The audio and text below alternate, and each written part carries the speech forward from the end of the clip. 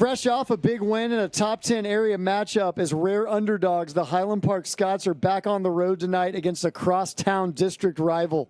The quest for the 9th straight district title begins tonight. It's the Highland Park Scots and Lake Highlands Wildcats, presented by Game On Sports. The JSX pregame show is next.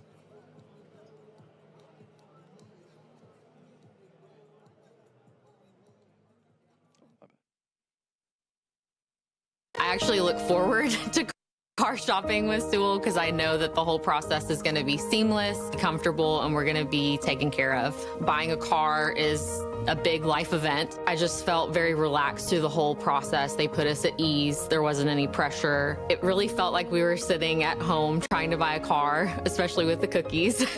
I drive a Sewell. Discover our wide variety of new and certified pre-owned vehicles at Sewell Cadillac. Imagine there's a better way to fly that's anything but ordinary, where crowds are a thing of the past and your schedule stays your own, where stress will vanish before your eyes. Because with us, your flight is a joyful part of your journey. We take you where you want to go with all the things you value most. So whoever you are or whatever the reason, we're so glad you decided to depart from the ordinary. Scots find a way. Scots, find a way. Scots find a way. Scott, find a way. Abraham Sawstead at the 5. He's into the end zone. Touchdown. Scots, find a way. Scots, find a way. It's caught. He didn't get in.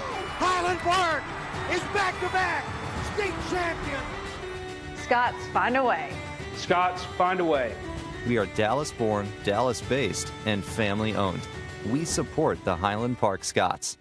Tell us we can't do it. You wouldn't be the first. Every season begins with a dream, and we are paying the price to achieve ours. Sure, it's not easy. That's why we're surrounded by people who've got our backs.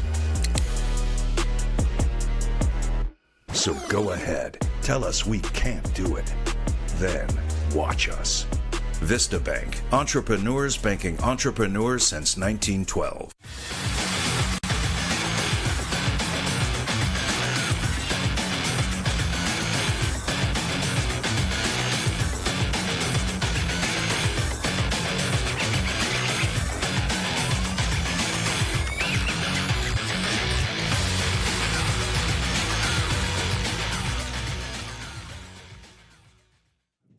Hello, everyone. Welcome to Wildcat Ram Stadium. This is the JSX pregame show, JSX private jet perks at airline prices.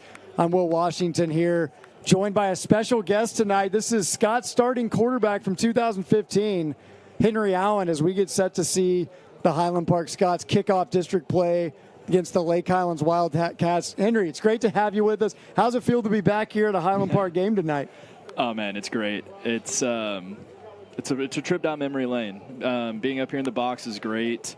And, you know, I've been in stands for a few games since I graduated, but, you know, being here before the game, seeing the warm-ups, not a lot's changed since I left. So it's very nostalgic and good to be back. Scots had a big win last week against the Louisville Farmers. We're going to look back at that one later, and we'll preview tonight's game. But, Henry, we got to start tonight by talking about the fact that these two teams met a year ago at Highland Park. These are some of the stats from the 2022 game, as these are becoming familiar foes here, a crosstown rival. Highland Park won that game 52-21. The HP with 482 total yards, got a lot through the air. 349 of them came from the passing game. They averaged nearly 14 yards per pass, so really dominant, spreading the football around. Lake Highlands, though, with 180 rushing yards. It's 5.6 yards a rush.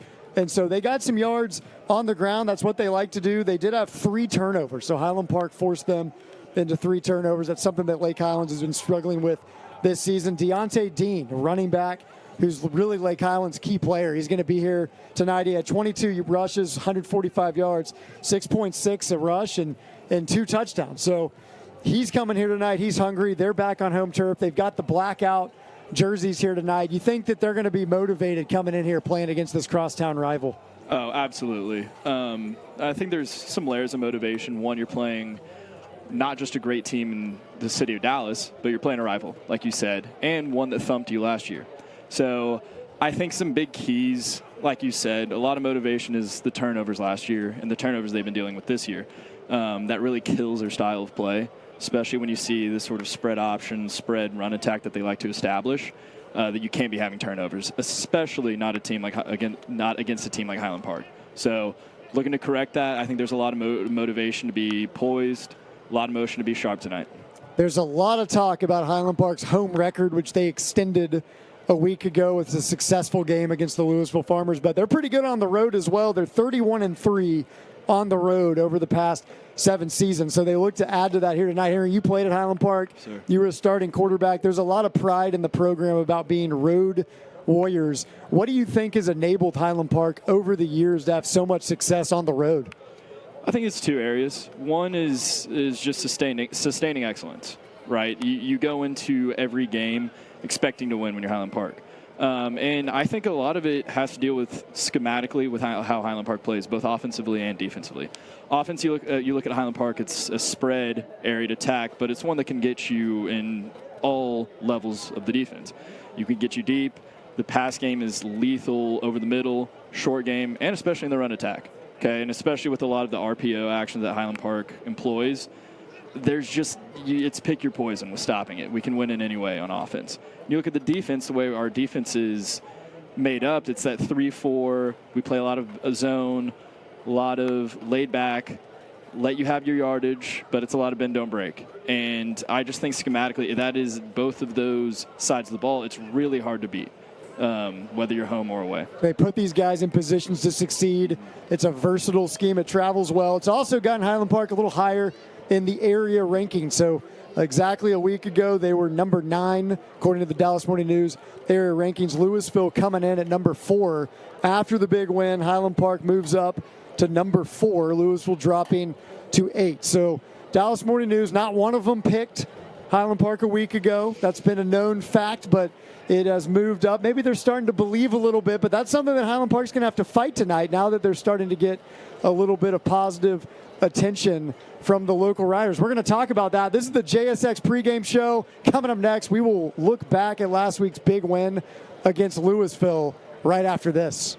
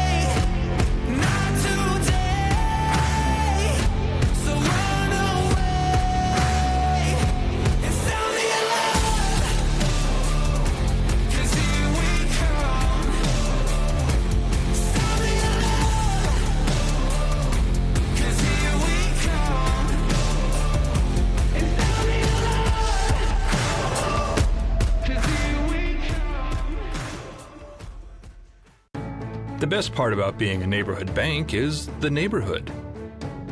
It's the parks. It's the ball games. And it's the people we get to call neighbors. It's the friendly faces we see on the streets and in our lobby. Because at Benchmark, it's not about numbers. It's about neighbors. Our neighbors. Benchmark has your back. Benchmark Bank, family owned by Texans since 1964. Member FDIC, Equal Housing Lender. Our name, Residential Capital Partners, reflects who we are and how we treat our customers. At Residential Capital Partners, we are dedicated to helping our customers build wealth through real estate. Residential Capital Partners, America's private lender. It's the Baker Brothers replay. The best offense is a good defense. Baker Brothers block those surgeries before they get taken to the house. That play was electric. That's right, Jimmy. Shocking, even? We get it, Jimmy. Call now to get this month's electric special.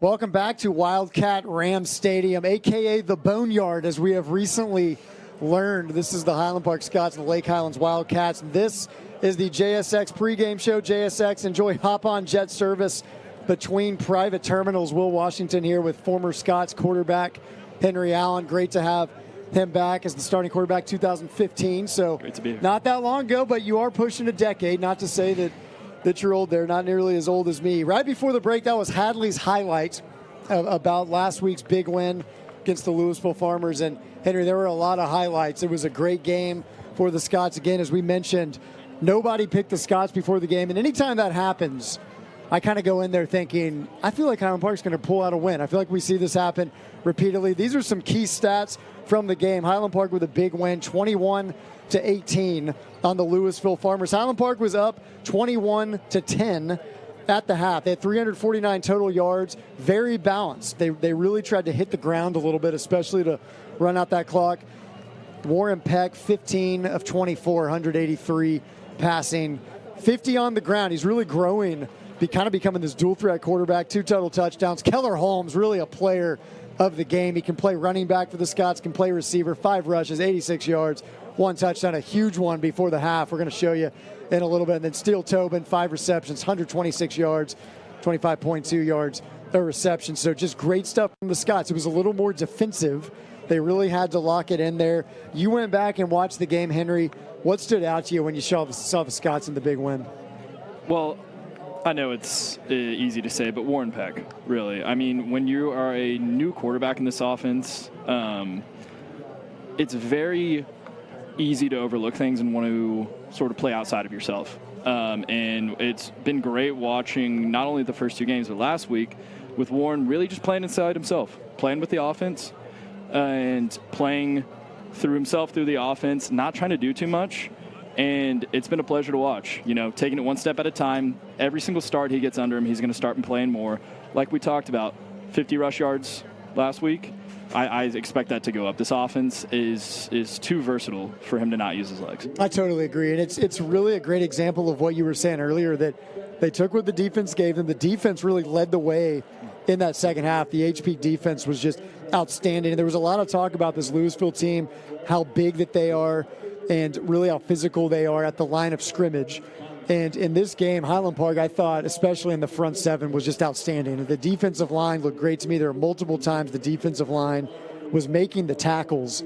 And so this is the kind of win, Henry, that you can really build on. And so we're going to look at a few highlights from this game. And we got to start with the big Keller Holmes touchdown run right before the half. This clip went viral. He posted it on his Instagram. Tons of people have been seeing it. Look how he breaks these tackles. He tips toes down the sidelines right there, puts it in the end zone. A huge touchdown right before the half. Oh, I love it. I mean, running back is a special position. Your skill is to make people miss, and that's what he did elitely right there. Great stuff from Keller Holmes. Went viral. Got to give him a shout out. Everybody's talking about this big clip. It was a huge play. And then right here, just watch the linebackers here. Great job coming in, closing. That's Wesley Winfield running in. And really these open field tackles, a major part of Highland Park's success. This is the last play of the game. These guys are exhausted playing with everything they have. Scots break that pass up. Then you get to see a little bit of that celebration. It was one of the most electric environments that I've seen at Highlander Stadium within the past few seasons. These guys were fired up after that win. And Henry, that's the kind of win you can really build on. It's the second game of the season, so there's a long way to go, but that gives you a lot of energy coming into this one here tonight. It's a huge confidence builder, especially when, like this team, you're young. There's a lot of new starters on both sides of the ball. And you trust yourself, you trust the coaches, but there is a bit of psychology in there with going out and matching up with these teams. These kids haven't really been out there a lot. So it's huge to get a big win over a really, really good opponent early because it sets the tone for the rest of the season.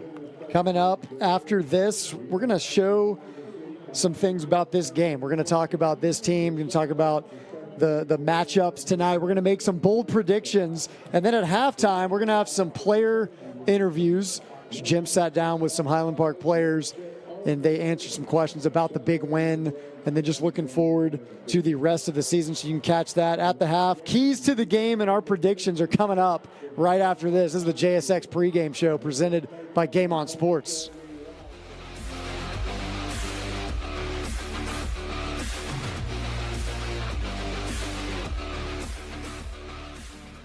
At Patmos Capital Partners, our focus is on one thing: serving people. Our team is hardworking, humble, and ready to serve our residents and wisely steward our investors' capital. Our firm is focused on buying real assets that appreciate over time.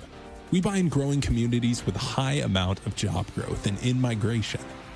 With a deep network of broker relationships, we pride ourselves in offering our investors off-market opportunities with attractive, risk-adjusted returns. We add value by employing best-in-class management teams who are dedicated to creating a thriving community by putting its residents first. Our in-house construction teams operate with a high level of detail, speed, and efficiency, and improve our interiors and exteriors with a unique focus on design and new amenities. This allows us to increase revenue and decrease expenses, boosting our bottom line and maximizing our property values. We serve our investors with quarterly distributions, attractive tax advantages, and a hedge against inflation. Interested? Visit patmoscp.com today.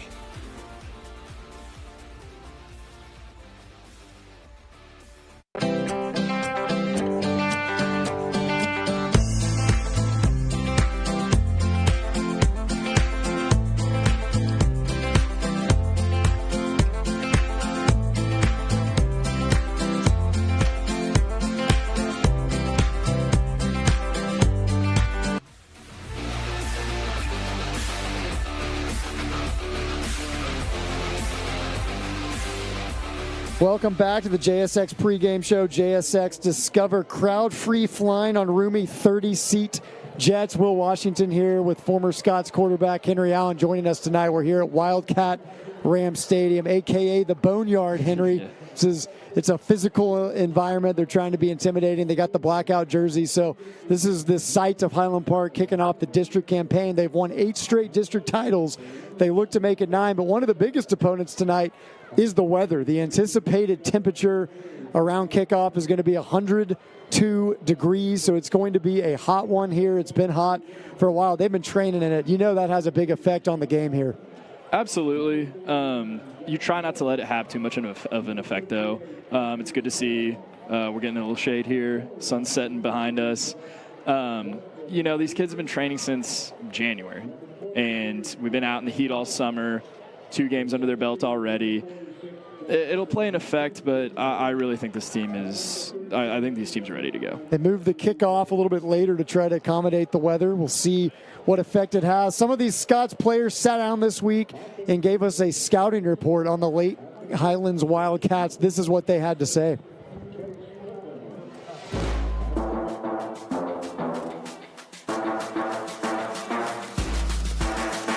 All right, guys, tell me what we can expect from this Lake Highlands team. They got a real solid running back who they're gonna want to get the ball in his hands. Deontay Dean. Deontay Dean, yeah, he's real fast. He's real tough. They got a secondary running back, number 30. He's a hard runner. They do a lot of stunts and a lot of different blitzes, a lot of different looks that we're just gonna have to adjust to. And their receiving core is a little bit younger than they were last year. They're mostly seniors, but this year they're mostly juniors. And I think they're gonna try to get the ball number 3, their playmaker, a lot. But if we can shut him down and make them force the ball to the young receivers, I think we'll have a really good shot to make plays. I think we can really capitalize on their defensive backs, taking some deep shots and maybe in the flats, trying to draw like mismatches, and I really think we're gonna beat them there. I think this week we really want to stuff the run. We really want to get our D-line going and just get back there and make some big plays. Trip Holly started last year for them, and their running back Deontay Dean was MVP of the district last year. Those 2 guys make it happen for Lake Highlands. One of them, you know, the quarterback's a good operator, good manager, runner or thrower. And then Deontay Dean has the ability to go all the way any play. He's 4.5 speed, very elusive, made the long run against us last year. And they They played us tough last year. They'll play us hard this year. And the hard thing for our guys is to make the switch from pre-district to district and realize that last week's game was not as significant as this week's game.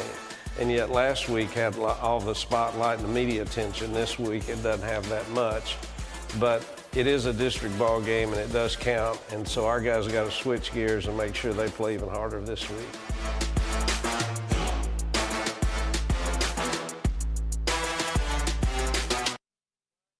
So you see Andrew Wade, Keller Holmes, Cormac Carroll, and then Coach Randy Allen previewing this one, saying there's not as much media attention. It is a little bit different, so you got to avoid a letdown. But they do have the JSX pregame show, Henry, at this one. And let's talk a little bit about the Lake Highlands Wildcats. They are 1-1 on the season. They beat Poteet 35-7, lost to Flower Mound 41-21. They did rush for 221 yards last week. Again, they're really averaging quite a bit per carry. 6 turnovers so far, and so that's a huge part of their season story. These first couple games, they fumbled 7 times.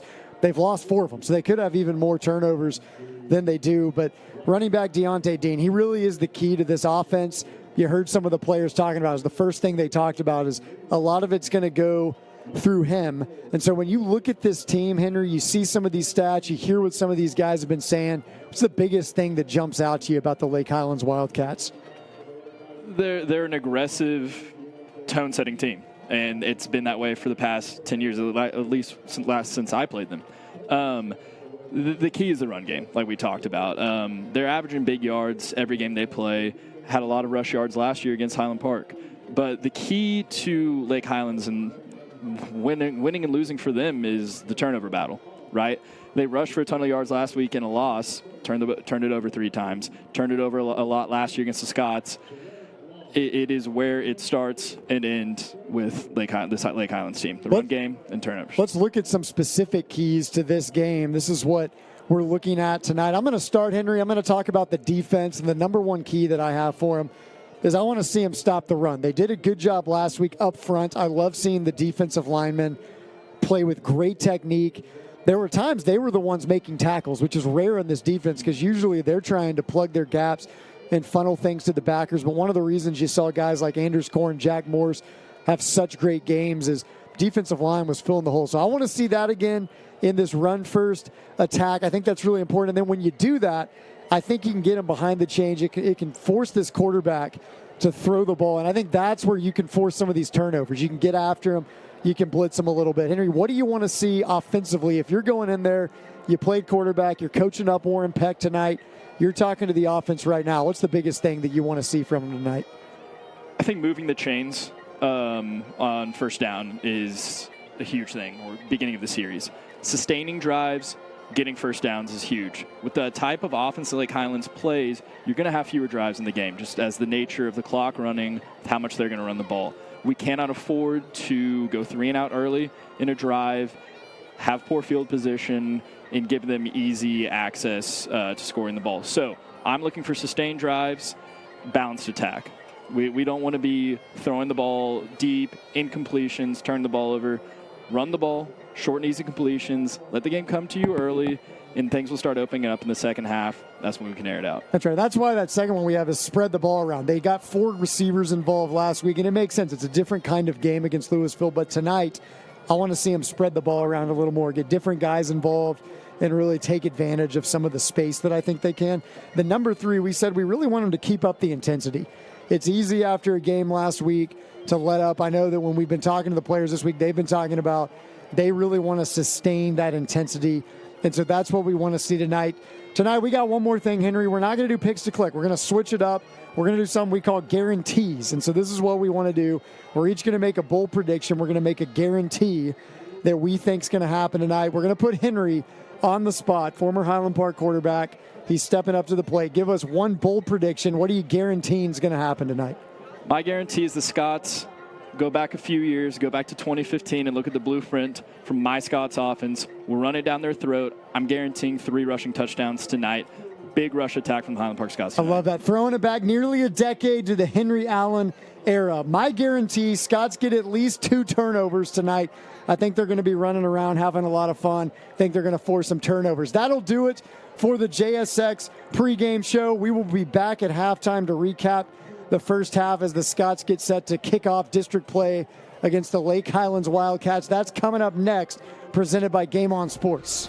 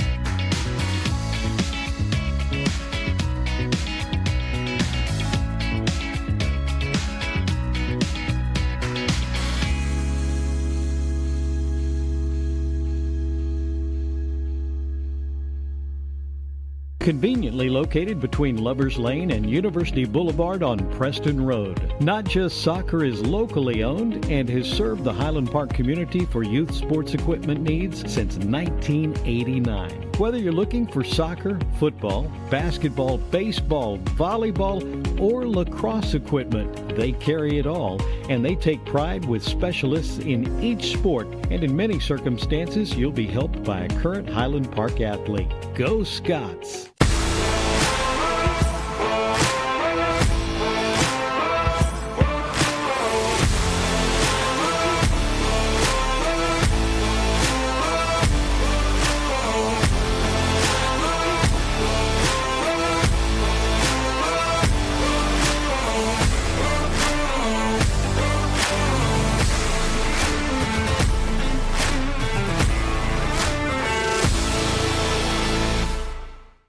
Determination on the field breeds determination in life. Discipline needed on the court will be the same discipline that gets the job done. That's why Tailwater Capital is a proud supporter of the Highland Park Athletic Program, the winningest athletic program in the state of Texas. 11 Lone Star Cups, 112 state championships, and a commitment to excellence that serves its players for a lifetime. From the locker room to the boardroom, Scots find a way.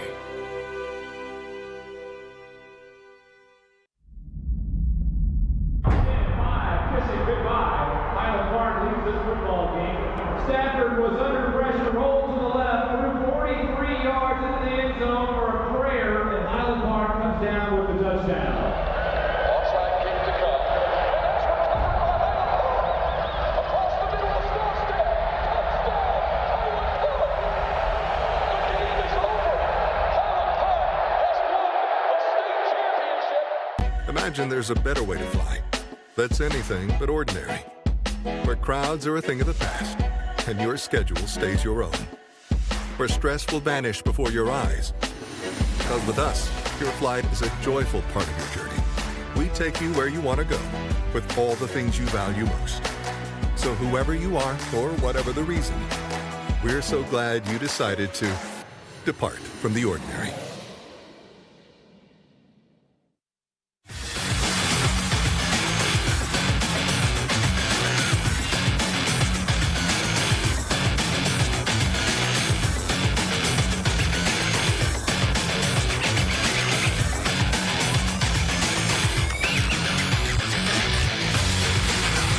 Curtis Law, the game-winning lawyer. I'm a link in the chain. I am a link in the chain. I am a link in the chain. I'm a link in the chain. I'm a link in the chain. I'm a link in the chain. I'm a link in the chain. I am a link in the chain. I am a link in the chain. I'm a link in the chain. I'm a link in the chain. I'm a link in the chain. I'm a link in the chain. When you play one of us, you play all of us. Well, after a pair of non-district wins, Highland Park tonight opens 6-6A against Lake Highlands. The Scots come in with a 2-0 record. Lake Highlands Wildcats are 1-1. We'll take a look at the Scots starting lineup, have the coin toss, the national anthem, and then kickoff for tonight's game. Highland Park and Lake Highlands coming up from the Boneyard.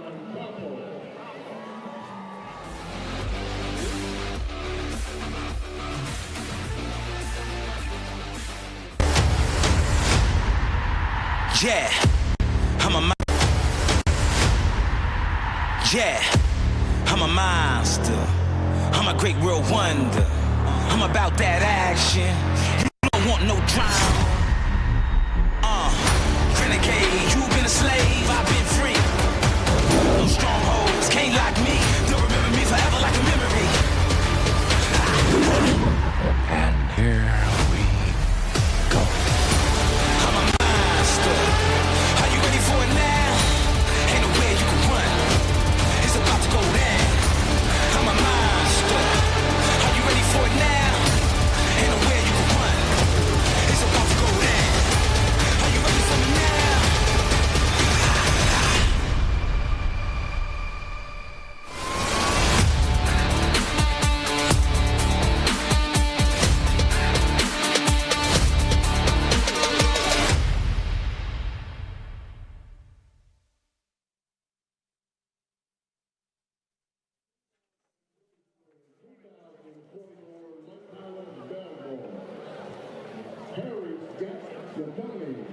Well, back in the early 80s, Highland Park and Lake Highlands were district rivals in 5A. This tonight will be the 19th meeting in a series that started back in 1971. Scots lead the series 14 wins to only 4 losses, and they won 5 straight over the Wildcats. Along with Jim Castello, I'm Russell Scott. We welcome you into the Boneyard, or Wildcat Ram Stadium, as some of us still like to refer to it. If you want to get tested before you get into district, Highland Park did just that last week with a really close win over Louisville, 21-18 the final score, Jim. Your thoughts on that game and how that may prepare Highland Park to get into district? Well, I think, from the coach's standpoint, I think coming into the season, they didn't really know what they had, and I think the kids didn't have a lot of confidence up first. They had the confidence that comes from playing at Highland Park, but they hadn't been tested yet. And last week they went up against the Louisville team that, if I'm guessing, I'm thinking they go 3-4 rounds deep in the playoffs, if not farther than that. And they came away with the 21-18 win. The offense played very well.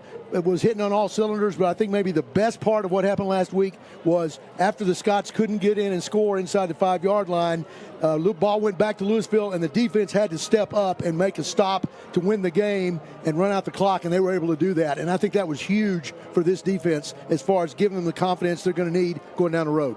Another thing that Highland Park has done well has been control the football. They have not turned it over in 2 games. And as Mike McAbee, our statistician, was pointing out, they haven't even fumbled and recovered their own fumble. They have protected the football. And that's key. Anytime you can do that, you're going to help your offense so much, and you're going to help your defense not have to go into a tough situation and try to stop a good team. But that has been critical, I think, also as well, the lack of penalties. Very, very few penalties early on, first 2 games. I think we might have had 3 last week and a couple the week before that, but nothing that really stops drives. Yet we see the teams that we're playing stop their own drives time after time after time, and it's just it makes a huge difference in how things come out. We always look for differences and similarities between Highland Park and whoever the opponent is.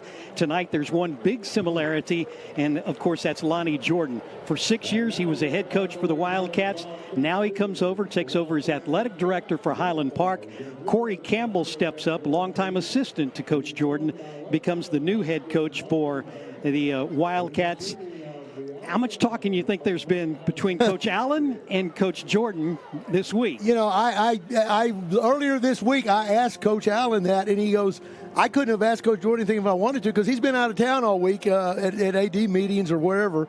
But I think Coach Allen knows after 24 years what he wants to do and knows how he wants to attack a team. And not that he wouldn't graciously listen to Coach Jordan, but I think he knows what he wants to do one way or another. And the Scots have proven that his ideas are pretty good ones. You mean after becoming the second all-time winningest high school football coach in the state, he doesn't need suggestions? He doesn't need, right. So I don't think Coach Allen was knocking on Coach Jordan's door, 8 a.m. on Saturday morning going, all right, give me the scoop on Lake Highlands. Wildcats have gone to the playoffs 13 consecutive years. Their problem is they get to bye district or they get to the second round and they found trouble. They've gotten knocked out. They're trying to change that. Corey Campbell steps in, longtime assistant with Coach Jordan, but this will be his first time to be a head coach. What's he got to do tonight to be successful against the Scots? Well, I think they need to get off to a fast start. I mean, anytime you're in a game like this, that you're the underdog like Lake Highlands is, anything good that can happen, you want it to happen early and maybe get on a roll. I believe we're going to go down to the coin toss here in just a second. They're getting ready to toss the coins. Lake Highlands in their all black uniforms. You know, I remember growing up, they were always red and white. They've gone to the black now. But yeah, I think Coach Campbell is probably hoping for something good to happen early, maybe a Highland Park miscue to get his team rolling. I watched them in their first two games, and they really struggled last week against Flower Mound. Listen to us, we'll keep you out of trouble. Other than that, we're going to play football, okay? Lake Highlands, you won the toss and going to receive on this end. Officials and captains for both teams. Representing the Highland Park. Ricky Herron, our referee for tonight's game. Interesting, Lake Highlands chose to receive, not to defer. But they want the ball, try to get something going with quarterback Trip Holly along with Deontay Dean, their great running back. If anybody saw the game last year at Highlander, knows about Deontay Dean. Yeah, when you look at the Wildcats, one of the things that you notice is right down the middle, they've got starters back. James Ward, their anchor of that offensive line, back as their starter at center. Trip Holly, their quarterback, who threw for almost 2,000 yards last year, back at quarterback. And Deontay Dean is back at running back again this year. He had 1,500 yards plus rushing last year. Then you throw in Trip Marshall, who's going to be their tight end, good physical, with good hands. They've got some offensive weapons there. They do. The one thing they don't have that they had last year, they had some great receivers to go along with Holly and Dean. Not that the receivers this year aren't capable, but I don't think they're the type of kids that could really go the distance and get over the top that Lake Highlands had last year. So they're going to lean on Deontay Dean an awful lot, in my estimation, tonight. Steve, defending the north goal. Shake hands, man. Let's have a good one. All right, let's have a good one. The other part about the Wildcats, they're averaging on offense 390 yards through their first two games. Most of that's coming on the ground, 260 yards per game on average. They're only throwing for about 130. And, of course, for Highland Park, Scots have averaged a little better than 400 yards their first two games, but it's almost dead even at 209 and 216 or somewhere in that neighborhood. Very balanced, and does that surprise you? Coach Allen being balanced. The Highland Park scouts themselves all the time, and so the fact that they're balanced is not a surprise to me because if they start to get out of balance, Coach Allen's going to have assistant coaches saying, "Hey, Coach, we need to look at this and make sure that we don't tip off what we're trying to do." But I think the biggest. The biggest great thing that we've seen this year is Warren Peck. Warren Peck has been just outstanding the first two games, and not only running the ball, but his passing percentage, and just being a leader out there. And I think it's just what this team needed early in the year, especially from a quarterback who played a little last year but wasn't obviously the starter. Brennan Storer was in that position, but Warren Peck with what we've seen from him so far, his ability to slide, his ability to make something out of nothing when he's bottled up, has really been a plus for this team. The other thing is he's, and Coach Allen talked a little bit about this last week, how the receivers and the quarterback know each other. Yeah. They played 7-on-7, and he said that helped a lot this past summer. But Steele Tobin starts at that slot position. Last week he went over 100 yards receiving, 5 for 126. He's really turned into kind of a go-to guy. Yes. He's not the biggest guy on the field, but he sure can jet around there and finds openings. And once he catches it, he can make the special things happen. He's the type of receiver that quarterbacks love, because you talk about padding your stats. Quarterback might throw him a 15-yard stop route, but Steele, with his quickness, he's going to turn and go another 40, and so you end up with a 60-yard touchdown pass in a lot of cases.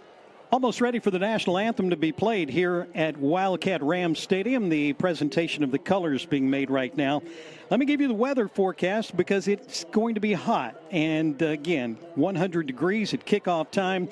Feels like 102. We've got virtually no wind to speak of. And our weather report tonight brought to you by Advantage Healthcare Systems. Advantage Healthcare Systems, a proud sponsor of Highland Park football. There you go. You get a look at it right there. 102 degrees officially on the field. And again, not much chance of rain tonight. Very little wind expected throughout the night tonight. Right now, there's almost no wind, and we're almost ready to get this one underway as soon as we have the national anthem played by the Lake Highlands Wildcat Band.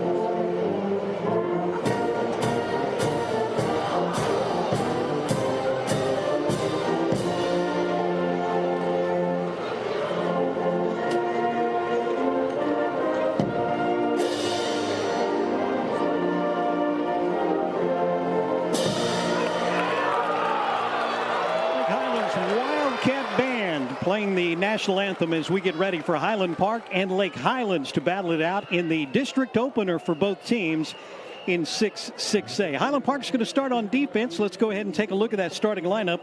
It's brought to you by Golf's Hamburgers. For the Scots up on that defensive line, you've got Henry Richter, Daniel Turner at the tackles, and Cormac Carroll right in the middle for Highland Park. Linebackers for the Scots, Anders Korn and Wesley Winfield will start on the outside. Jack Morris and John Allen will start in the interior. The cornerbacks are Jack McAllen and Wes Giese. The safeties are Jackson McGinley and Will Heinrich. This is a defense that's allowing 397 yards per game, 248 through the air, about 149 on the ground, only giving up 21 points a game. And that is your starting defense for the Highland Park Scots. Brought to you by Golf's Hamburgers. Just mentioned Golf's and it makes me hungry. Makes me hungry as well. Golf's a great place to go. I tell you what, there have been a lot of great games between Highland Park and Lake Highlands, between here and Highlander. This used to be a huge rivalry because of the proximity of the schools, and tailed off a little bit just because Highland Park's been doing great things in other districts, but it's kind of fun to be back here again. Well, the Scots will kick it off. I think I said 6A a while ago. I meant 7-6A. It's hard to keep the A's, all the A's straight. Exactly. Nick Regas has it teed up. He'll do the kicking chores for Highland Park. And our kickoff tonight brought to you by Davidson Bogle Real Estate. Land is their business. 3 deep. The middle guy back there is Moran McGee. And this is going to be a high end-over-end kick. This is going to bounce and go out of the back of the end zone. They'll bring it out to the 25-yard line. Lake Highlands under the direction of Trip Holly. He's at quarterback. Second year that he started. Threw for 1,944 yards last year. Had 22 touchdown passes in his first 2 games. This year, 260 passing yards, 2 touchdowns, and 1 interception. Behind him is Deontay Dean, 424 yards on the season and 4 touchdowns. We'll keep an eye on both of those guys and watch number 17, Trip Marshall, their tight end, who's got hands, can catch, and he's also a physical blocker as well. From the 25-yard line, first play from scrimmage, pass left side. The receiver got away, and he's going to take it up the left side. He is gone. 75 yards on the touchdown catch by Moran McGee on the first play from scrimmage. And for just the second time this season, Highland Park finds himself trailing their opponent. Well, Lake Highlands going for the home run. We talked about it in the pregame, Russell, how they needed to get something going positive early to stay in this game, and they got just their prayers answered right there. And again, it was some type of double move over on the far side. Highland Park cornerback got caught up short. We'll look at the replay here after the extra point. Here's Mateo Gomez to try to tack on the PAT. Kicks up and on the way, and it's good. We got a 7-0 game already, and Highland Park is on the short end of that score. We've only played seconds of tonight's football game. And Trip Holly put the ball right on the money for his receiver out there on the left side. Let's look at the replay here if we can here in just a second. But again, it couldn't have turned out any better for the Wildcats to start the game.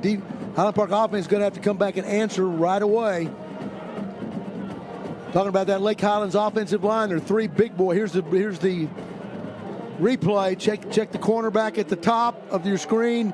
He just gets kind of run through and over. And again, Holly puts the ball where it needs to be. And it's a quick 7-0 lead for Lake Highlands.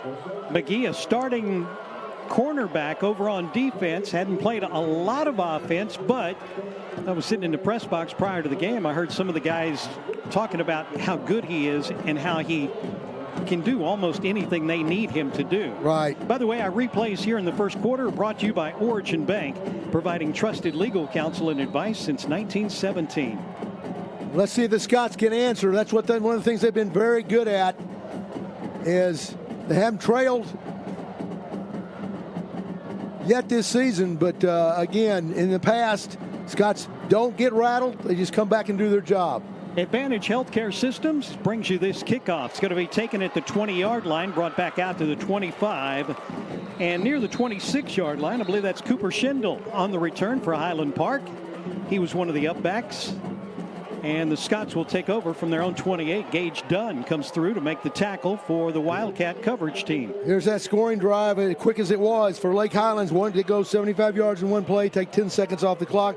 The touchdown 75-yard bomb from Trip Holly to Myron McGee. Mateo Gomez adds the extra point, and it's 7-0 Lake Highlands, 11:50 to go, first quarter. Well, let's see what the Scots can do as they try to answer. Warren Peck in at quarterback. Right behind him is Wilson Axley. He'll turn, give it to Axley. Axley trying to grind his way through the middle, and he'll get back to the line of scrimmage. Not a lot there. It's Odolami and Little who combined for Lake Highlands for a no-gainer, 2nd and 10.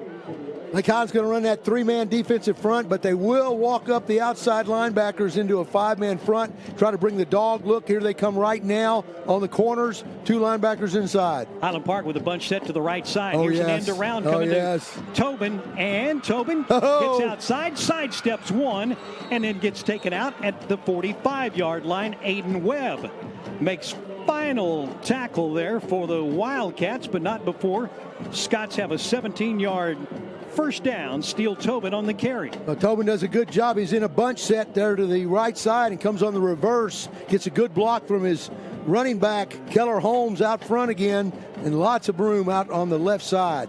Scots from their own 45, left hash mark. Snap it back. This time they'll fake the end around. Peck to throw, goes long, has a receiver, and it's going to be over his head. Charlie Snyder, the intended receiver. just a little bit too tall, incomplete, but that will stretch that defense out a bit and give them something to think about. Yeah, that's what Coach Allen is wanting to do, is make, hey, we can and will go over the top if you're going to crowd us at the line of scrimmage. And I think Warren Peck, if he'd have had a second or two more, he would have taken a little bit off that ball. He got pressured right as he was releasing it. Obviously, if he could step into it a little bit more, it might be a little more accurate. Bunch set again. That Snyder is going to be wide left side. Again, they're going to fake that end around. They throw the screen pass to Axley, 45-50. Axley's going to be dragged down right at the 48-yard line after he crosses into Lake Highlands territory. And coming through to make the stop is Oluyemi, Kenny Oluyemi, who is playing safety. Well, we're a 7-yard gain right there for the Scots, brings up 3rd and 3. Coach Allen going consistently right now with that bunch set off to the right side. He ran a reverse out of it to the left, ran that play right there to the right, and then went deep as well. Scots go with 3 wide receivers this time, 2 in the backfield. Peck takes a snap, hands it to Axley, who gets just stopped at the line of scrimmage. Ryan Sherrado is going to stop him for a loss of 2 right at the 50-yard line. There's no place for him to go. Well, inside backers coming on stunts right there on the run stopping stunts. Puts Highland Park in a 4th and 5 situation. Paxton Smith, Charlie Snyder will go wide left. They'll be to the lower side of your screen. It looks Far like right side is Parker Thompson. Backers stepping up as well. It's going to be 4th down and 5. Let's see if they punt or go for it. He'll snap it back. Looks like the Scots are going to go for it. Peck's in trouble. Peck's going to roll off to the right side. Now he's going to tuck it and run with it. He'll get the first down. He got a great block by one of his wide receivers out there around the 40-yard line. That was Steele Tobin. Steele Tobin who came in there and made the block that got him free for an 18-yard run and a first down. Now watch this replay. Last year, I don't believe Warren Peck could have done this because he wasn't quite quick enough. This time he just gets around the corner, escapes, Steele Tobin out in front, gets a pancake, and as Peck runs out of bounds, how many times do you see Steele Tobin? How many times am I going to say Steele Tobin gets a pancake? That's a great effort by Steele. That 4th down pickup brought to you by Forshee Law. The Scots go. This time Peck's going to keep it on an option, and he'll get slung down just inside the 30-yard line. And Gage Dunn is there to make the tackle again, along with Caden Bird. A gain of 3, but we've got a flag on the field, and it looks like it's against Highland Park.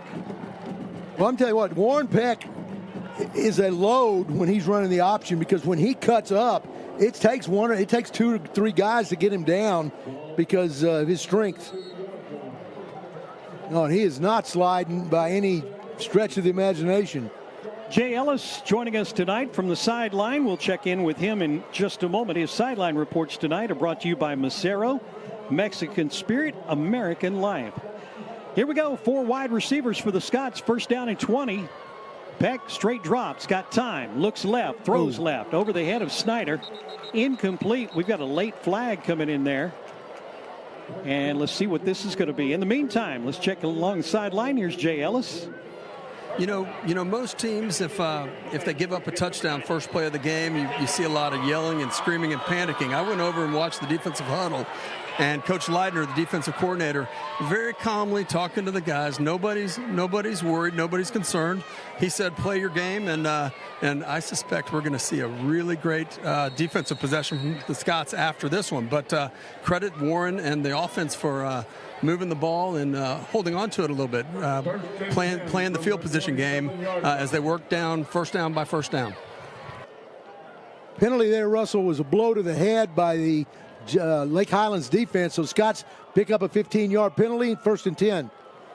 Now from the 27-yard line, here goes Highland Park on a first down. Oh, yeah, Here's nice. Axley. He's got a seam and he's got a first down all the way to the 15-yard line. He gets into the Shelby American red zone for the first time tonight for the Scots. Khalil Jackson comes through to make the tackle for Lake Highlands. And on this replay, you can see right here, we caught just the tail end of it, but actually the hole was clogged where it was designed to go, and he just bounces and slides to the outside, picks up great yardage by doing that. Again, we call Axley the Ferrari because of the way he runs. Those replays brought to you by Origin Bank. Here's Axley again. Started right. He slides a little over to his left. He'll pick up 4 yards down to the 11-yard line. Good block out front that time by center Wyatt Swanner, along with help from his running back, Keller Holmes. Scots have gotten into the red zone 8 times this year.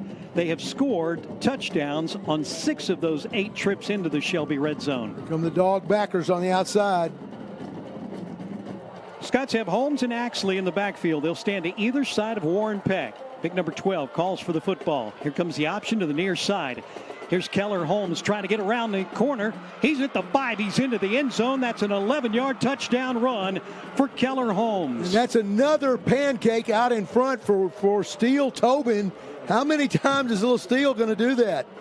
Our touchdown brought to you by Bob Lilly Promotions, proudly supporting the Highland Park Scots since 1999. Well, Coach Allen loves the option when he gets down inside the opponent's 20-yard line. It's a great play. Scots executed very well. When you got wide receivers blocking as well as we just saw, it's a piece of cake. Extra point being brought to you this time around by Brett Kennedy and Peter McGuire with Kensington Vanguard National Title. And as good as they are at title stuff, we get another PAT, and it is perfect. And I'll tell you what, he's not missed one this year. Here's that replay, Russell. Look at the lead. Look at the lead block. The pitch comes out. You'll see Tobin. Well, he's just out of your picture. Axley gets a good block. Keller Holmes again becoming the man on the option, but Steele Tobin pancakes his defender out there and just makes it a walk-in for Keller Holmes. It's going to be the 3rd touchdown scored this year by Keller Holmes. Highland Park ties the game with 8 minutes exactly to play in the first quarter here at the Boneyard, as they like to call it. I don't know if it's been the Boneyard for a while, but we'll let it go at that. Our kickoff brought to you by Advantage Healthcare Systems. They are here to help traumatically injured individuals, whether you're hurt on the job or if you get hurt in some kind of accident. That's Advantage Healthcare Systems. Excuse me, Russell. That scoring drive for the Scots. They go 68 yards in 8 plays. Take 3 minutes, 50 seconds off the clock. Touchdown, 11-yard option play to Keller Holmes. Regis adds the extra point. And with 8 minutes to go in the first quarter, it's Highland Park 7, Lake Highlands 7. This drive recap brought to you by Odelay Tex-Mex. The drive, excellence born in HP for HP. Nick Regis advances on it, puts that big leg into it, and he's going to kick this one out of the back of the end zone. They'll bring it out to the 25-yard line, and that's the way you stop somebody from a long kick return. You just don't give them the opportunity. Yeah, I think Nick Rose was the first one who introduced us to that tactic. Just kick it out of the back of the end zone. Everything takes care of itself. Let's check in with Jay Ellis along the sideline. You've seen each team have the football once now, Jay. Your thoughts on how the game's going so far? Well, we haven't really seen the Highland Park defense. There was one play. We're not going to see another play like that. It'll be great to see our guys in the trenches up front. The defensive line was really powerful last week. I think we're about to see it again. And I give all the credit in the world to the Highland Park offense running the ball down the field and earning that first touchdown. Here we go. A handoff goes up the middle. They'll spin all the way out near the 34-yard line before they're taken down. And for the Scots, you've got Daniel Turner and Anders Korn coming in to make the stop. On the carry that time, Deontay Dean. He's a guy you got to watch as well. Deontay Dean, first game of the season against Flower Mound, went for 240 yards. So he does have some ability. He's a starter back from last year. He's got a lot of ability. And Anders Korn, the guy that made the tackle there, made the first hit, had a monster game against Louisville, was all over the field. Hope to see the same Tiderman tonight. Here comes handoff to the near side. Again, this is going to be Dean. He gets through a seam, and Dean's off to the races. Highland Park's going to have to get on their horses to catch him. Not going to happen. And another breakaway touchdown for the Wildcats.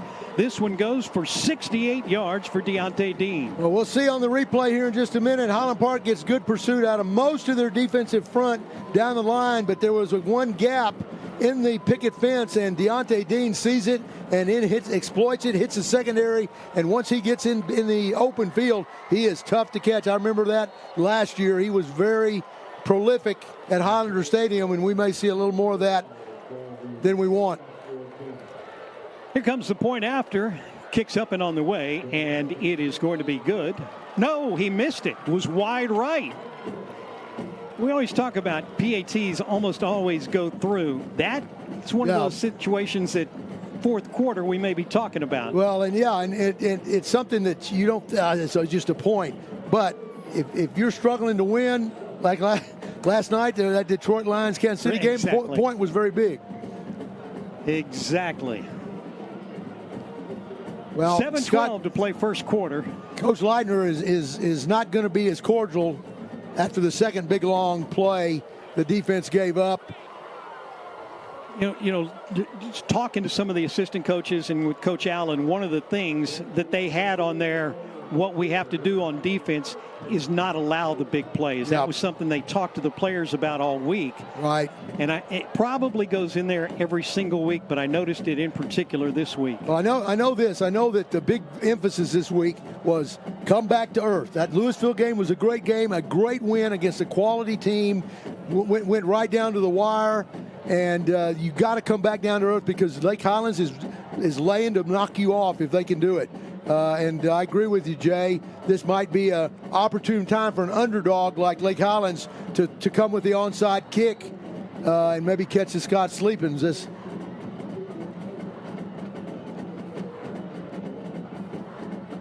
Well, let's see what Mateo Gomez does here. The senior kicker has it teed up a little unusual on that right hash mark.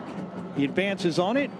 It is going to be a short, high, end-over-end kick. It's going to be taken at the 21-yard line. And again, it's going to be Schindel. Second time tonight he's returned the kick. He'll bring it across the 30, near the 32-yard line before he is taken down. A scoring drive for Lake Highlands. Another big play. They go 75 yards in 2 plays, take 48 seconds off the clock.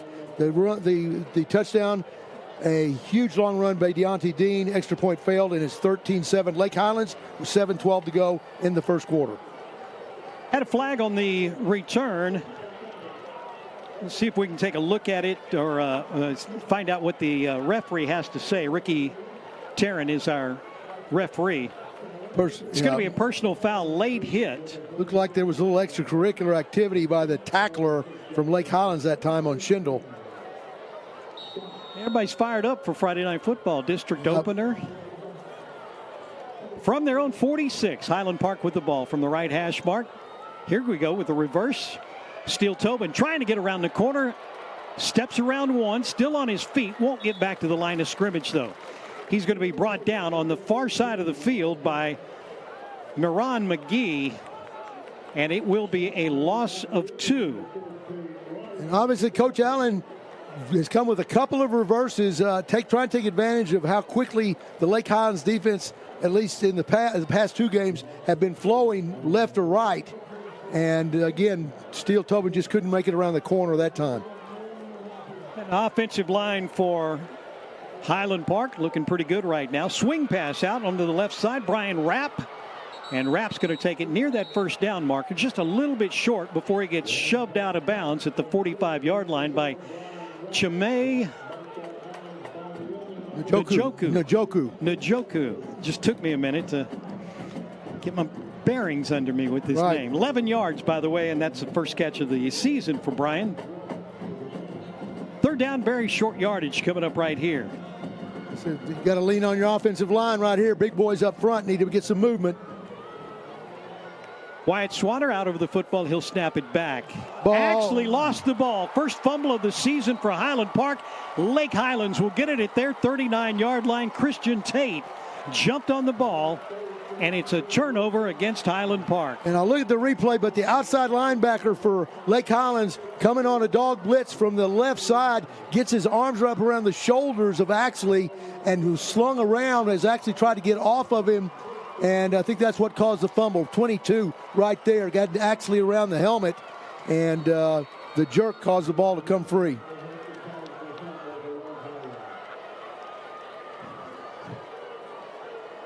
.6:16 to play. First turnover for Highland Park this season. Stack the receivers at the top of your screen.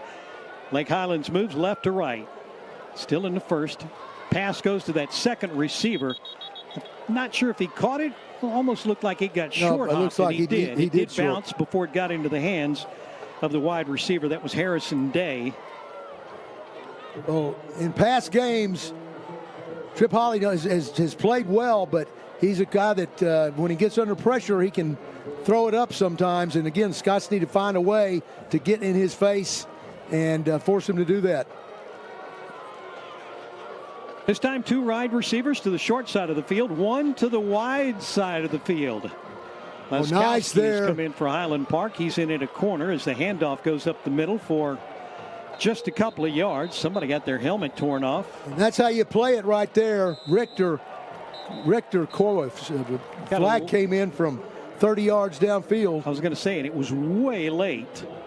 But Richter, Cormack, Turner, Morse, all stepping up to cover their gaps, not giving Dean a place to bend his run back and go for the distance.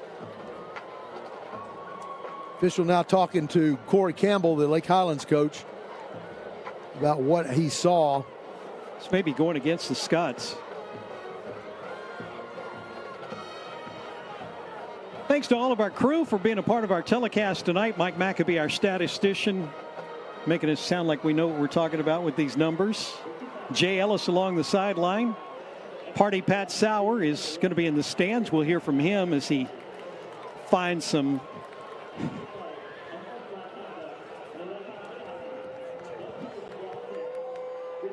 all right, we had a personal foul against the Scots, and then an unsportsmanlike against Lake Highlands, and that will offset, along with the sideline violation against Lake Highlands. So we had 3 things going on there. Again, if you give Lake Highlands hope like this, they're going to fight tooth and nail.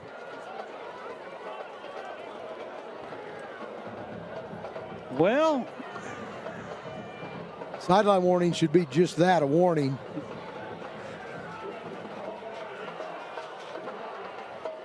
This is only the 5th play from scrimmage for Lake Highlands tonight. Only their 5th. They've had big ones. It's 13-7. Here we go. 3rd down and 8. Pass comes as they drag that receiver across the middle, makes the catch, slides down. That catch is made by Trip Marshall. He's a returning starter. He was brought down immediately, but enough for the first. He'll get down to Highland Park's 45-yard line. Well, he makes a great throw right there, put the ball right where it needs to be. Highland Park had good coverage, just couldn't get the ball batted down. First down for the Wildcats. Richter, Cormac Carroll, Daniel Turner up front. Lake Highlands will run a tight end. They got one right here. Stack their receivers off to the left side. They're going to throw that way. It's going to be caught. And Day will turn it up. Day is going to get caught around the waist and drug out of bounds in front of the Highland Park bench. Andrew Wade is there along with Jack Morse. And Highland Park coach Randy Allen having a talk with the linesman there. This will be the 7th play. 7 yards on that play. This will be the 5th play of the drive. Thank you, Mike. Second down. Here we go. 2nd down, relatively short yardage needed. They'll set a wing to the right side. 2 wide receivers to the wide side of the field as well. They're throwing back to the left. That's going to be caught for a first down near the 29-yard line. I believe that is Tamir Briscoe who made the catch on the far side. Wade and McCallum will combine on the stop. First catch of the night for Briscoe. And they'll move the chains one more time.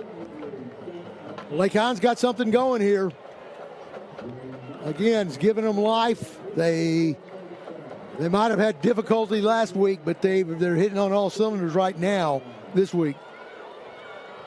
Offense looks to the sideline. Plays being signaled in. They've got those 3 players holding up cards that they all can read. Winfield and Korn switch sides. First down from the 29-yard line. They lean in, hand it off. Deontay Dean won't get very much, and we've got another late flag coming in there. I think that's Richter making the play, and he stuck out his hand. He might have got Dean's face mask in the process.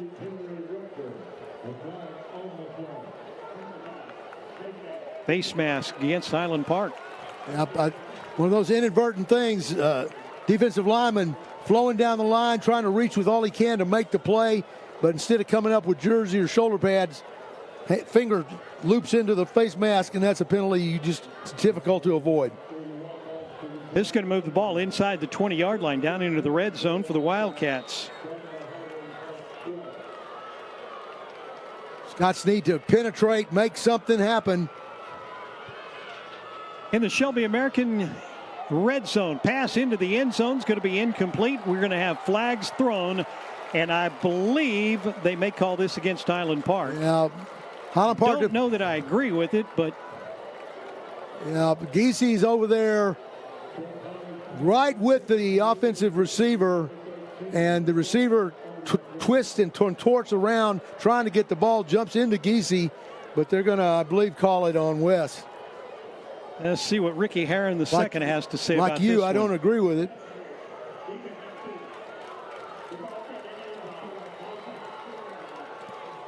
If we can get our ref mic working, we'll hear that a lot better, but it's going to be a first down inside the 5-yard line.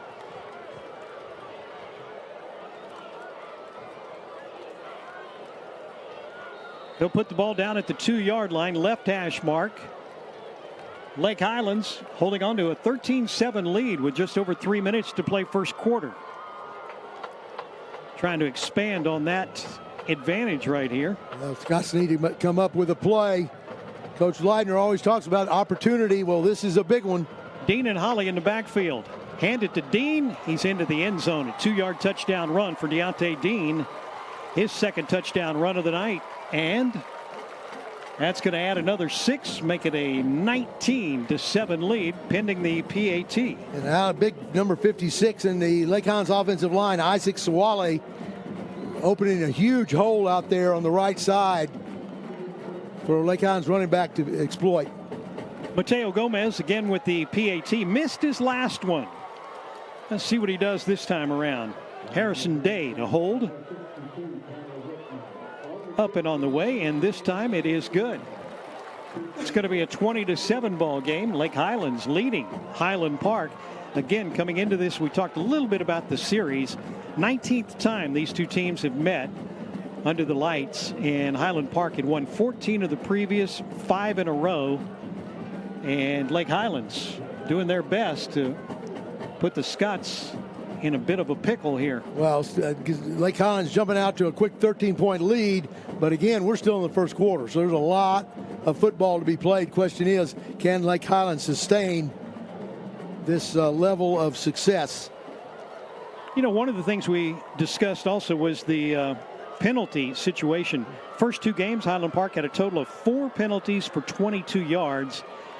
They've had some critical penalties in the game tonight. Well, and you can't let the opponent bait you into retaliating. The Scots have always been much better than their opponent at controlling their emotions and their temper and making the other guy be the one to get flagged, not Highland Park. And all of the penalties that have been called against Highland Park have been for at least 10 yards. Yeah, they were the big, huge penalties. That scoring drive for Lake Highlands goes 61 yards, 7 plays, take 9 minutes and 5 seconds off the clock. The touchdown, a 2-yard dive by Deontay Dean, and with the extra point, it's Lake Highlands 20, Highland Park 7, 3:11 to go in the first quarter. Kickoff for Davidson Bogle Real Estate. High end over end. It's going to be taken from the 9-yard line. Again, here comes Schindel up the left side. This time he dances his way out to the 29-yard line before he's upended. And the Scots get a little bit better field position. He'll put him exactly on the 30-yard line. Shep Jenkins gets credit for the tackle.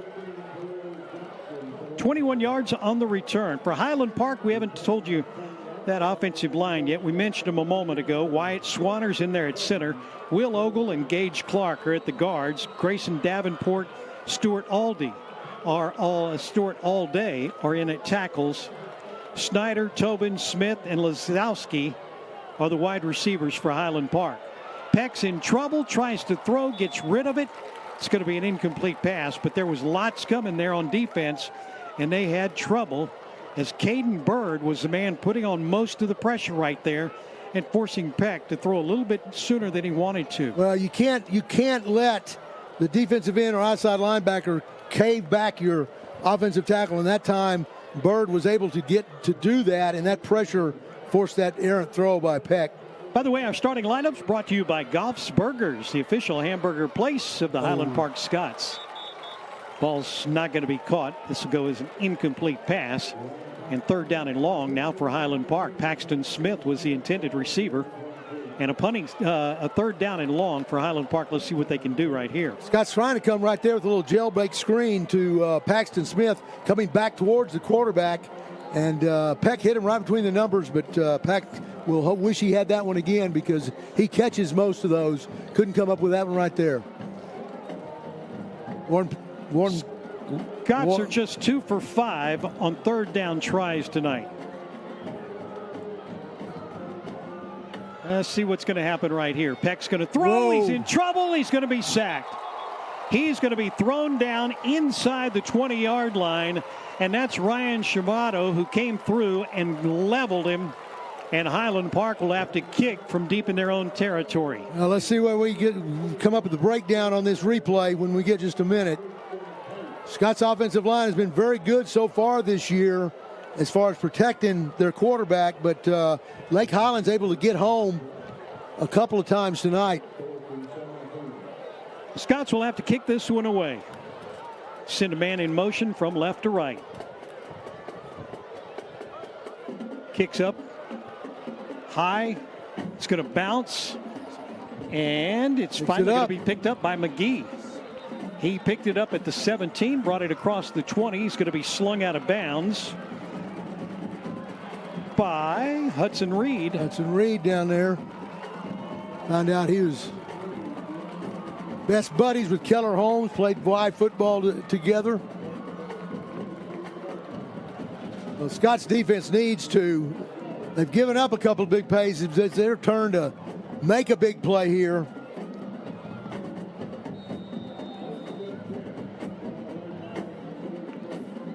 Let's see what. Got a stacked receiver situation off to the left.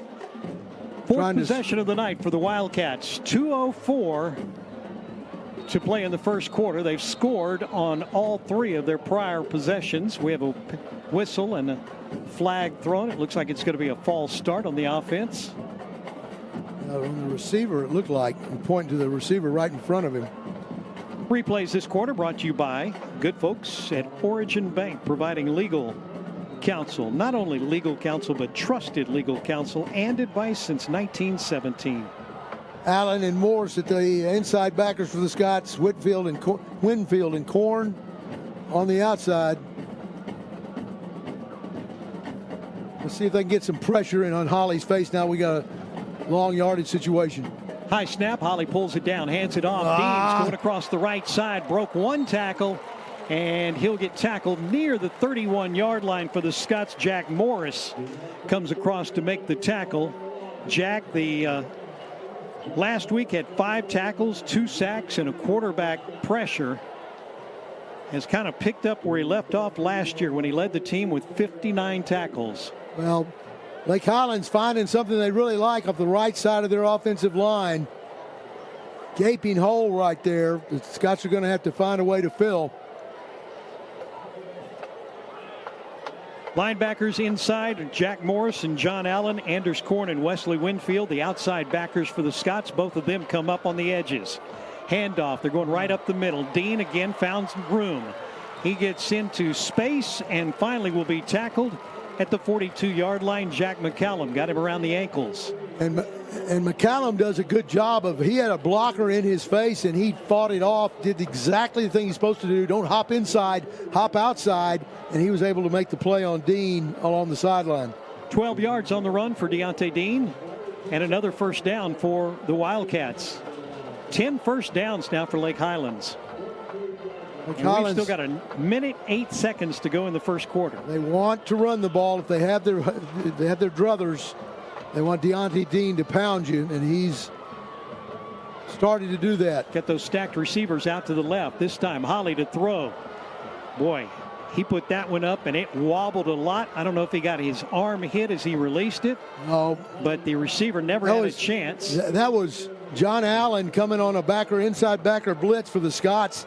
And he got up into, Holly saw him coming, and he just launched it hoping and praying that somebody in a black uniform would come down with it. Watch John Allen come right up the pipe, right between. Look at that.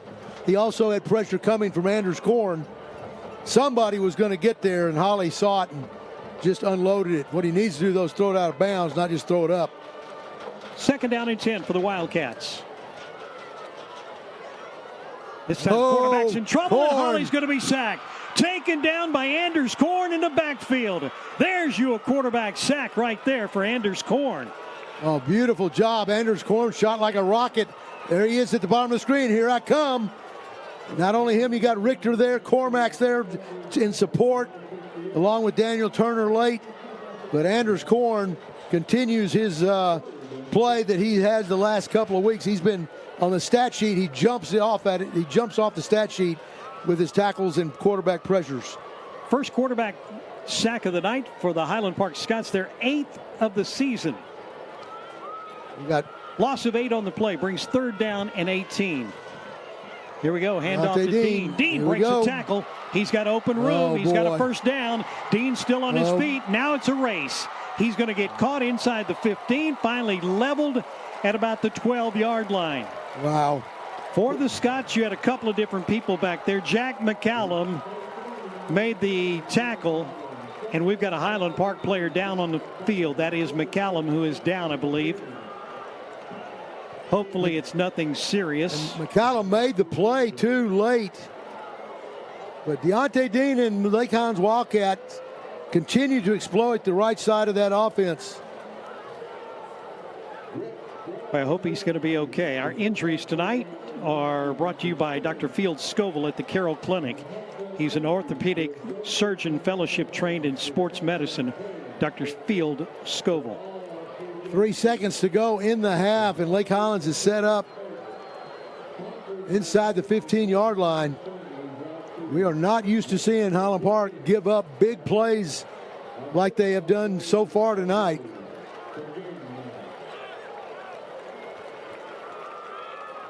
The defense was extremely solid against Louisville, but Lake Highlands been able to find some cracks.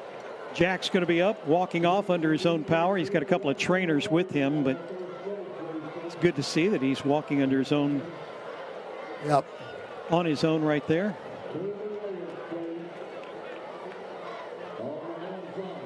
Well, another touchdown is not insurmountable by any means with 3 quarters to go, but I'm sure the coaches and the defense would prefer to come up with something right here and turn the tide the other direction. Believe that is going to be Parker Thompson, who comes in to play corner on the right side for the Scots. Is that 16? Yeah, that's going to take us to the end of the first quarter. That's Bryce Leskowski. Leskowski, okay, I'm sorry. Couldn't see that far. That is going to bring us to the end of the first quarter, and after 1 quarter of play here at the Boneyard, Lake Highlands has a lead on Highland Park of 20-7. We'll take a break. Second quarter action comes your way next.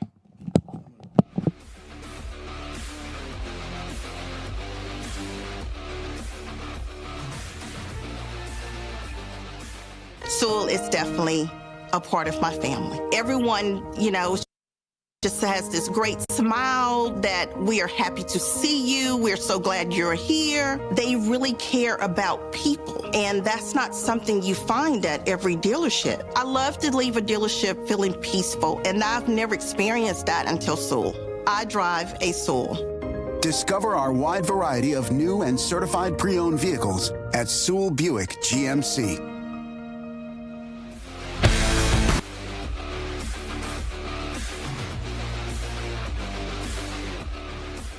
A little bit of a surprise tonight in the first quarter. Lake Highlands with the 20-7 lead on Highland Park. And the Wildcats threatening yet again. They've got the ball down at the 13-yard line. They'll scrimmage from the right hash mark. We've swapped into the field. And so the Wildcats will move south to north. Now, the lights are not the best here at Wildcat Ram Stadium. Kind of reminds you of games I remember when I was a little kid. You couldn't see the end zones real well. Here we go on first down for the Wildcats. Trip Holly in at quarterback. Hands it to Dean. Dean's going no place. That's Jack Morris, who jumps in there and tackles him. It's going to be a loss of 1 on the play. That's a start right there. That's a good start. Scott's got to find a way to get penetration. And that time it was Morris that did it.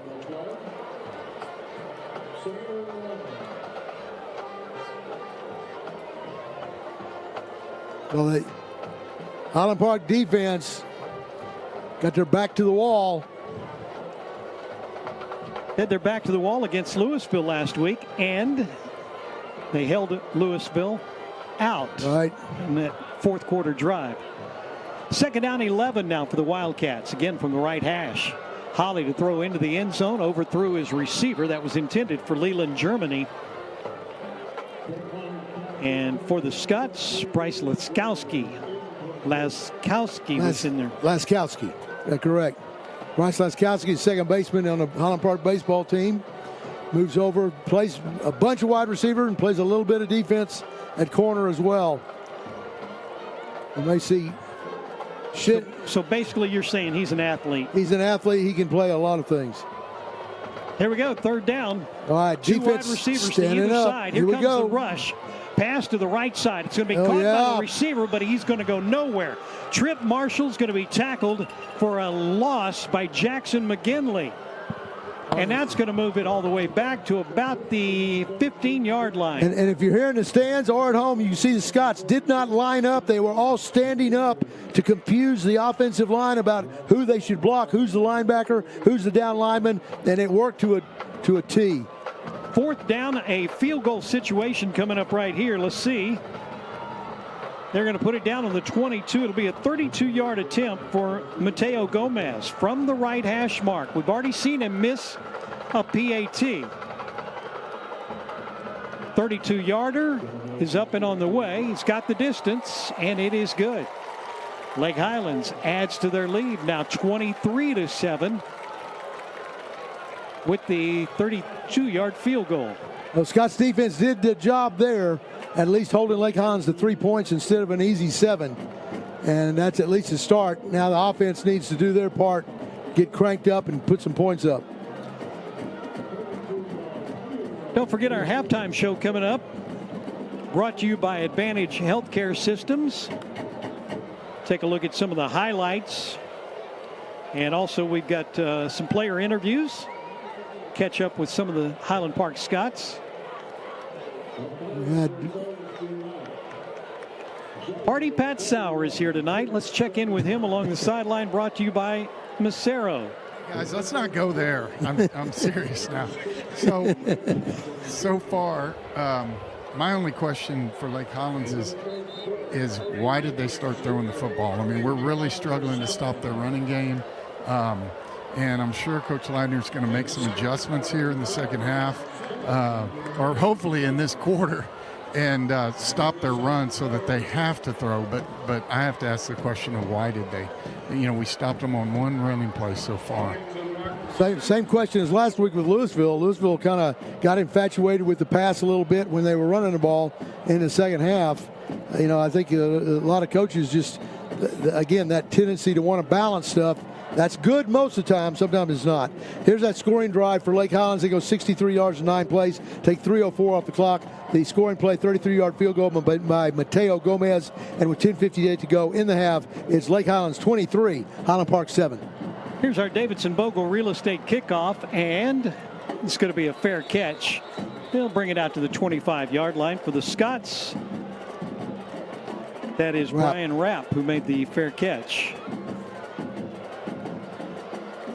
I like the fair catch inside the 25. I think you get the ball sometimes, probably more times than not, farther out than if you try to get a return on, especially if the kicker, like Lake Highlands kicker, has got the ability to get some height and hang time. Well, let's see what the Scots can do right here. Highland Park brings them back out to the line of scrimmage. Wyatt Swanner in at center. Ogle and Clark are your guards. Allday and Davenport are the tackles. Peck at quarterback takes the snap. drifts off to the right. Now he's going to tuck it and run with it. He should get a first down as he crosses the 35. Steps out right before he got to the 37-yard line. They'll move the chains. And Warren Peck runs for 12 yards and another Highland Park Scots first down. And sophomore Stewart all day at left tackle does a great job. Gets a hard dog blitz rush by the outside linebacker for Lake Highlands. Stays with his man. Keeps his feet moving. Gives Peck time to get out the right side for a first down.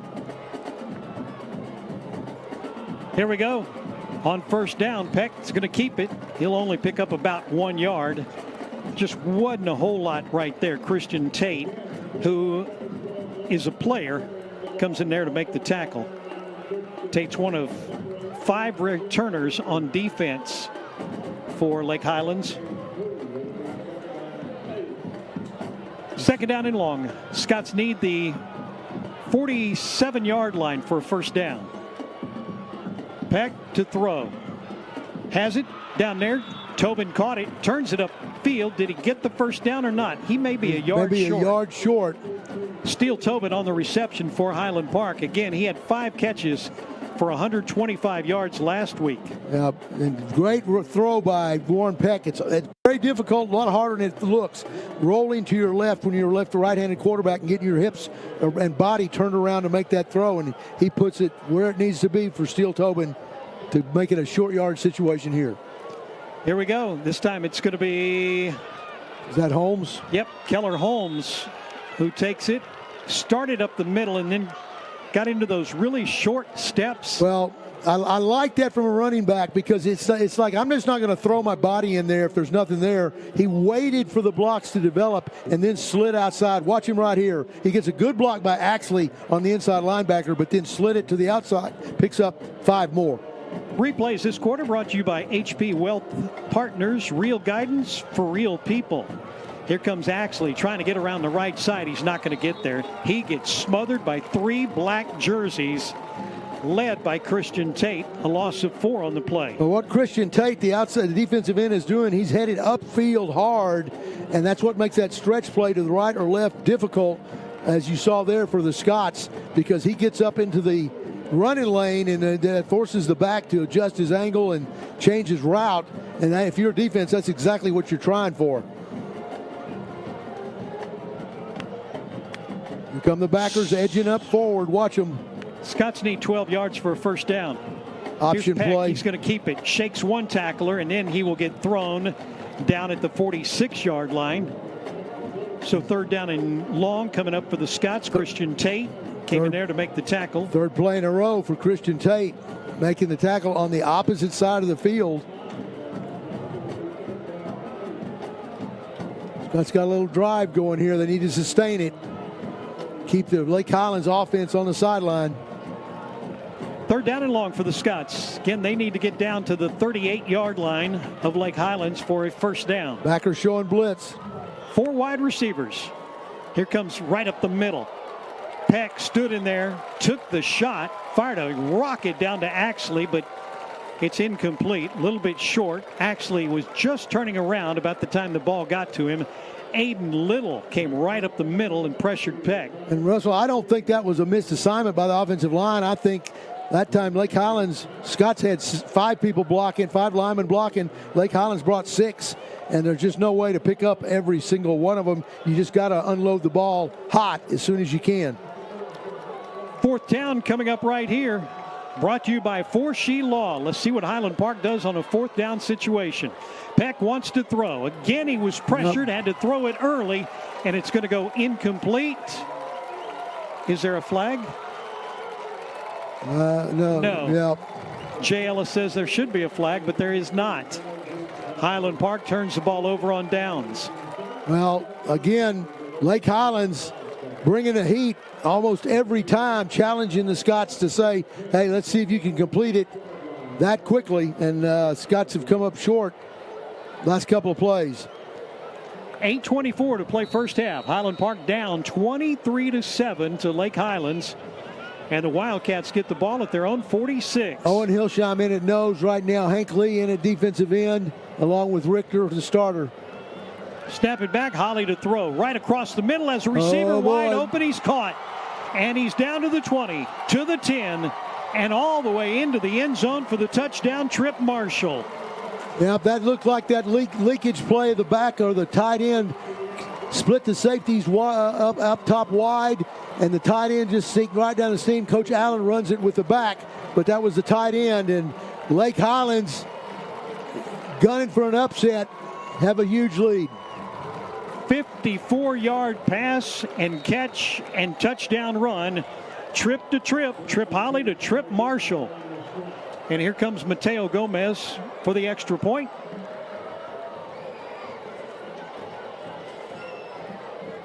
Up and on the way, and it is good. Wow, bit of a shocker here at the Boneyard. 30-7. Highland Park trails. Not only is the score a shocker, but it's how they've scored. It's been big plays virtually every time, or the touchdown is set up by a big play, and you just don't see that normally out of the Highland Park defense giving that up. Let's check in with Jay Ellis along the sideline. His reports tonight brought to you by Macero, Mexican Spirit, American Life. Jay, your thoughts on where we are at this point? Well, you know, Coach Allen hasn't been in this situation very often, down by 23 early in a game. I'll tell you, in my YMCA coaching career, I was down early a lot. And what I used to tell the players was, this is setting up for a great dramatic finish and one we're going to remember forever. And I tell you, they may not be saying it on the sideline, but that's what they're thinking over there. And that is, look, we start playing assignment football. Highland Park is a team that can put more than 23 points on the board. In fact, they can do it in a quarter or a quarter and a half. But there's not as much margin for error now. We've got to start making some stops, and we've got to hold on to the ball and continue to move it all the way to the end zone. I still wouldn't bet against Highland Park, but I think it's going to be a little more dramatic than we had expected. Jay, did your team come back and win any of those? Hey, we're talking about the Scots, not the Bears. Come on. Okay, I just was wondering. No, this was a lot in girls basketball. A couple times we did. A couple times. All right. There's that scoring drive for Lake Highlands. Again, 54 yards in one play. Take 9 seconds off the clock. Touchdown, a 54-yard pass from Trip Holly to Trip Marshall.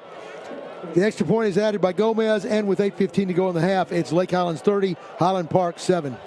Gomez kickoff brought to you by Davidson Bogle Real Estate. Land is their business. From the 7-yard line, they'll bring it out. Brian Rapp starting inside, cuts back outside.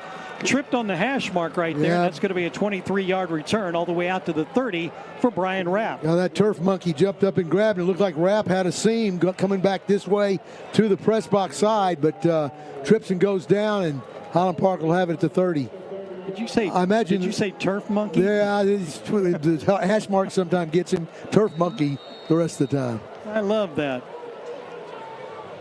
30-7 our score. Highland Park trails. All right. Mike McAbee said you should say turf monster. Okay, turf monster sounds better. Here we go. Scotch trying to make up some ground right here. 3 receivers to the top of your screen. Peck's going to keep it. Oh, Ducks yeah. his head, bounces off 2 would-be tacklers, and gets it out near the 37-yard line. Finally coming in to make the tackle is Aiden Webb and Michael Odolami.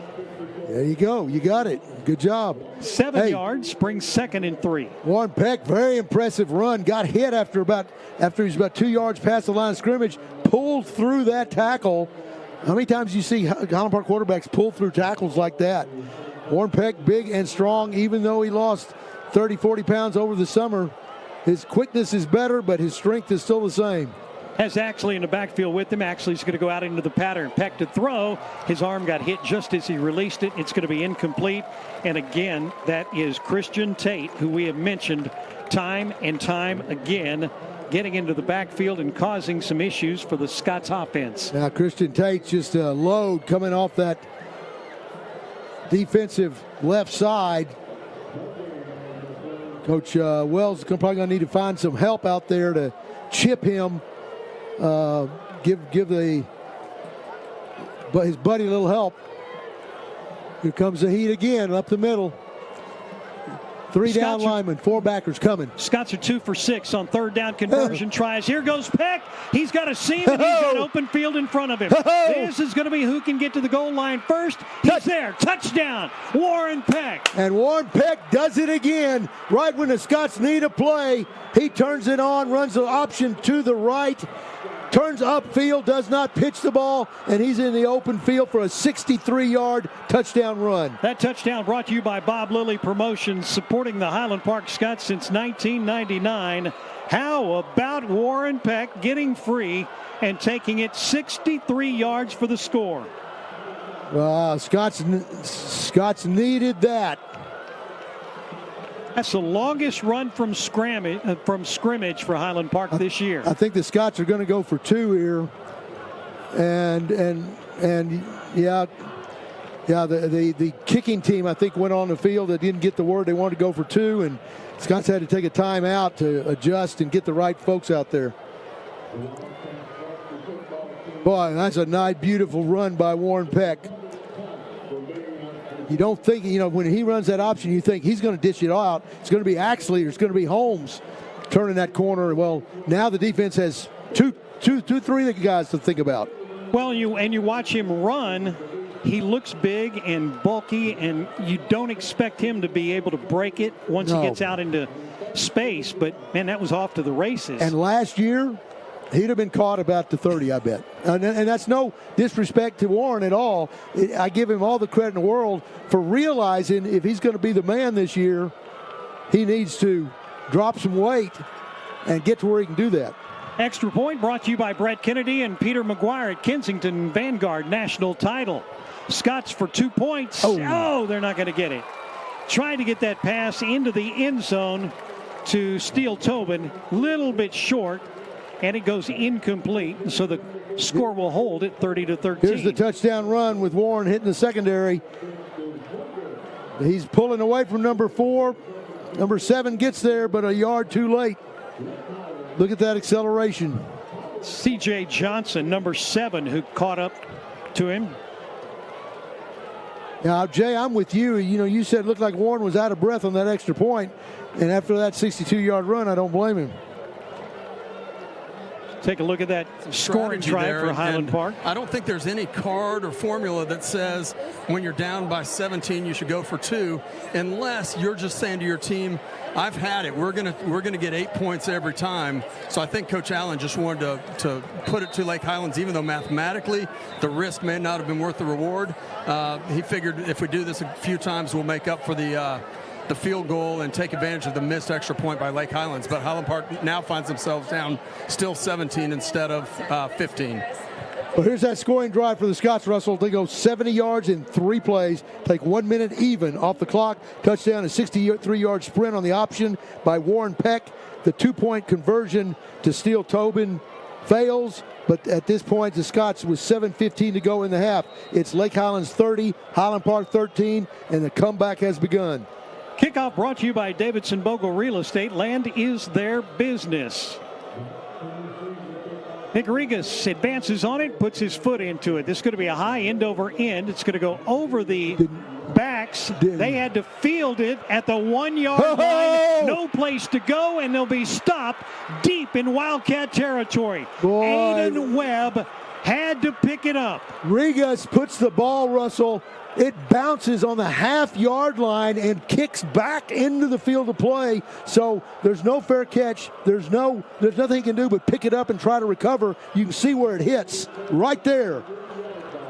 And that's why you fair catch right there. But again, number 2 right there, Aiden Webb has nowhere to go, and the Scots special teams swarm and put the defense in business inside the 5-yard line. Jack Steed with the tackle there for Highland Park's coverage team, and they have pinned the Wildcats at their own 3-yard line. Can they get a safety out of this? And the ball kicked back. On first down, the quarterback and running back both lined up in their own end zone. Hand it to Dean, and he'll push it out near the 5. Gets a couple of more yards of breathing room. And Russell. Morse and Allen combined on the stop for the Scots. They were the first 2 there. That was Jonah Chawan in on the hit with Morris right there.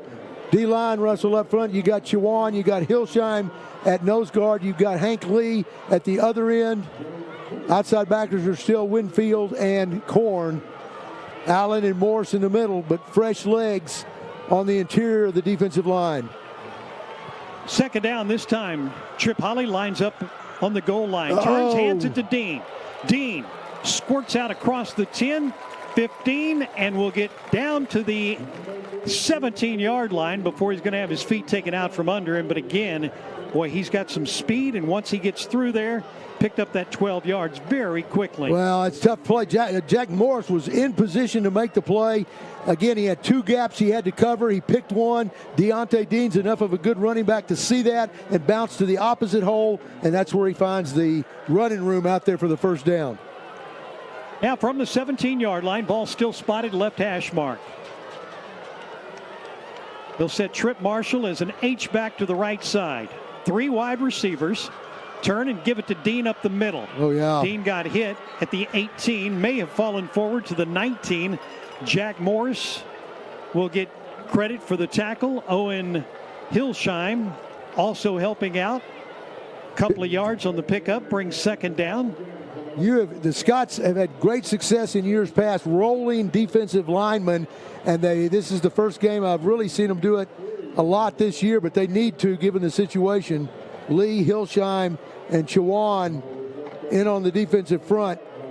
I mean, you spend so much energy playing defense and fighting through blocks that you've got to be able to roll people through. Second down and 7 now. Wildcats want to throw it. Holly setting up a screen near side. Dean's caught it at the 15. Yes. Dean turns it up. Will get across the 20 and then shoved out of bounds at the 21 by John Allen. And the Highland Park Scots hold that screen to just 1 yard. And great pursuit right there. 3 defenders coming in, one on the inside, one on the top, one on the outside. Give Devontae Dean nowhere to go. And that's a textbook of how you play that. 2 yards officially on that, brings third down and 5. Under 5 minutes and a half now. Scots would love to get to 20 points before halftime and let Lake Highlands feel what it's like. It's going to be a timeout taken right here with 1 second on the play clock. 4:57 to play in the first half. Don't forget, coming up at halftime, we've got our halftime show, and it is brought to you tonight by Madden Securities. Our thanks to Madden Securities for being a part of the Highland Park Scots broadcast tonight. Got some great interviews coming up at halftime. Andrew Wade, Keller Holmes, and Cormac Carroll get interviewed. They all had a big part in that win last week. Holmes with some tremendous runs on the option.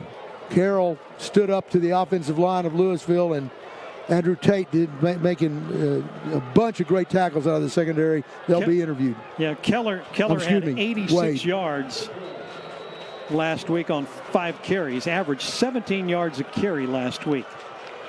Here we go, third down and long yardage. They're going to send Dean in motion. He's headed upfield. That's going to be a flag, and Dean is going to be called. Yeah, the motion the flag man is thrown. The play is flagged dead. And they will mark this off against the offense. Deontay Dean was definitely headed toward the line of scrimmage, which is a penalty.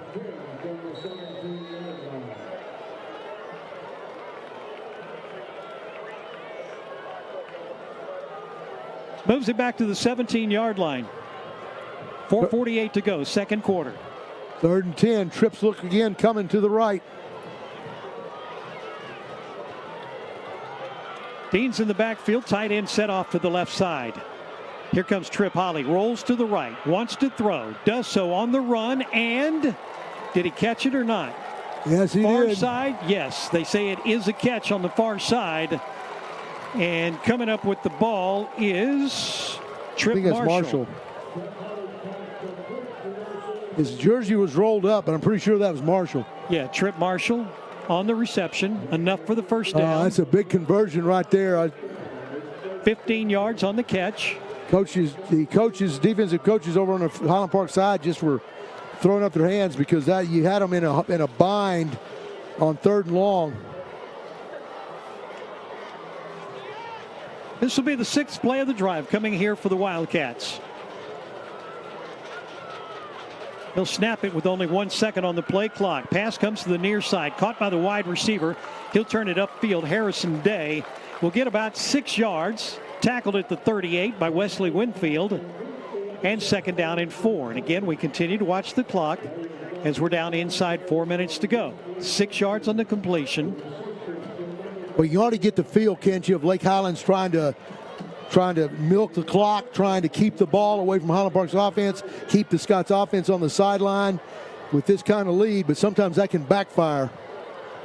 So many times, and not necessarily this year, but in years past, how many times have we seen Highland Park get the ball with a minute, maybe a minute and a half to go in the half, and able to move down and score pretty easily?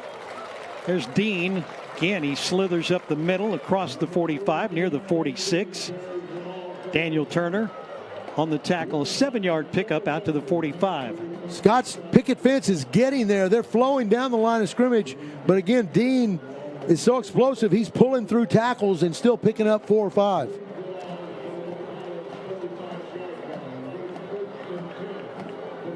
Almost down to 3 minutes now in the half. Scots would love to get the ball back one more time.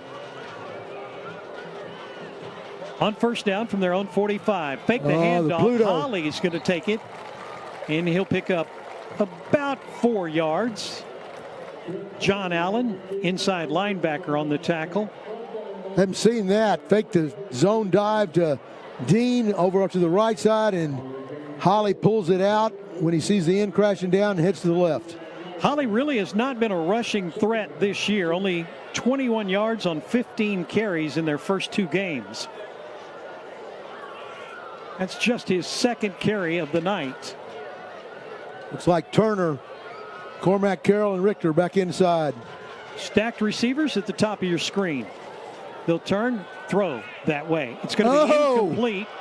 Ball is on the ground. Highland Park was going after it, but it was a forward pass. Jack McCallum was back there for the Scots. He was defending. McCallum was the intended receiver.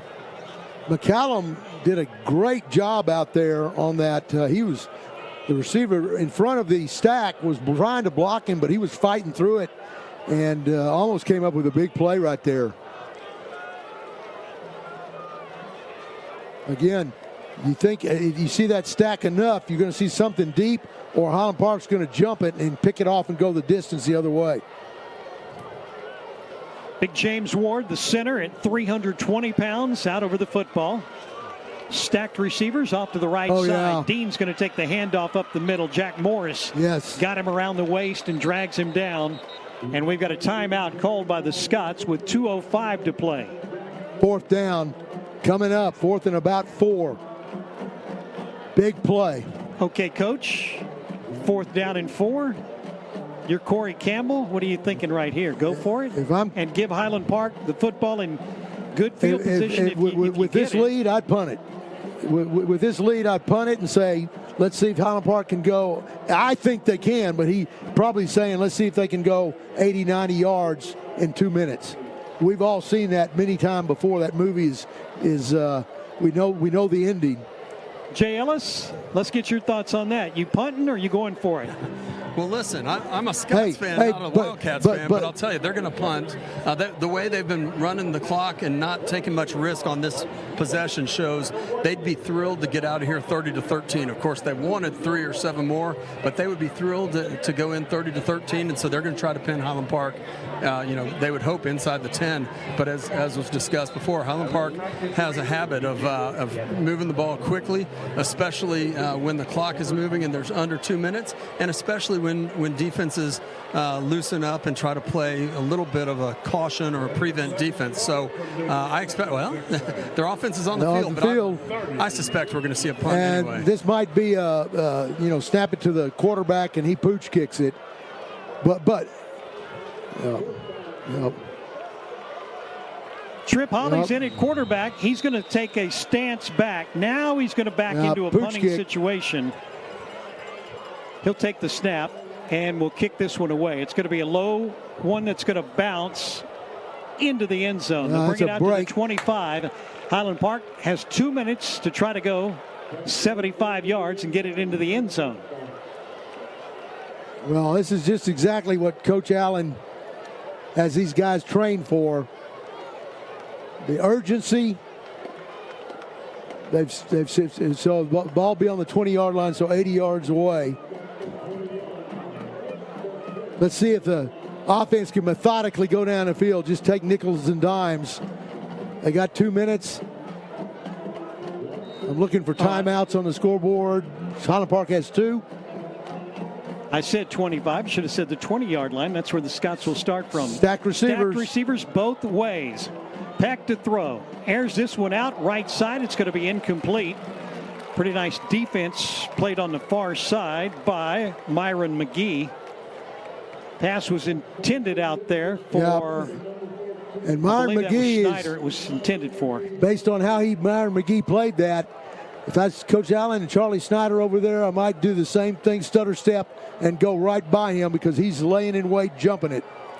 He's got help over the top, though. Lake Highlands in the prevent. Again, stack the receivers to either side. Let's see what Peck's going to do this time.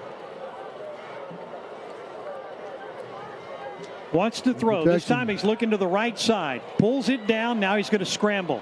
Goes back left. Throws. Caught. That's Charlie Schneider, who made the catch. Had a defensive back all over him. Able to hold on to it, but he comes down inbounds. Keeps the clock rolling. 9 yards on the pickup. 3rd down and 1. Scots need the first down, obviously. Swanner snaps it back. Peck to throw. Right side, that's incomplete. That's McGee again was in coverage right there for Lake Highlands.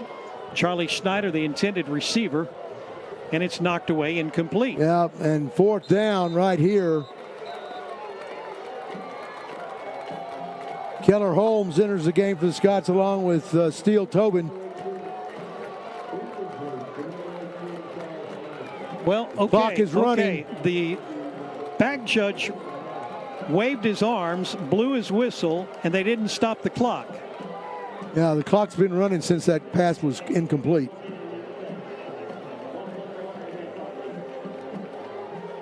They're going to move it back to 1 minute, 11 seconds to play in the quarter. We got a home field clock operator here.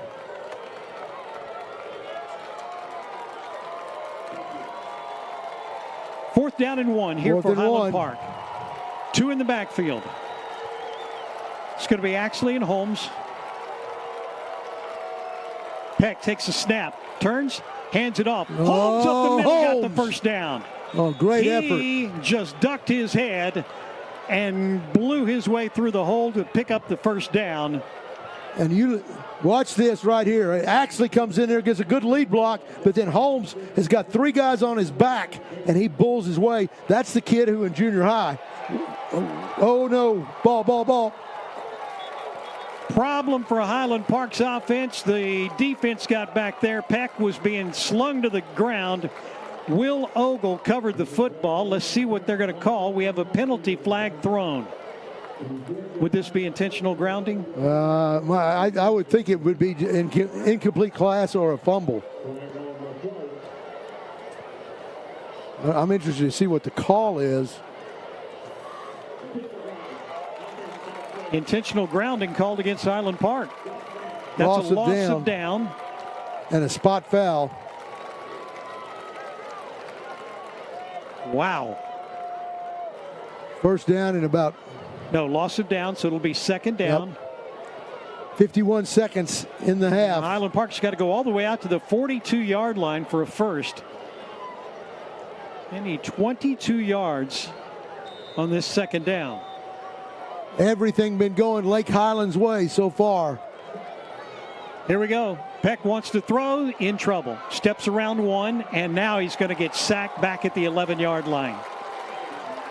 It's going to be Christian Tate who'll get a sack. Michael Odolami was there as well.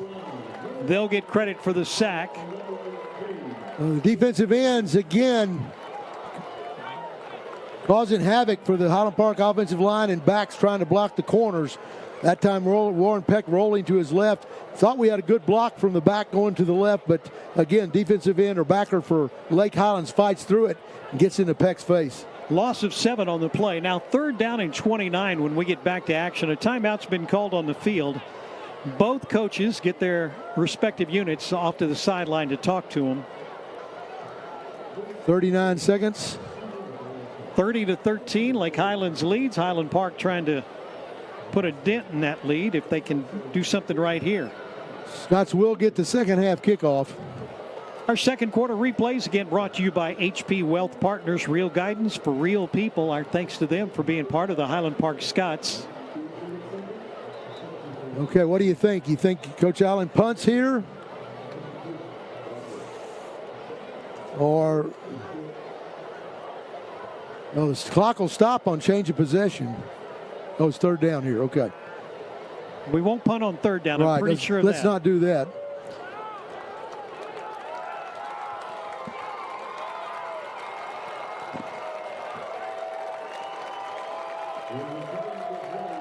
How about some type of screen trying to take advantage of the defensive ends coming upfield?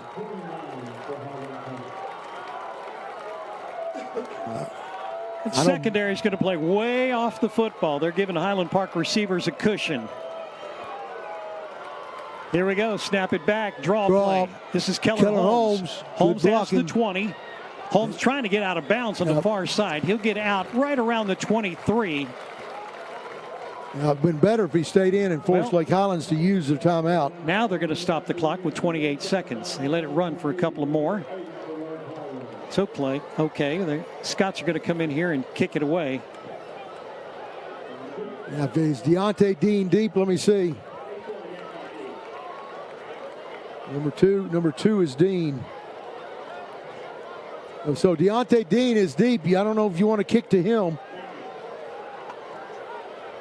It's William Whitaker back there to do the punting chores for Highland Park. It is number 2. Now we've got a timeout. It's going to be taken by Lake Highlands. Yep, number 2 is deep.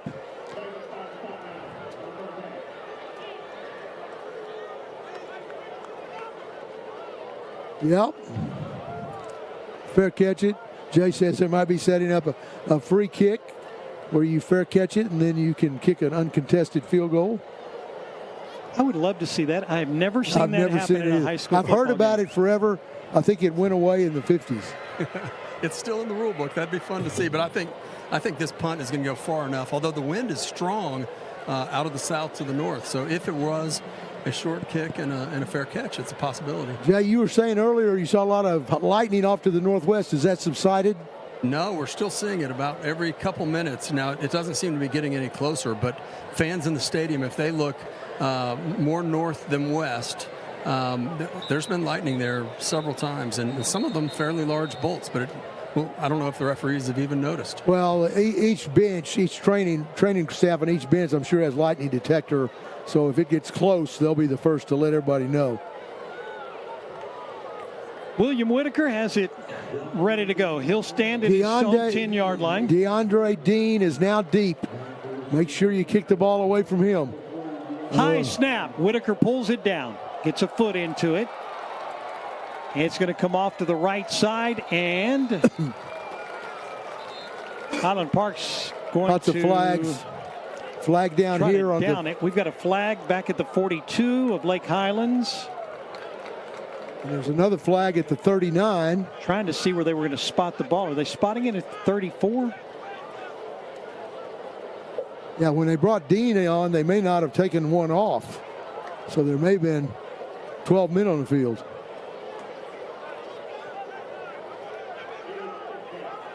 Yeah. 12 men on the field. That's what the call was. Well, that's illegal.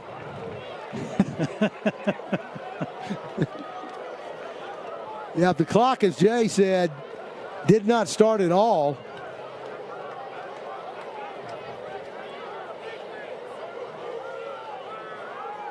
Well, is that? Hey, there should be. Is that a whistle that should blow immediately, or can it be blown and penalized after the play? Officials are talking about that right now, I believe.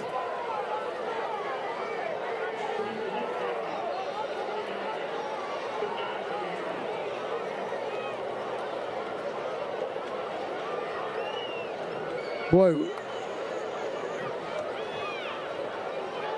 what a...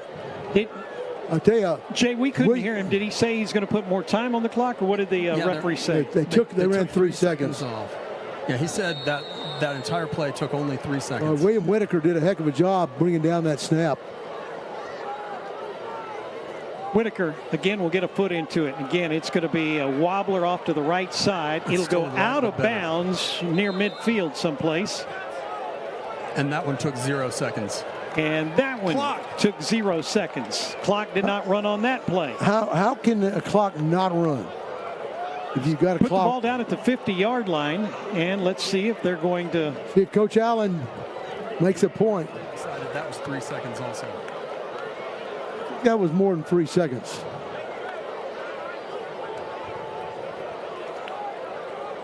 They will wind it down to 26 seconds, so the referee decided that was a 3-second play as well. And so 26 seconds and 50 yards for Lake Highlands to try to add to their lead. Okay, Scott's being poised on defense. Nothing big. Secondary is deep, looking for the pass. Oh. This one thrown on a little post pattern. It's going to be incomplete. Harrison Day unable to hold on to it. Yep. Looks like Carter Noonan coming into the game at defensive end. Daniel Turner moves to nose guard where he can really cause some havoc. Richter still in at his defensive end. Second down and 10, again from the 50, left hash mark. Wildcats move right to left. Oh, low snap. Here comes the heat. To throw. Goes deep, left side, incomplete. Over the head of Tamir Briscoe. And coverage and is it's third down and 10. Wes Giese in coverage. He did a great job of forcing Briscoe to the sideline. Playing it just the way you should. Wes Giese, 13 tackles on the season coming into tonight's game. Third and about. Mike McAbee made a great point. We go at 3 seconds per play. We may be here for another hey, 20 that's minutes. what I love about the air raid offense. Lots of stop clock situations. Holly's in trouble, and Holly's going to be sacked. He's trying to strip it. Boy, Richter was trying to rip the ball out of there, was unable to get it, but he does get the quarterback. It's going to be a loss of 2 on the play, back to the 48. Carter Noonan, Richter and Noonan combining for the play right there, and that's going to be it. Do it for the half. Well, stick around. We've got our halftime activities coming up in just a moment. We'll take a look at a lot of that first half scoring. Some of the first half highlights as well. Our Madden Securities halftime show will start in just a moment. First, though, from the Boneyard, our score, Lake Highlands 30, Highland Park 13.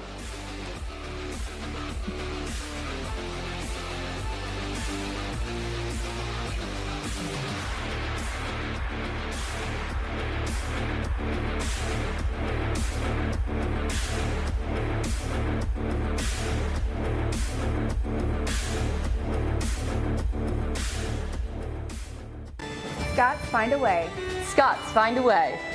Scots find a way. Scott, find a way. Summer has sauced it at the 5. He's into the end zone. Touchdown. Scots, find a way. Scots, find a way. It's caught. He didn't get in. Highland Park is back-to-back state champion. Scots find a way. Scots, find a way. We are Dallas-born, Dallas-based, and family-owned. We support the Highland Park Scots. Tell us we can't do it. You wouldn't be the first. Every season begins with a dream. and we are paying the price to achieve ours. Sure, it's not easy. That's why we're surrounded by people who've got our backs. So go ahead, tell us we can't do it. Then watch us. Vista Bank, entrepreneurs banking entrepreneurs since 1912. Sewell is definitely a part of my family. Everyone, just has this great smile that we are happy to see you. We're so glad you're here. They really care about people, and that's not something you find at every dealership. I love to leave a dealership feeling peaceful, and I've never experienced that until Sewell. I drive a Sewell. Discover our wide variety of new and certified pre-owned vehicles at Sewell Buick GMC. The best part about being a neighborhood bank is the neighborhood. It's the parks. It's the ball games. And it's the people we get to call neighbors. It's the friendly faces we see on the streets and in our lobby. Because at Benchmark, it's not about numbers. It's about neighbors. Our neighbors. Benchmark has your back. Benchmark Bank, family owned by Texans since 1964. Member FDIC, Equal Housing Lender. It's the Baker Brothers replay. The best offense is a good defense. Baker Brothers blocked those surges before they could take it to the house. That play was electric. That's right, Jimmy. Shocking, even? We get it, Jimmy. Call now to get this month's electric special. Our name, Residential Capital Partners, reflects who we are and how we treat our customers. At Residential Capital Partners, we are dedicated to helping our customers build wealth through real estate. Residential Capital Partners, America's private lender.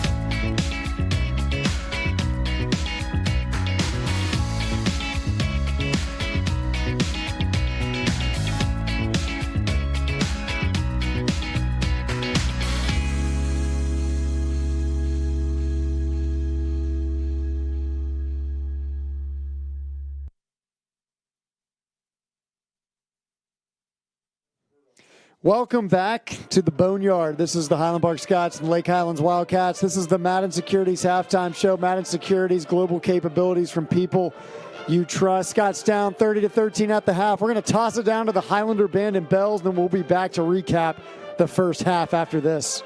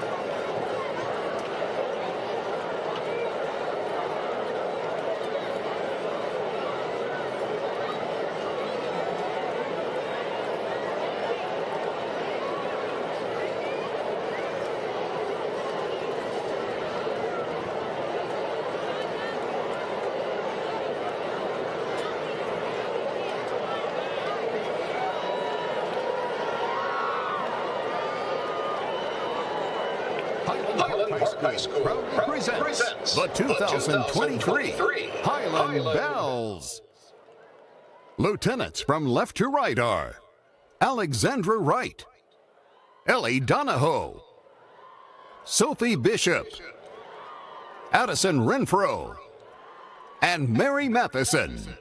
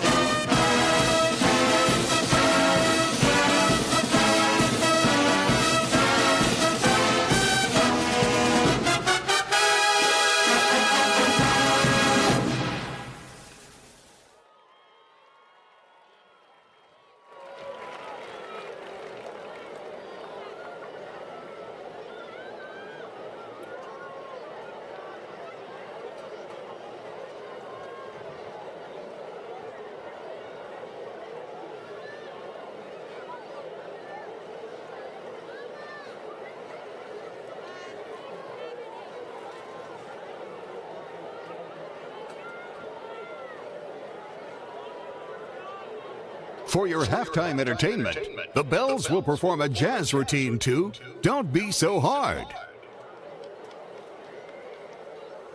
I came here with a broken heart that no one else could see. I drew a smile on my face to paper over me. But wounds heal when tears dry and cracks they don't show. So don't be so hard on yourself, no. Let's go back to simplicity. I feel like I've been missing me. Supposed to be, I felt this darkness over me. We all get there eventually. I never knew where I belonged, but I was right and you were wrong. Been telling myself all along. Don't be so hard on yourself, no. Learn to forgive, learn to let go. Everyone trips, everyone falls. So don't be so hard on yourself, no. 'Cause I'm just tired of marching on my own.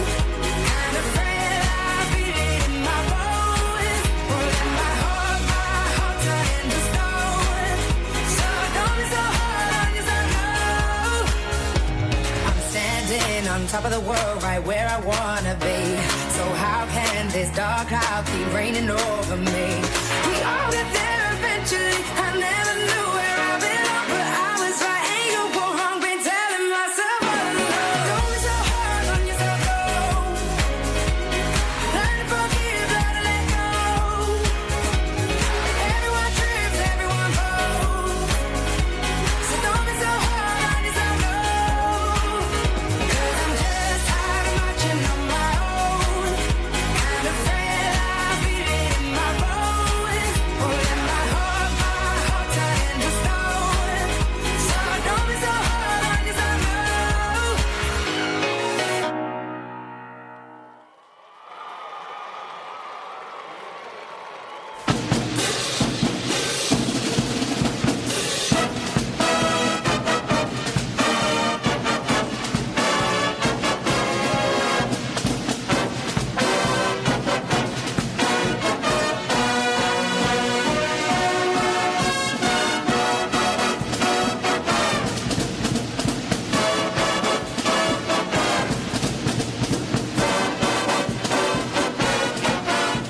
Origin Bank is the proud sponsor of the 2023 team.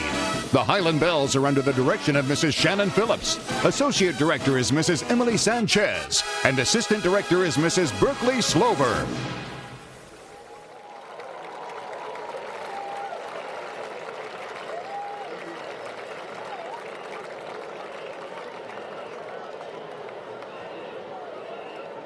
Sewell is definitely a part of my family. Everyone, just has this great smile that we are happy to see you. We're so glad you're here. They really care about people, and that's not something you find at every dealership. I love to leave a dealership feeling peaceful, and I've never experienced that until Sewell. I drive a Sewell. Discover our wide variety of new and certified pre-owned vehicles at Sewell Buick GMC.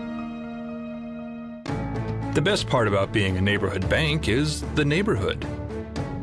It's the parks. It's the ball games. And it's the people we get to call neighbors.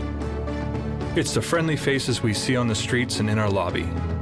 Because at Benchmark, it's not about numbers. It's about neighbors. Our neighbors. Benchmark has your back. Benchmark Bank, family owned by Texans since 1964. Member FDIC, Equal Housing Lender. It's the Baker Brothers replay. The best offense is a good defense. Baker Brothers block those surges before they get taken to the house. That play was electric. That's right, Jimmy. Shocking, even? We get it, Jimmy. Call now to get this month's electric special. Our name, Residential Capital Partners, reflects who we are and how we treat our customers. At Residential Capital Partners, we are dedicated to helping our customers build wealth through real estate. Residential Capital Partners, America's private lender.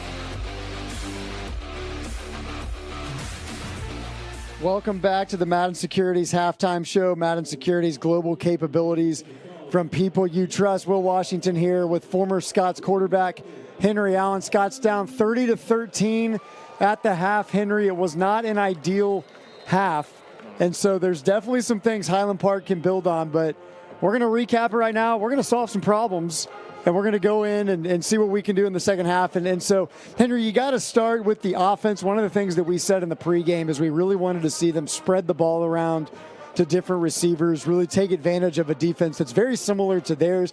That really did not happen. Highland Park averaged under 3 yards a pass, and one of the things that we saw happening is it was taking a long time for some of these plays to develop. So they were trying to do some crossing routes, and even when they would do some things deep down the field, the timing just wasn't quite there. And then by the time Warren wanted to throw it, either it wouldn't be open or somebody would be there trying to hit him in the backfield. And so the timing wasn't quite there. And so that's an adjustment we're going to need to see in the second half. Yeah, absolutely. We knew Lake Highlands would come out aggressive, but like we talked about pregame, a huge aspect of this game was sustaining drives for Highland Park. We knew Lake Highlands would be fired up for this game. We knew they like to run the ball, which they've done very successfully, and extend drives, right? And we have not sustained drives at all.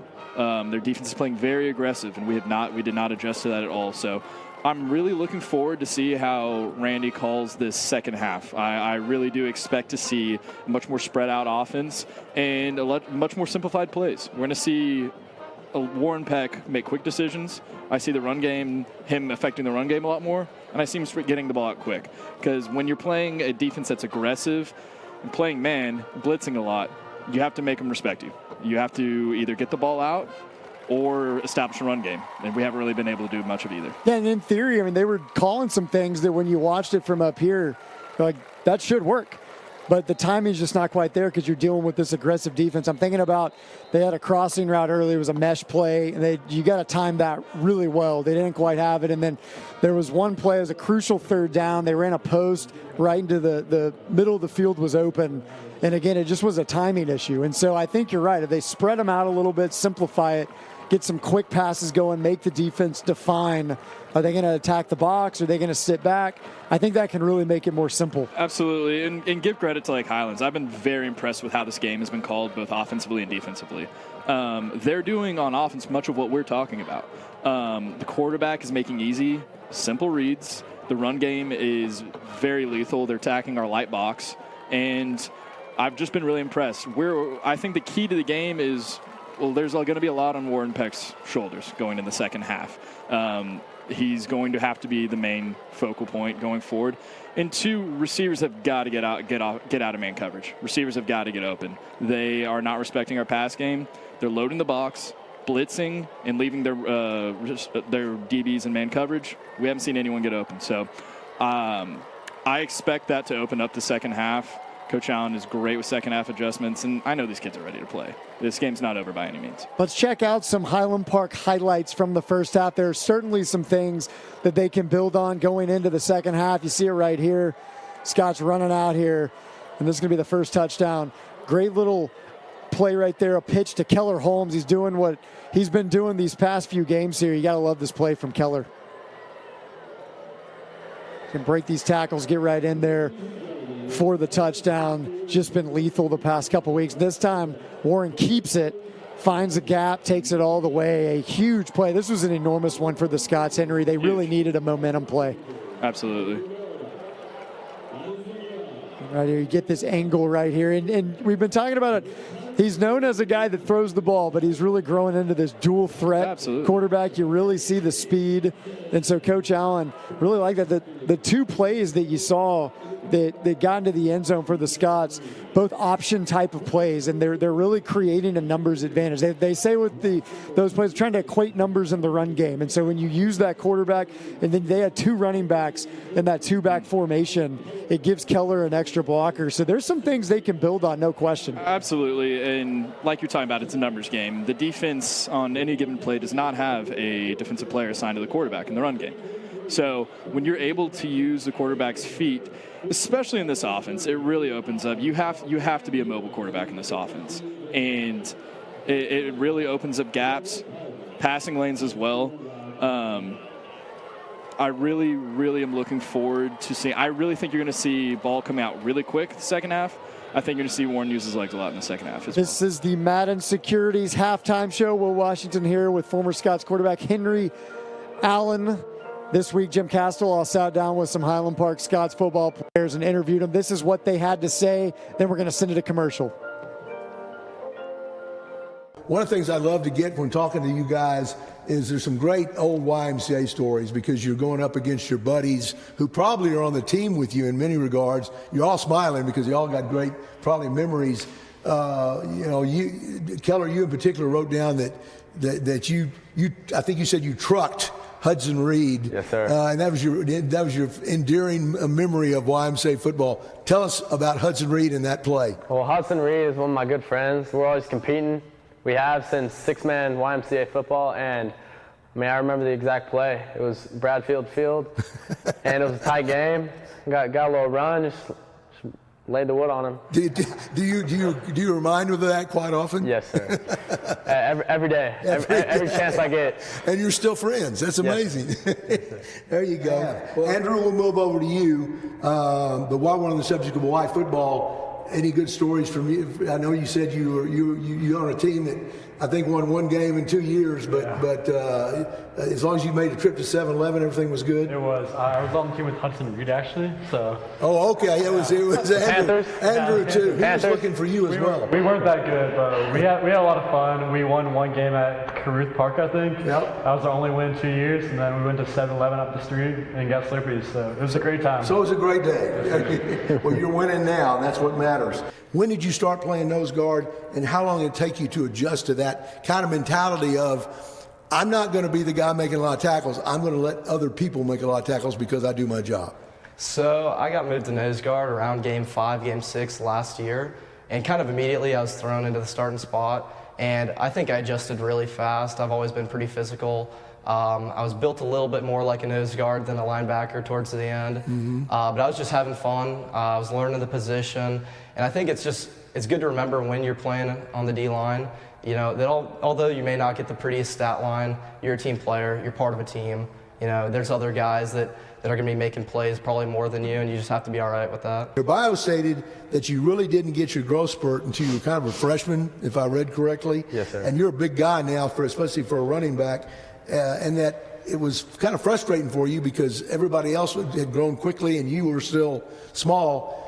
How did that contribute to your work ethic that you've brought into this season and hopefully going to help the Scots be good? I mean, yeah, I wasn't the biggest kid, wasn't the strongest kid or the fastest kid, and that just kind of helped me get that motivation because I know I wanted to be a key player for the Scots. It's been my dream since I was a kid, and it just gave me that extra motivation to put work in with my teammates and all the players to reach the end goal of making an impact on this team. Then is it just a matter of you got to do what you can do? You can't control how fast you grow. Yes, sir. But did you gain habits being the smallest guy that you've brought forward into your senior year? Yes, sir. I mean, just everything, just not being the biggest guy, watching those other guys just shoot up, and you thinking you're not going to be in that end goal of getting bigger and faster and stronger, and it just kind of helped guide that journey to becoming.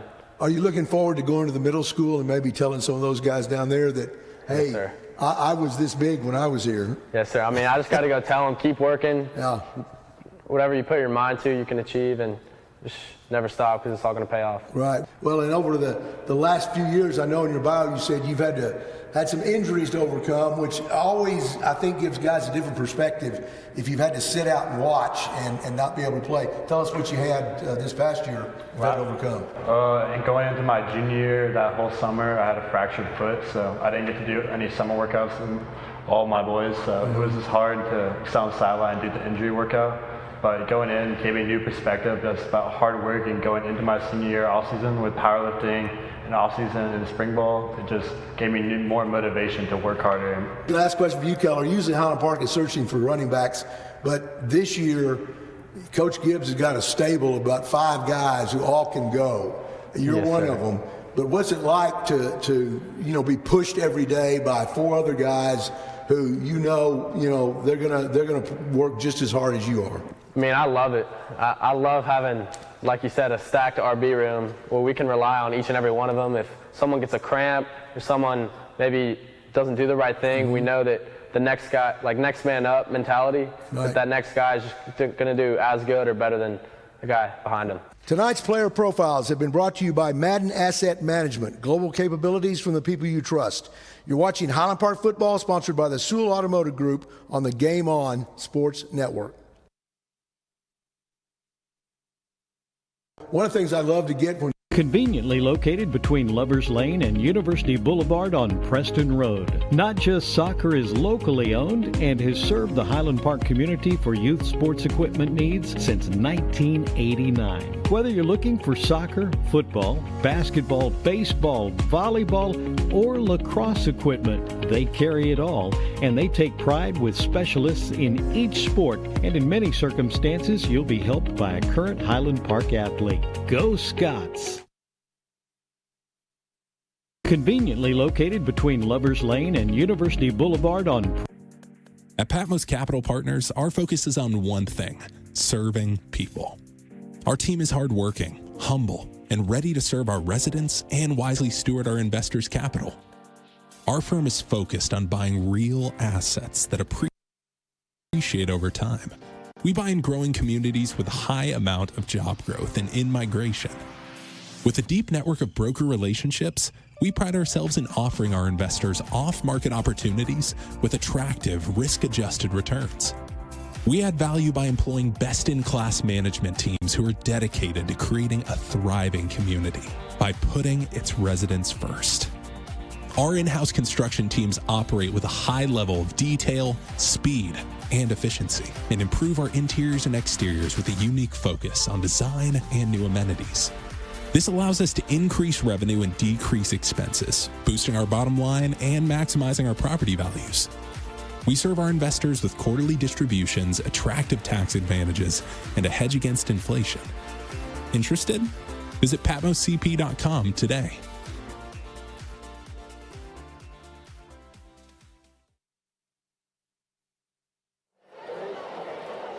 Back to the Madden Securities halftime show. Madden Securities, global capabilities from people you trust. Will Washington here with former Scots quarterback Henry Allen. And we've been told that there is a lightning delay in the area. So an extended halftime show and with maybe some more breaks as well. And so, Henry, let's just keep talking real quick about the first half. We broke it down a little bit, some of the things both offensively and defensively that led to what we saw in the first half.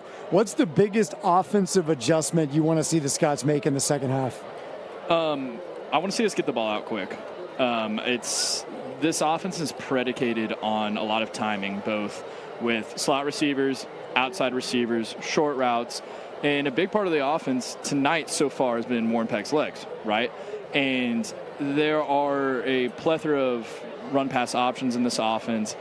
I just want to see us spread out and make it easy for Warren. Our offensive line has struggled so far, and I don't expect that to continue. But with how aggressive Lake Highlands has been playing, we need to simplify the game. And to simplify it for the quarterback, simplify it for the offensive line, simplify it for everyone. So I expect to see a lot of quick, simplified play calling. And like we talked about earlier in the pregame, sustaining drives. We have to get first downs. We cannot be going 3 and out when we get the ball. Need to extend drives, wear out their defense. It's a hot night. You've already seen some fatigue from our defense with a few injuries, a few injury timeouts. Guys are having to rotate in and out. Sustained drives. Quick plays, sustained drives. Yeah, and you can't abandon the run. I mean, even though you're down by 17 right now, the Scots' biggest plays offensively have come on the ground, and specifically if you look at the patterns, it's really come when they win the numbers advantage, when they're overloading certain sides with numbers. And so I really like what they can do with the two-back formation when they've got Wilson, Axley, Keller Holmes, and then they've got Warren out there who's a dual-threat quarterback now. I mean, he can really run the football. Absolutely. So you got those three guys, you can really create some numbers advantages. So they can really start with that and see if that can open up some of these quick passes and try to get Steele Tobin involved. We talk about spreading the ball around. This offense is going to run at its best when Steele Tobin is able to get involved in some of this quick game. He can find open grass. He really hasn't been involved much in the first half. So I can guarantee you, going into the second, they're going to try to figure that out a little bit. But you saw a lot of that philosophy, the two backs, Warren Peck in the run game, sort of at the end there in the second quarter, 10 minutes to halftime.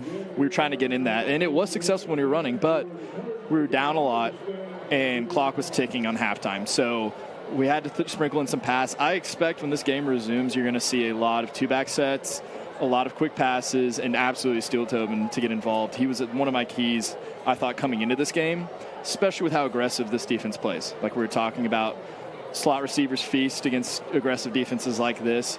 I expect he'll pick it up in the second half. Looks like there may be a 30-minute delay. That's at least what they put on the scoreboard here. I don't know that the halftime show will be lasting another 30 minutes. We're going to see what happens here. But those are some reflections on the offense, some adjustments. I think this really, in a way, could be an advantage for Highland Park. This has given them more time to catch their breath a little bit. They had the massive win last week against Louisville. We said it in the pregame show. that one of the 3 keys of the game was keeping up the intensity. It's hard. You have that big emotional win at home. It was a physical battle, and all week long people are telling you how great you are. You moved up in the polls, and so it's easy to have that let down a little bit. This game really couldn't have started any worse, Mountain Park. West tripped a little bit, then it left a guy open. They score, had some tough plays offensively, ended up turning the ball over. And so really an opportunity to catch your breath. You're just a couple possessions down and really make some good adjustments. And that's what these coaches do best. That's what they did last week against Louisville. And so no question, having a little extra time could be a good thing given the circumstances. Absolutely. And I don't know if it was as much coming out flat as Lake Highlands really came out with a great game plan. And you saw them capitalize off sort of 2, albeit huge, errors. The trip by the corner in the first play of the game and a broken tackle. We haven't seen Lake Highlands, to my recollection, break loose a lot of big plays. They've been sustaining drives well and running the ball, but those 2 plays, the first 2 drives of the game, really have set us back. And they're killers. So you're going to have to come out in the second half, ease it down, like you said, come out motivated, and like I said, keep everything in front of you. I totally agree. We'll talk about the defense after this. Before we do, got to give a quick shout out. I'm getting tons of text. People watching the Madden Securities halftime show. Got to give a special shout out to former Scots football legend Robert Howard, watching live from Austin. I don't know what your text said, but you deserve a shout out. All right, we'll be back right after this.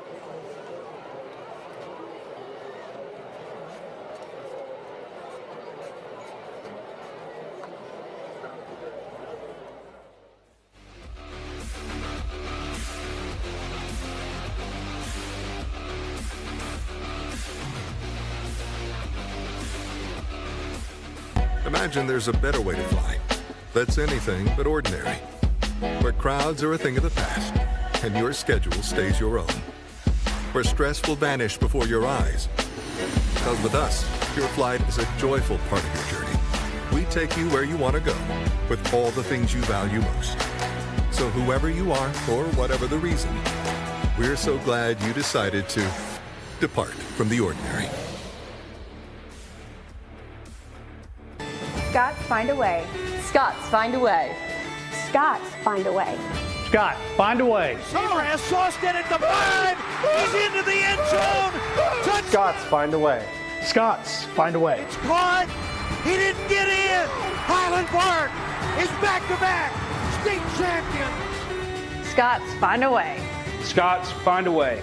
We are Dallas-born, Dallas-based, and family-owned.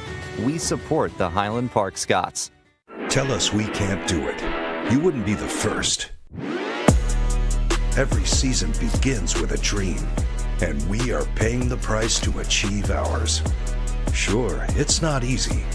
That's why we're surrounded by people who've got our backs. So go ahead, tell us we can't do it. Then watch us. Vista Bank, entrepreneurs banking entrepreneurs since 1912. Sewell is definitely a part of my family. Everyone, just has this great smile that we are happy to see you. We're so glad you're here. They really care about people, and that's not something you find at every dealership. I love to leave a dealership feeling peaceful, and I've never experienced that until Sewell. I drive a Sewell. Discover our wide variety of new and certified pre-owned vehicles at Sewell Buick GMC. The best part about being a neighborhood bank is the neighborhood. It's the parks. It's the ball games. And it's the people we get to call neighbors. It's the friendly faces we see on the streets and in our lobby. Because at Benchmark, it's not about numbers. It's about neighbors. Our neighbors. Benchmark has your back. Benchmark Bank, family owned by Texans since 1964. Member FDIC, Equal Housing Lender. It's the Baker Brothers replay. The best offense is a good defense. Baker Brothers block those surges before they get taken to the house. That play was electric. That's right, Jimmy. Shocking, even? We get it, Jimmy. Call now to get this month's electric special. Our name, Residential Capital Partners, reflects who we are and how we treat our customers.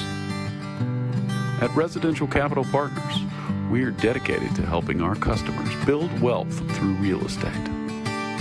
Residential Capital Partners, America's private lender.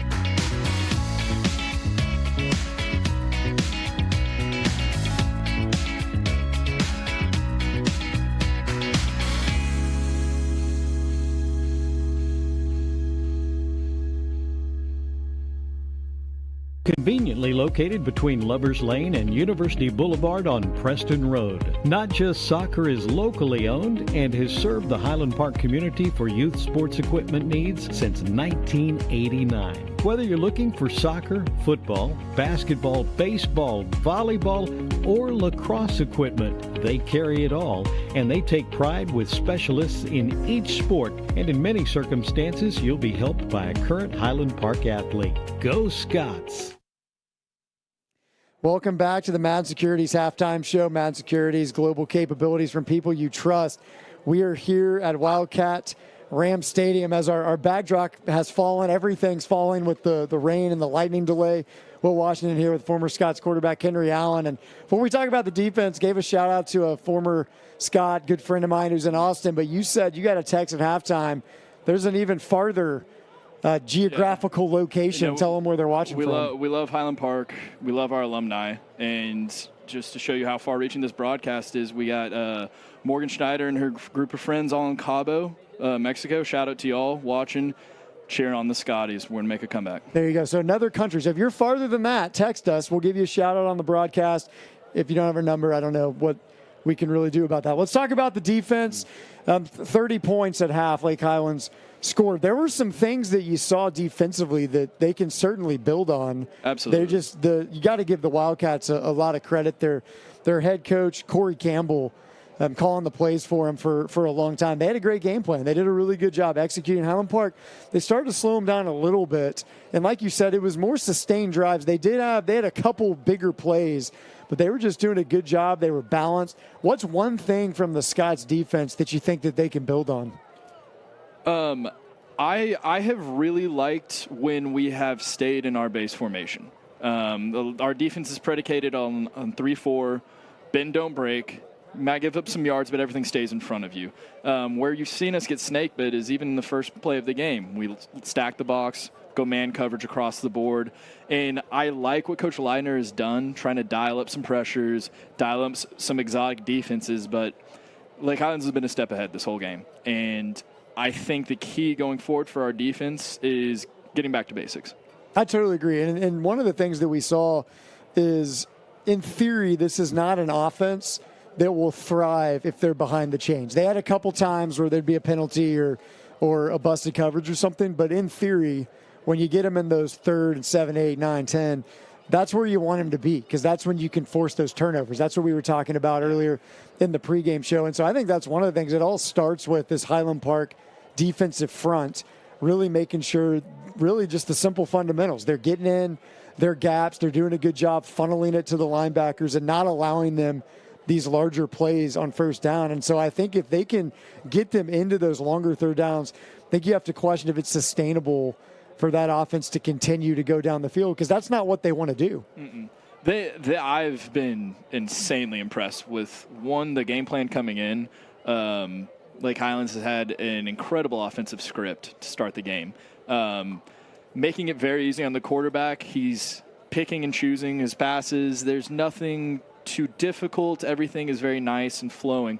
And to your point on the defensive line for Highland Park, that's been the issue, especially on the long run.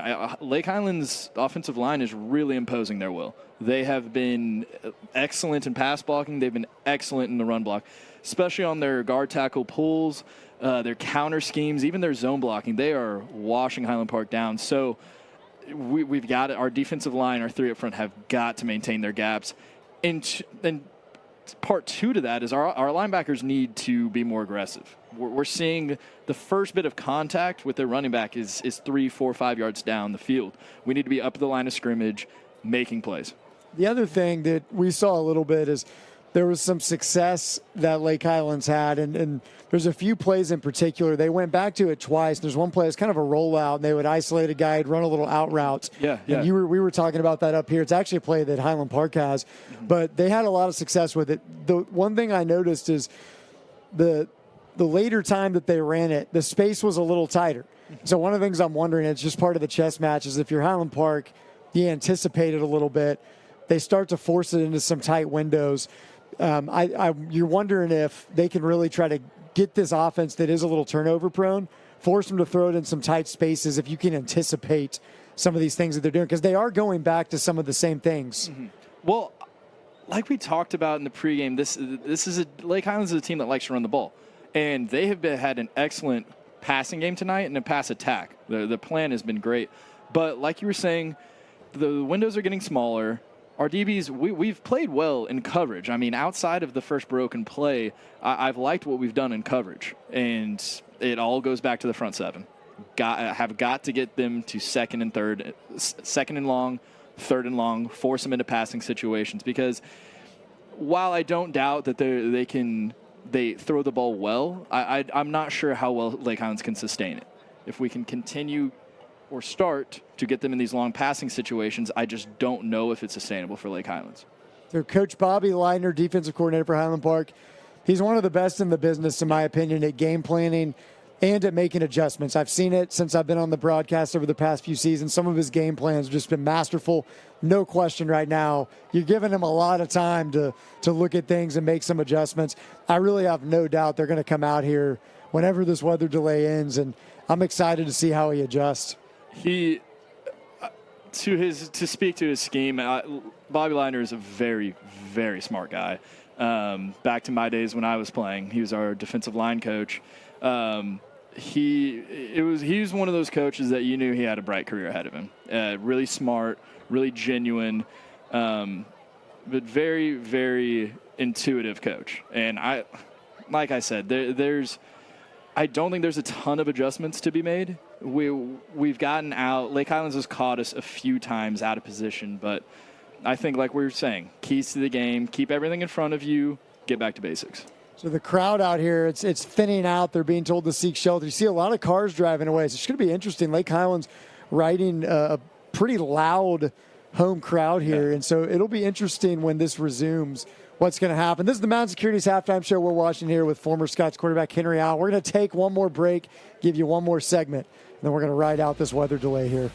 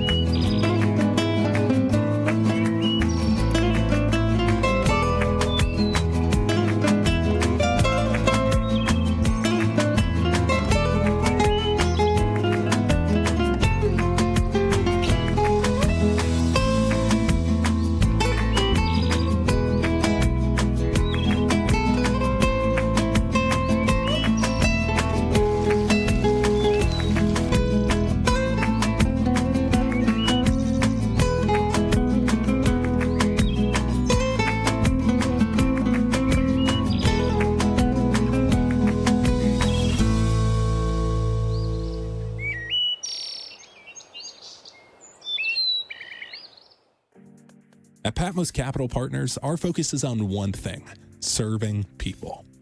Our team is hardworking, humble, and ready to serve our residents and wisely steward our investors' capital. Our firm is focused on buying real assets that appreciate over time. We buy in growing communities with a high amount of job growth and in-migration. With a deep network of broker relationships, we pride ourselves in offering our investors off-market opportunities with attractive, risk-adjusted returns. We add value by employing best-in-class management teams who are dedicated to creating a thriving community by putting its residents first. Our in-house construction teams operate with a high level of detail, speed, and efficiency, and improve our interiors and exteriors with a unique focus on design and new amenities. This allows us to increase revenue and decrease expenses, boosting our bottom line and maximizing our property values. We serve our investors with quarterly distributions, attractive tax advantages, and a hedge against inflation. Interested? Visit patmoscp.com today.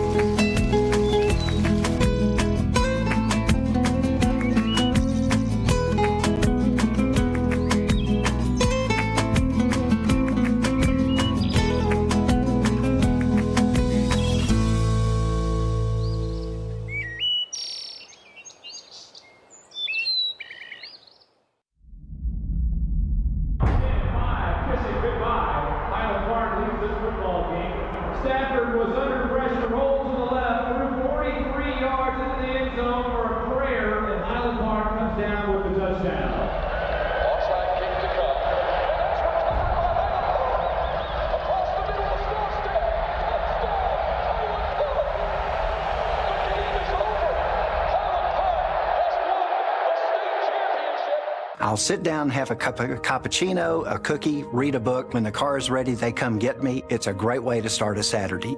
Discover our wide variety of new and L-certified vehicles at our Dallas and Fort Worth Sewell Lexus locations.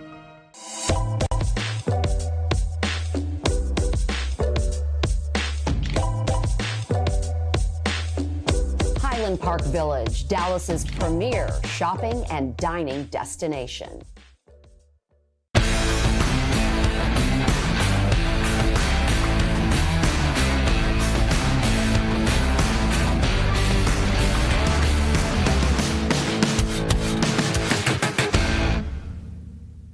It's the Baker Brothers replay.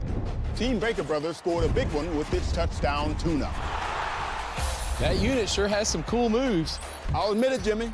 That's one super shuffle. Free smart home thermostat with a new Lennox AC system. Imagine there's a better way to fly. That's anything but ordinary. Where crowds are a thing of the past, and your schedule stays your own. Where stress will vanish before your eyes. Because with us, your flight is a joyful part of your journey. We take you where you want to go, with all the things you value most. So whoever you are, or whatever the reason, we're so glad you decided to depart from the ordinary. The official burger of Highland Park football. Burger House keeps my O-line fueled for the big games. I got your back. Mouth-watering burgers, famous fries, handmade shakes and malts made the old-fashioned way, like they were back in 1951, when we first opened our doors. Next time you have the urge for a double-double and Jack's Famous Fries, stop in and step back in time to our neighborhood restaurant. We would love to see you. Go Scots! I put a lot of mileage on my car. So I am practically at Sewell every 3 months. Every single time that I go, it's amazing. Everybody is welcoming, everybody is professional, everybody is kind. It's just like easy, fast, right to the point. You're in, you're out. Cannot imagine being with anybody else but Sewell. Their customer service is absolutely flawless. I drive a Sewell. Discover our wide variety of new and L-certified vehicles at our Dallas and Fort Worth Sewell Lexus locations. Yeah, I'm a monster. I'm a great world wonder. I'm about that action. You don't want no drama. Renegade, you've been a slave, I've been free. No strongholds can't lock me. They'll remember me forever like a memory. And here we go. I'm a monster. Are you ready for it now? Ain't nowhere you can run. It's about to go down. I'm a monster. Are you ready for it now? Ain't nowhere you can run. It's about to go down. Are you ready for me now?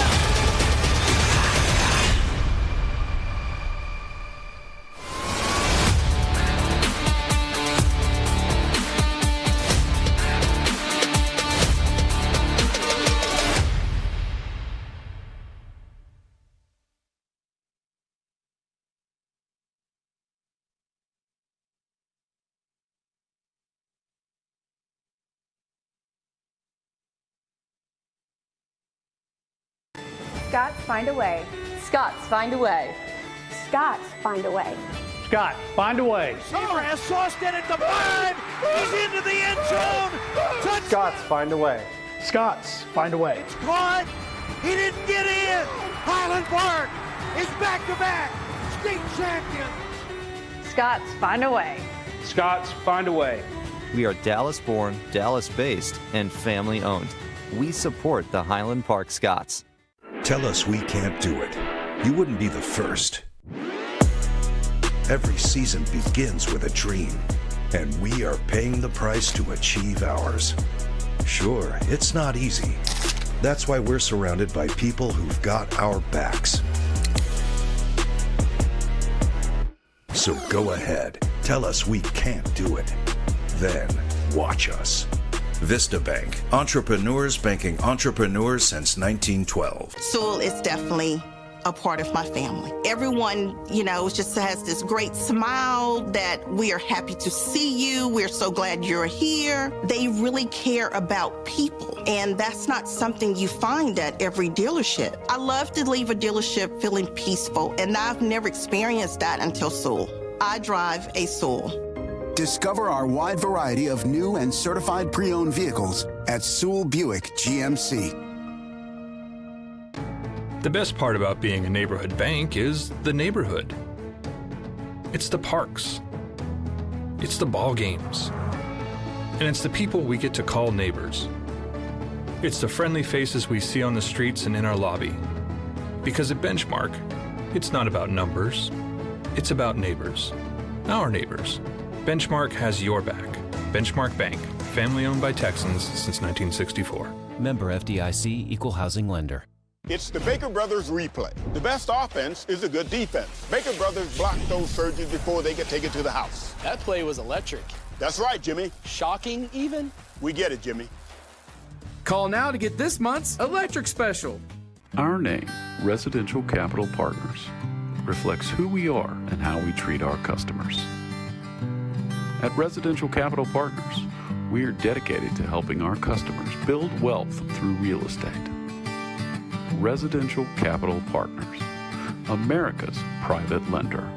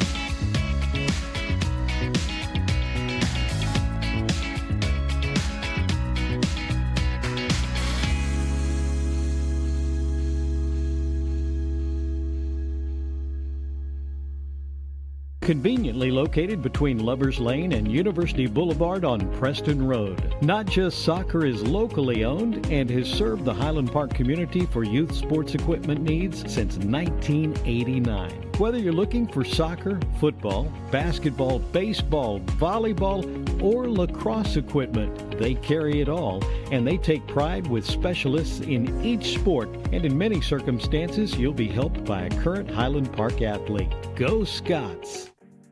At Patmos Capital Partners, our focus is on one thing: serving people. Our team is hardworking, humble, and ready to serve our residents and wisely steward our investors' capital. Our firm is focused on buying real assets that appreciate over time. We buy in growing communities with a high amount of job growth and in-migration. With a deep network of broker relationships, we pride ourselves in offering our investors off-market opportunities with attractive, risk-adjusted returns. We add value by employing best-in-class management teams who are dedicated to creating a thriving community by putting its residents first. Our in-house construction teams operate with a high level of detail, speed, and efficiency, and improve our interiors and exteriors with a unique focus on design and new amenities. This allows us to increase revenue and decrease expenses, boosting our bottom line and maximizing our property values. We serve our investors with quarterly distributions, attractive tax advantages, and a hedge against inflation. Interested? Visit patmoscp.com today.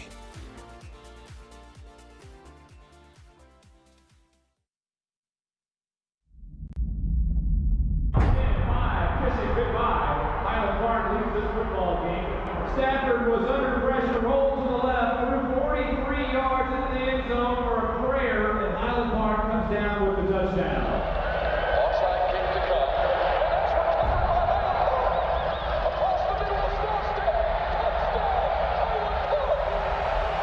The game is over. Highland Park has won the state championship.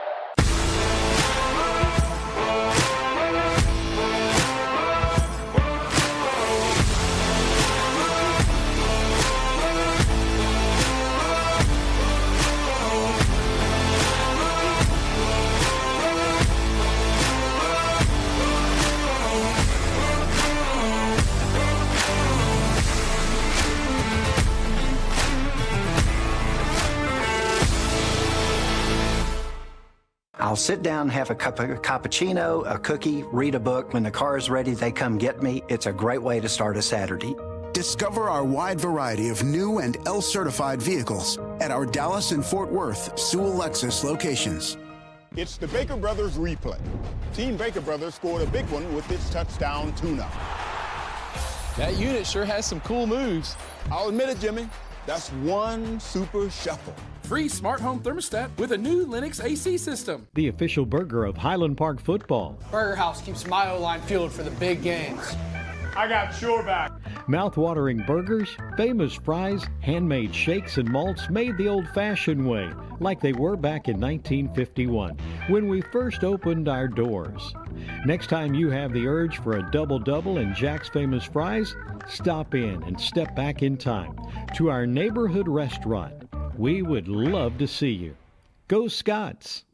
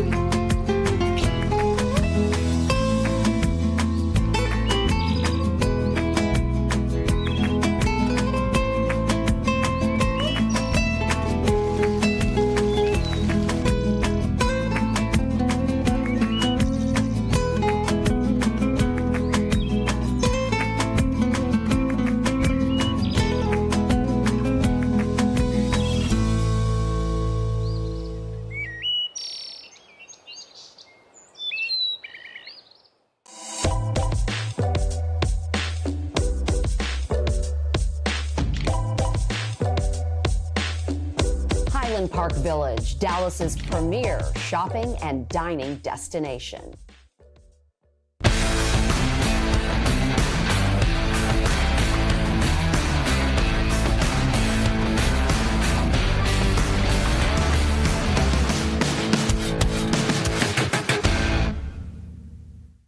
Imagine there's a better way to fly that's anything but ordinary, where crowds are a thing of the past and your schedule stays your own, where stress will vanish before your eyes.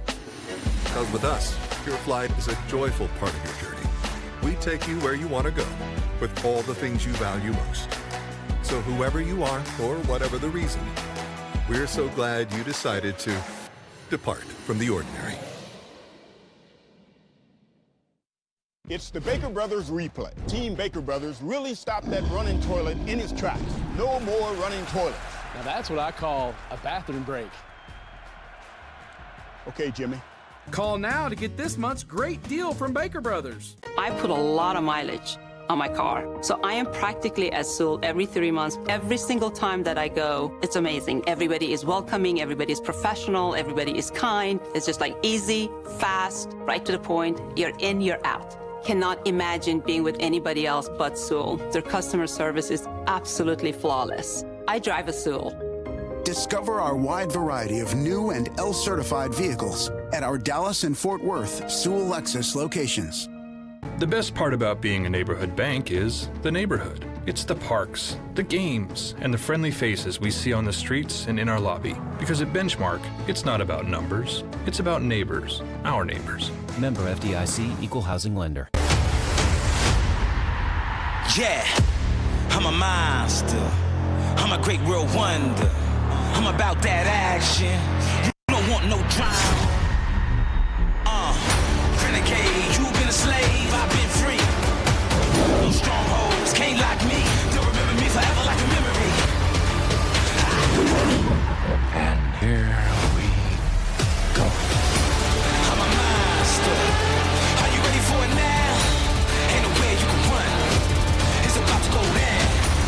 I'm a monster. Are you ready for it now? Ain't nowhere you can run. It's about to go down. Are you ready for me now?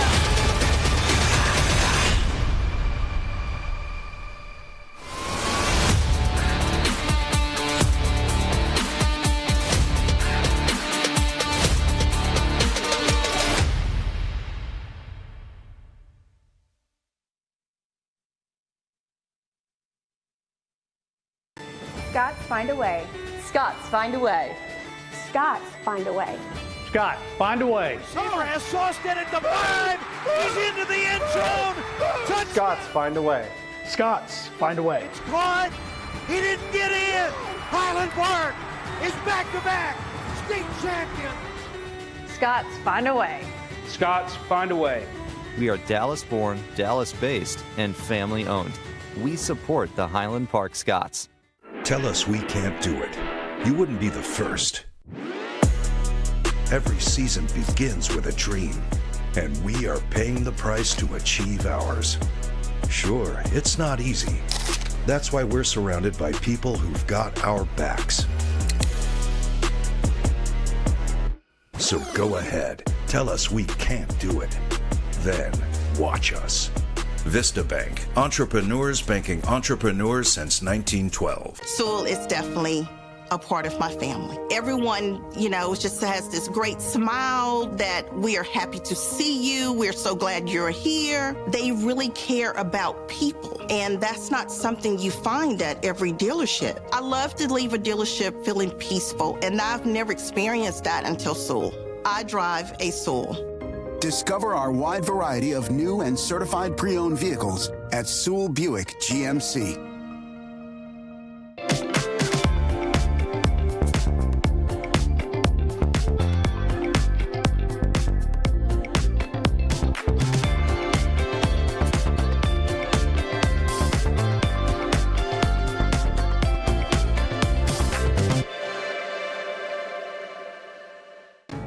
The best part about being a neighborhood bank is the neighborhood. It's the parks. It's the ball games. And it's the people we get to call neighbors. It's the friendly faces we see on the streets and in our lobby. Because at Benchmark, it's not about numbers, it's about neighbors. Our neighbors. Benchmark has your back. Benchmark Bank, family owned by Texans since 1964. Member FDIC, Equal Housing Lender. It's the Baker Brothers replay. Team Baker Brothers really stopped that running toilet in its tracks. No more running toilets. Now that's what I call a bathroom break. Okay, Jimmy. Call now to get this month's great deal from Baker Brothers. Our name, Residential Capital Partners, reflects who we are and how we treat our customers. At Residential Capital Partners, we are dedicated to helping our customers build wealth through real estate. Residential Capital Partners, America's private lender.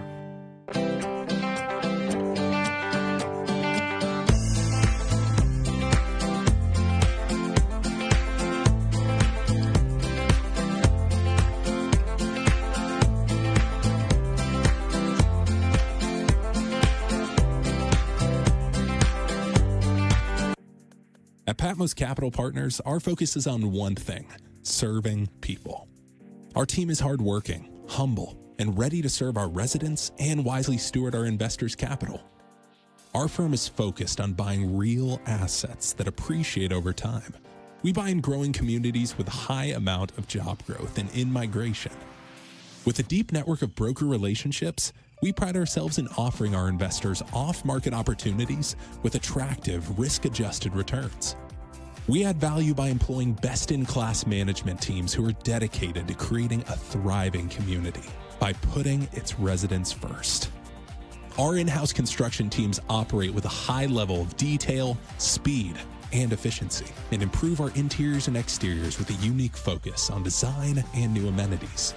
This allows us to increase revenue and decrease expenses, boosting our bottom line and maximizing our property values. We serve our investors with quarterly distributions, attractive tax advantages, and a hedge against inflation. Interested? Visit patmoscp.com today.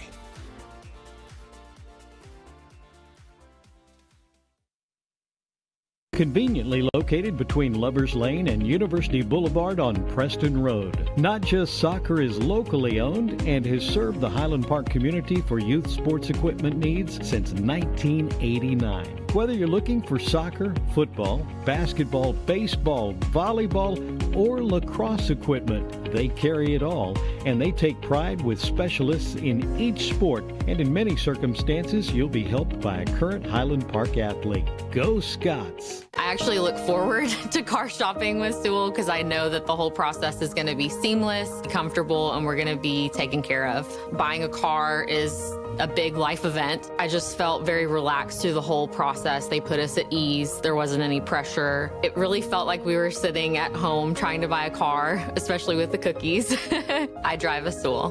Discover our wide variety of new and certified pre-owned vehicles at Sewell Cadillac.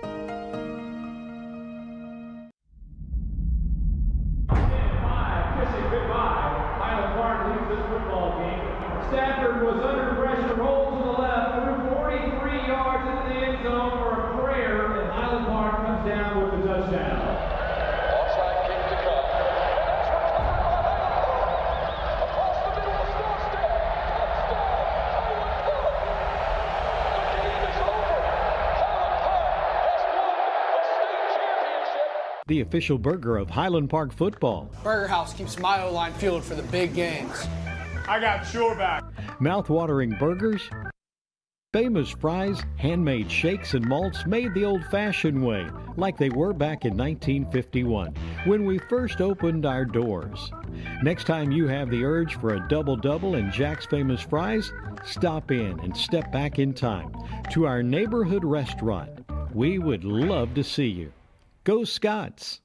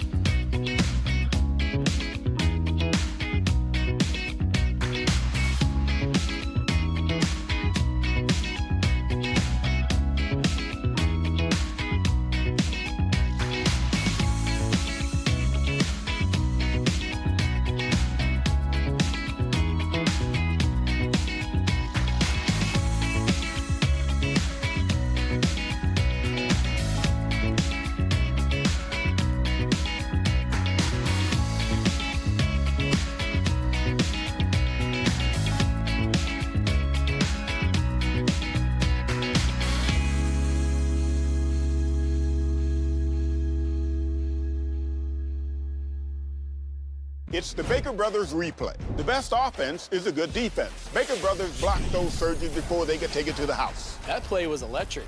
That's right, Jimmy. Shocking, even? We get it, Jimmy. Call now to get this month's electric special.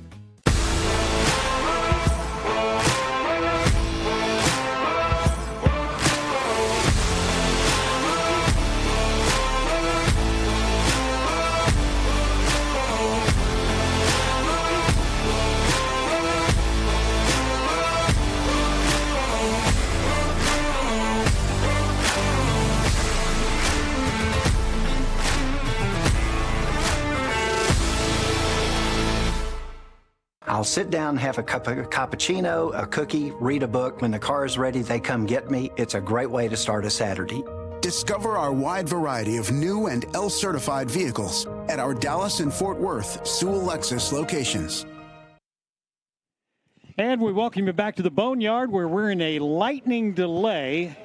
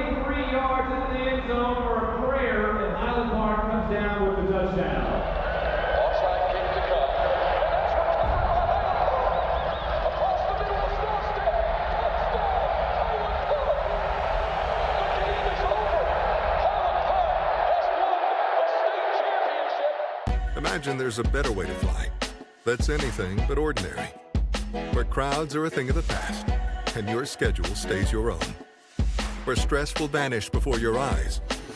Because with us, your flight is a joyful part of your journey. We take you where you want to go with all the things you value most. So whoever you are or whatever the reason, we're so glad you decided to depart from the ordinary.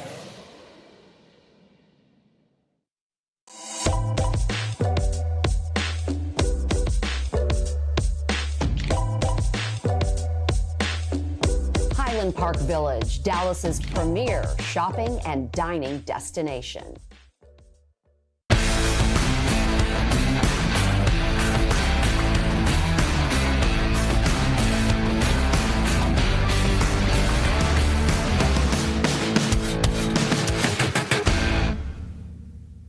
It's the Baker Brothers replay. Team Baker Brothers really stopped that running toilet in its tracks.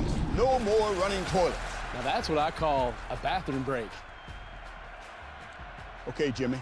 Call now to get this month's great deal from Baker Brothers. I put a lot of mileage on my car. So I am practically at Sewell every 3 months. Every single time that I go, it's amazing. Everybody is welcoming, everybody is professional, everybody is kind. It's just like easy, fast, right to the point. You're in, you're out. Cannot imagine being with anybody else but Sewell. Their customer service is absolutely flawless. I drive a Sewell. Discover our wide variety of new and L-certified vehicles at our Dallas and Fort Worth Sewell Lexus locations. The best part about being a neighborhood bank is the neighborhood. It's the parks, the games, and the friendly faces we see on the streets and in our lobby. Because at Benchmark, it's not about numbers, it's about neighbors, our neighbors. Member FDIC, Equal Housing Lender. It's the Baker Brothers replay. Team Baker Brothers scored a big one with its touchdown tune-up. Apparently not. They're not responding. That unit sure has some cool moves. I'll admit it, Jimmy. That's one super shuffle. Free smart home thermostat with a new Linux AC system. We've done both, new and pre-owned. It's the same experience. It's everything's the same. They make it too easy to even think about going anywhere else. Discover our wide variety of pre-owned vehicles at Sewell.com today. Imagine there's a better way to fly that's anything but ordinary, where crowds are a thing of the past and your schedule stays your own, where stress will vanish before your eyes.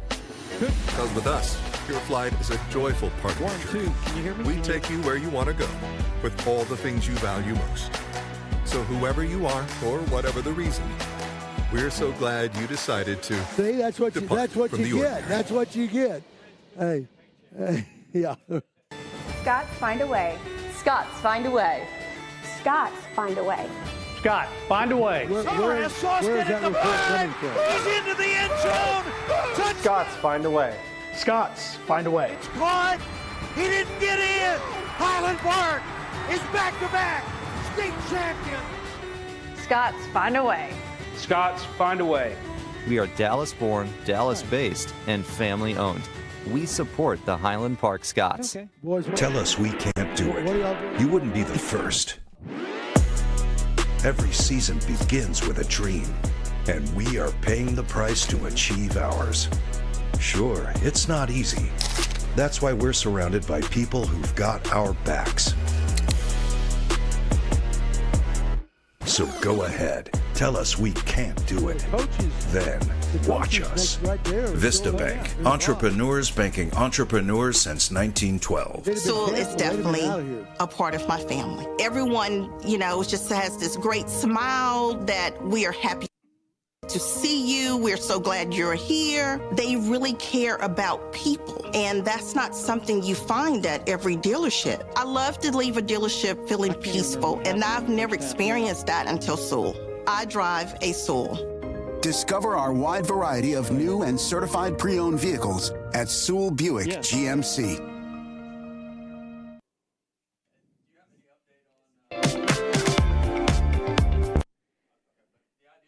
Well, we're back at Wildcat Ram Stadium, also known as the Boneyard.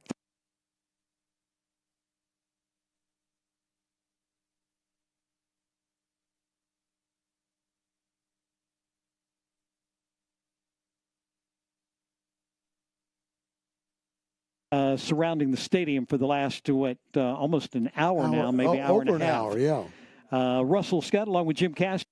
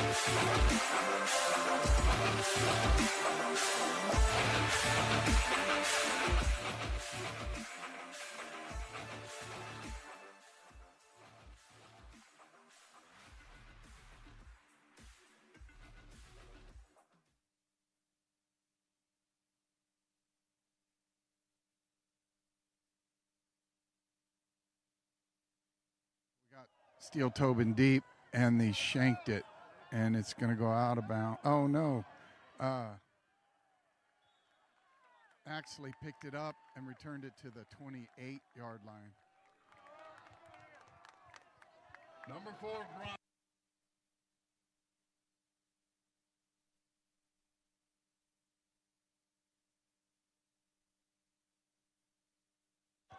Say again.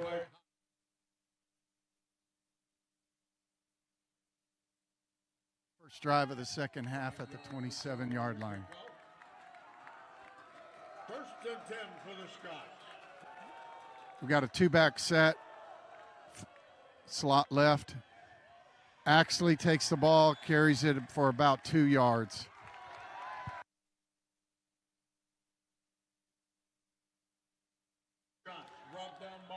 Scots looked like they had a little bit of a push right there on the right side. Axley carried it 2 yards. Peck's back in the shotgun again, 2-back set.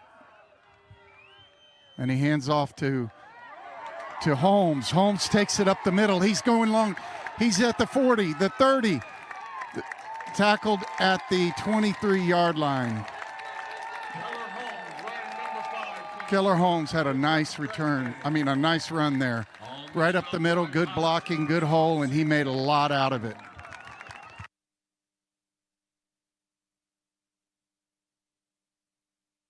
We got slot left, 2-back set again. Axley and Holmes in the backfield.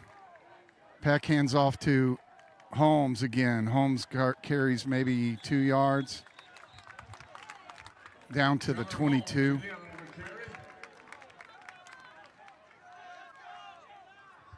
Aiden Little, number 22 for the Wildcats, makes the Back stop. for Highland Park.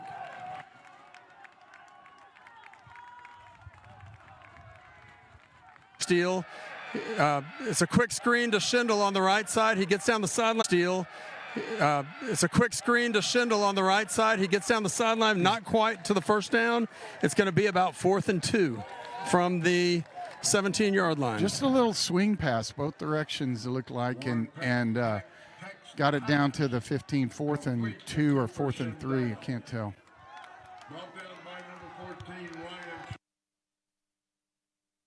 Keller Holmes checks back in. It's 4th and 2 for the Scots. 4th and 3, 2 backs. Look for Holmes to carry off, tackle left. No, it's a play fake. Axley in the flat. He gets the first down. He's down to the 9-yard line for a first down. Really made a nice cut there to make that guy miss. Carried it down to the, it'll be 1st and goal at the 9. 2-back set, still Highland Park slot stays right. in tempo offense with two backs. Handoff Axley going right. He's going to get down to the 1-yard line. That'll be 2nd and goal from the 1. A good push by the right side of Highland Park offensive line.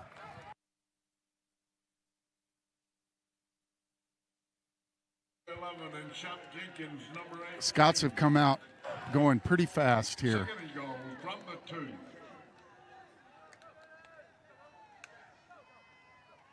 It's Holmes up. Keller Holmes off is the going left to be side. short. He's cut short at the He's 2-yard stopped. line. Yeah. He's caught from behind as he goes left. Highland Park's going to have the ball 3rd down and goal from the 2-yard line. They're staying 2 backs. Now they've got a new pack. The jumbo package is coming in. Here come Lancaster, Morse, Richter, and Turner. Axley Turner and back Holmes off the are field out. now. But they've got jumbo, and I would expect to see Peck getting pushed ahead. We've got the decoys They're going gonna left. go hurry. That's Steele and Schneider. We're going to have a quick snap here, and it's straight ahead Peck for the touchdown.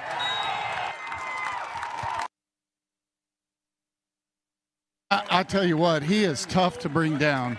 He got hit pretty hard at about the 1-yard line and just powered his way through.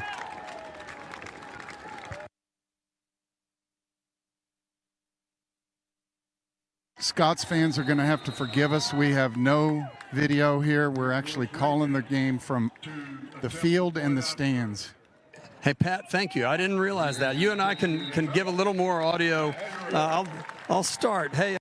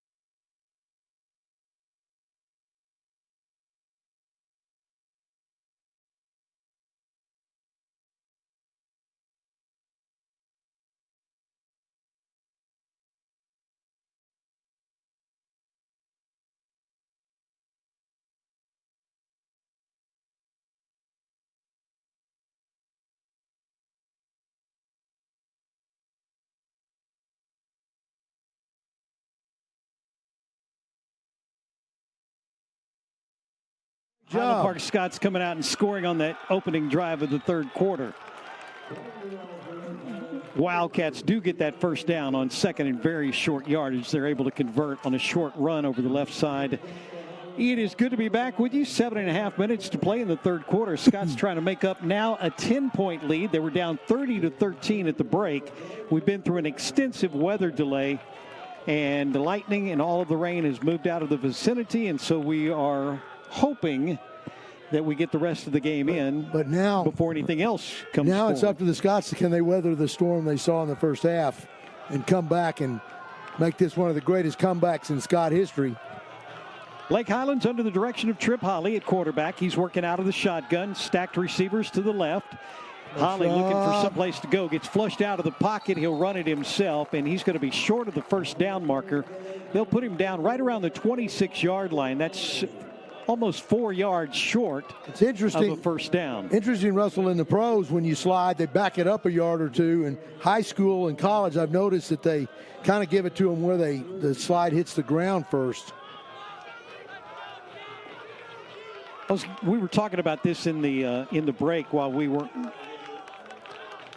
in that long weather delay that went almost 2 hours. Benefits one team more than the other, hurts one team more than the other? What do you think? I think it helps the Scots tremendously because they get a chance to start over. And we saw it the first drive of the second half when they go right down the field and score. Handoff off to the left side does pick up the first down for the Wildcats. Looks like Daniel Turner may be stunned a little bit, gets up holding his face mask, but he will stay in the game. Turner in at one end. At the other side is Henry Richter. And in between those two guys, Cormac Carroll at nose guard for the Scots. Linebackers are Winfield and Anders Korn on the outside. Jack Morris and John Allen inside backers. Giese, McCallum, Heinrich, and McGinley in the secondary for Highland Park. See if the Scots came up with a way coming after him this time. Throw down the left side intended that time for Briscoe, but it's overthrown, and it was overthrown because there was Anders Korn coming after the quarterback. Anders Korn came untouched to trip Holly. Holly saw him coming and had to unload it quickly, which is why that ball was overthrown. Credit that to Anders. Second down and 10 now for the Wildcats. Again, they work their side of the 50-yard line. At the 32 is where the ball will be snapped from. They'll set an H-back off to the right side. Two receivers right, one to the left. That's Deontay Dean in the backfield who'll take the handoff. Started up the middle, cuts it out left side. Gets to the numbers, still on his feet, past the 50. He'll get into the Highland Park territory before he's run out of bounds. But a huge play and another big first down for the Wildcats as they continue to move the football on the Highland Park defense. And Russell, one of the things that makes that play so tough is because tight end Trip Marshall lines up at the right slot position, right wing position. He comes all the way across the field, kicking out the outside linebacker for the Scots, and it gives a lane for Deontay Dean to cut back in, and that's what he's been doing all night long. Seventh play of the drive. First down and 10. Fake the handoff to Dean. They'll set up the pass out of the backfield, and it is off to the left side and off to the races goes Trip Marshall. He'd been set as a tight end to the left side. He'll go 47 yards and a touchdown for Lake Highlands. Lake Highlands comes out in the second half after that rain delay, lightning delay, and they answer the Scots. And that's a tough pill to swallow right there because Scots looked like they were going to be able to force a turnover, force a punt, something there. And Lake Highlands goes down and matches the score the Scots had put on earlier. Mateo Gomez comes on to try to tack on the point after. Again, he missed a PAT in the first half. Oh, Giese almost had it. This one is up and on the way, and it is good. So our new score is now going to be 37-20. Highland Park down 17. 5:19 to play in the third quarter. Well, I'm wondering if that was just a bust right there when Trip Marshall got free, just a flare out of the backfield from his wing position or his slot position, and nobody near him when he caught the ball. Ball was almost overthrown, but he, to Marshall's credit, comes down with it. Yep. Pat Sowers telling us the safety and the corner both slid to the post. Into the conversation. He's along the sideline. Brought to you by Macero. Pat, weather-wise and just atmosphere-wise, what's it like down there in the second half? Everything down here, it's a little bit muggy and the wind stopped blowing. But I'll tell you what, they turned our guys around on that, and both the corner and the safety went with the post and left that swing pass wide open. Go for it.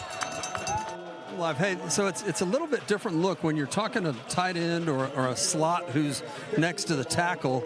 It's different for a secondary that's playing either too deep or quarters because you feel like you only have one threat on the outside and the corner squeezes more, and it's a little more difficult for the backers to funnel the receivers and keep them from getting up the seam because they're not starting from the outside. And so Highland Park doesn't see that look a lot, and this is the first time this year they've played a team that likes to feature that tight end or a slot next to the tackle, and it's just a different look that they're going to have to adjust because that's at least the second touchdown, but at least third time that Trip Marshall has snuck through and found open space, and of course his other friend Trip is getting the ball to him often.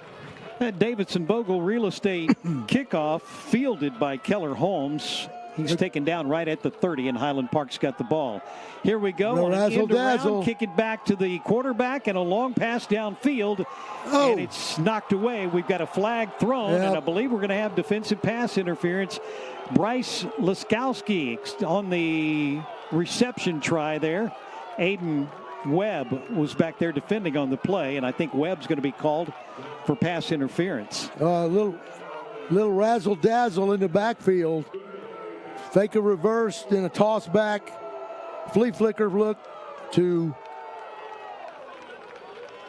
That's going to be interference call from the original line of scrimmage. Yep, they did have us well covered, but it was a little bumping in the back. Late, it was a delayed throw. You know, when he's running the post, he had a step on him, but by the time the ball got there, he was all the way across the formation, which allowed the safety to get there over the top. Highland Park on first down. Quarterback's going to keep it. Peck faked the handoff and tried to slide up inside. He'll pick up about 3 yards. That's the Pluto play right there where Keller Holmes fakes the stretch, and Warren Peck has the option to either give it to him or pull it. Chose to pull it and pick up a couple. Again, Peck at quarterback. May have an offsides, and Highland Park will go long up the left side. Charlie Snyder was shoved out of bounds, and this is coming back. It is going to be offsides on the defense. Official's looking for a number. I don't know if he got one.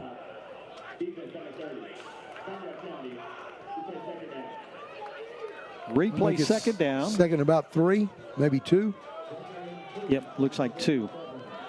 Moves the ball into Wildcat territory for Highland Park. They'll have it at the 47. For Highland Park, Wyatt Swanner at center. Will Ogle at left guard. Gage Clark at right guard, the sophomore. Grayson Davenport and Stuart Allday are the tackles. Here we go, snap it back. Peck's got time, pumps once. Now he's in trouble and he's going down. He's going to be sacked, knocked down way back at about the 43-yard line. That's Christian Tate, who came through and made the tackle. Michael Odolami was there as well. And Highland Park loses big yardage back to the 47-yard line. And on that one right there, Warren Peck double pumped. He couldn't find who he wanted to throw to. Held the ball a little too long. When the pocket broke down, it broke down quickly. Empty set for the Scots. First time we've seen them go without a running back. 3 receivers right. They'll throw to the right side. The pass is going to be caught near side. Paxton Smith with his first catch of the night. Taken down immediately at the 46-yard line. It's going to be not going to be a first down. Instead, it will be 4th and less than 1. 4th and 1. Let's see if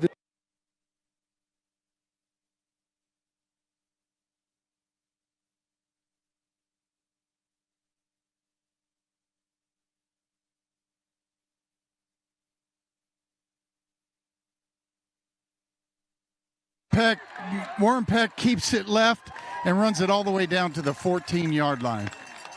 You know, that was a critical 4th down. Highland Park brought the 2-back set on. It was a keeper all the way. Warren found some room off of the, I guess that was the B gap left outside of the guard. Both backs went great straight. Push, and he breaks 2 tackles along the way and ends up getting left tackle, maybe 30 yards or got so. a good seal block on the defensive end, and it was off to the races. This will be first down Highland Park from the Lake Highlands 15. They're going right, and this is the option. Look, he's keeping. Peck takes a great angle. He's down to the 1-yard line. That was Peck really does option a great play job to the getting right down side. here. Warren Peck keeps it, defender, cuts it back all the way down to the 1-yard line. Peck sticks his foot in the ground, cuts upfield, and makes it down 2 to the yard 1-yard line. Corrected by the announcer here. Peck's taking it, keeper up the middle, touchdown. Warren Peck in for the touchdown with 2:31 left in the third quarter. Wildcats 37, Scots 26. We're going to try the point after right now.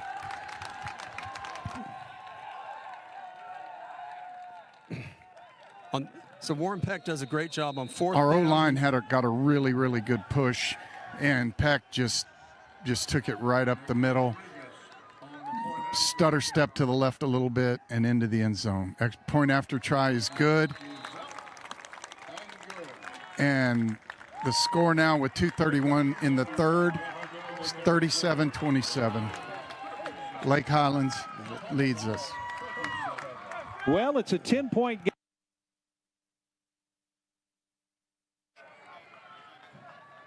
Hey, Pat, you gotta say can't say enough about the Highland Park offensive line. Jay, I heard Russell there for just a minute. We're having some audio trouble up in the booth, and Jay and I are having to fill some pretty big shoes. I don't know, maybe size 20 shoes or something like that. Russell's been known for his big feet. 37-27. Scots close it again to 10 points. We need to kick it deep and get another stop right here. Hey, Pat, you know, with Highland Park trading touchdowns with Lake Highlands early this quarter, a lot of time has already expired in the third quarter. We're down to 2 minutes, 31 seconds. Highland Park's down by 10.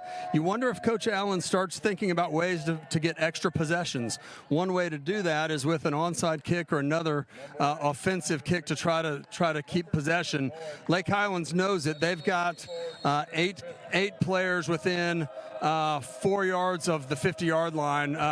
It'll be interesting to see if maybe Highland Park has a directional kick here with an opportunity to field the ball and here's keep the the kick offense off. on the field. No, they're he kicking kicks deep to the left side. It's going and out it's of a the end touchback. zone. So this will be Lake Touchback Highlands out to ball. the 25. First and 10 on the 25-yard line. Jay, our defense needs to find a way to shut down that off-tackle play. Seems like they're able to pick up about 6 to 10 yards every time they run it. And if I'm Lake Highlands, I'm running the ball. I'm not throwing it and stopping the clock. Pat, you got that right. 2:31 remaining. Wildcats back out. Pat, They've got a slot right. We've got our same secondary in there, starting D-line, and our same linebackers in there. Hey, Pat, you got it right. Lake Highlands is going to be running the ball. They're going to be running the clock. But Highland Park's got to be aware in those situations where Lake Highlands feels like they're overcommitted. They do find those. Oh boy! Oh, Here goes Dean number 3 up the middle. He's running. He's down to the 40.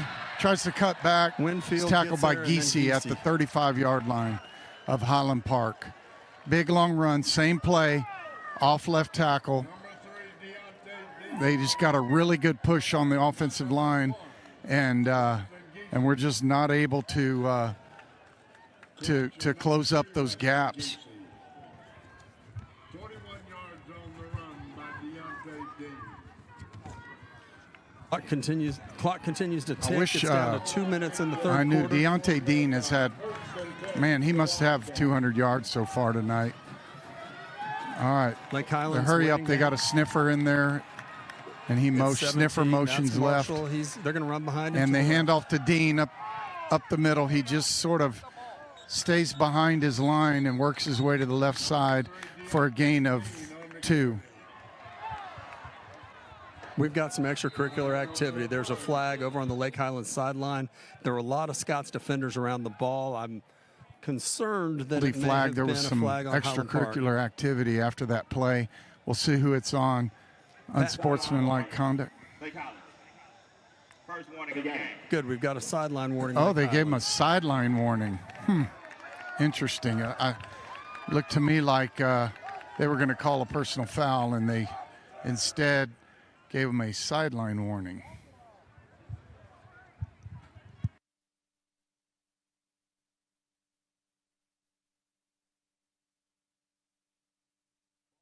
Hey, Pat, confirm. Can you hear me? Oh, good. Hey, I want to make sure Pat hears me as well. We're both talking at the same time a lot. It's only a gain of 1 yard. I thought he got 2. 2nd and 9, slot right, sniffer right, single tailback next to the quarterback, and the handoff goes to Dean up the middle, and he's tackled at the 30-yard line for a gain of about 3 yards. It's 3rd and 6 coming up. for the Wildcats. For those at home, it looks a lot like lightning overhead, but everybody seems to be looking down and ignoring it. Let's hope that doesn't become an issue again. Here's a chance for the Scots to make a stop, hold them to they've got stacked 0 or negative right. yards, and put them in a 4th down situation. Stacked receivers right. Marshall's they moved covered up, so he's ineligible here. There's oh yes, good hit. They threw the slant to their number 13, and our safety Jackson McGinley just crushed him right in the chest. It was a very clean hit and separated him from the football. He actually had it in his hands, but got hit right in the sternum and separated him from the football. It's 4th down and 6. 25 seconds left in the 3rd quarter.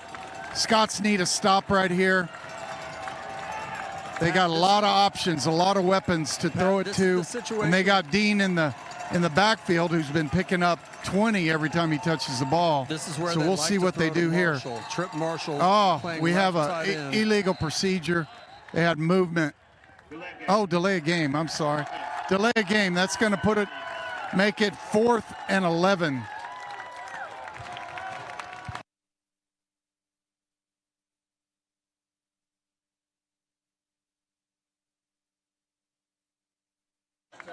I tell you, as a Scots fan, we're hoping that was a deadly penalty there for Lake Highlands. We need a stop right here with 22 seconds left in the 3rd quarter. Drops back to pass. We got pressure coming. Throw to the sideline. I don't know. Oh, no. I don't think he was in. I think they're talking about it, and he's pretty sure he was out of bounds. He looked like his whole body was out when he touched the ball, but he tried to drag his feet, but I don't think he caught that ball. Let's just see. Incomplete pass.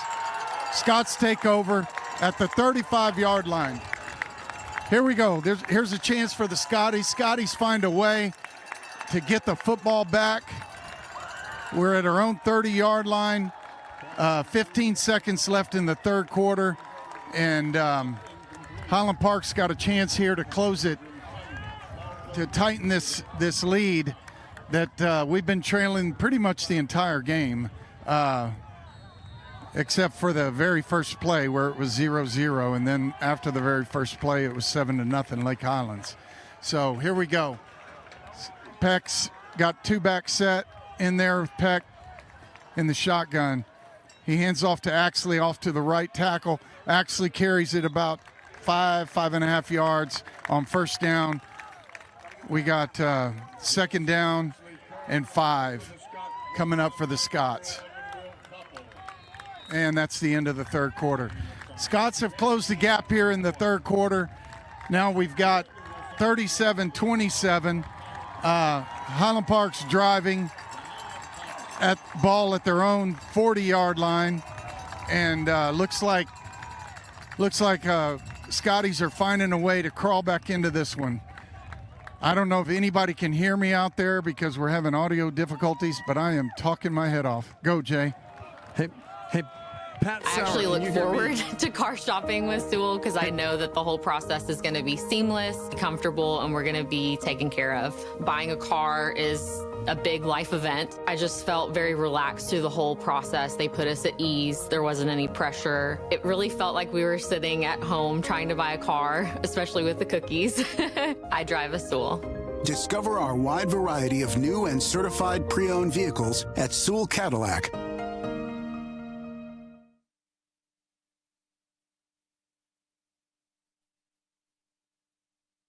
We're back live at the Boneyard, Wildcat Rams Stadium. Come sit next to me, Pat. We've got this figured out now. Pat and I are pros. Here we go. Highland Park has the ball 1st down. Off tackle left. That was Keller Holmes for about 6 or 7 yards. Yeah, you want to go up higher? Let's go up down. higher. They're moving the chains. Let's go up higher. This will be a 1st down, Highland Park, from the Lake Highlands 46-yard line. Highland Park in a 2-back set. Sprint Peck sprints right. He's under pressure. He throws the ball away. Live for another day on 2nd and 10. Peck had to unload that one. He was actually in the grasp, going to the ground, and he was able to throw it to save the yards.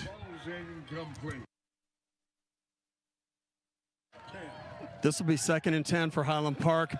They've got 2 backs on the field. Peck looks to the sideline. For the viewers at home or listeners, Highland Park down by 10 with 11:35 left. 2nd and 10 from their own 45. Warren Peck in the shotgun. He gets the snap. He sprint. It's a sprint draw to Keller Holmes going back to the left. Holmes fights 3 tacklers. Gets to, it'll be 3rd and 2 from about the Lake Highlands 46. I love seeing that misdirection, Jay. We needed that. We get them moving right, thinking we've got a sweep going right, and he hands off, and it's a sprint draw. It's a good look, that sprint draw. Yeah. The linebackers flow a little bit.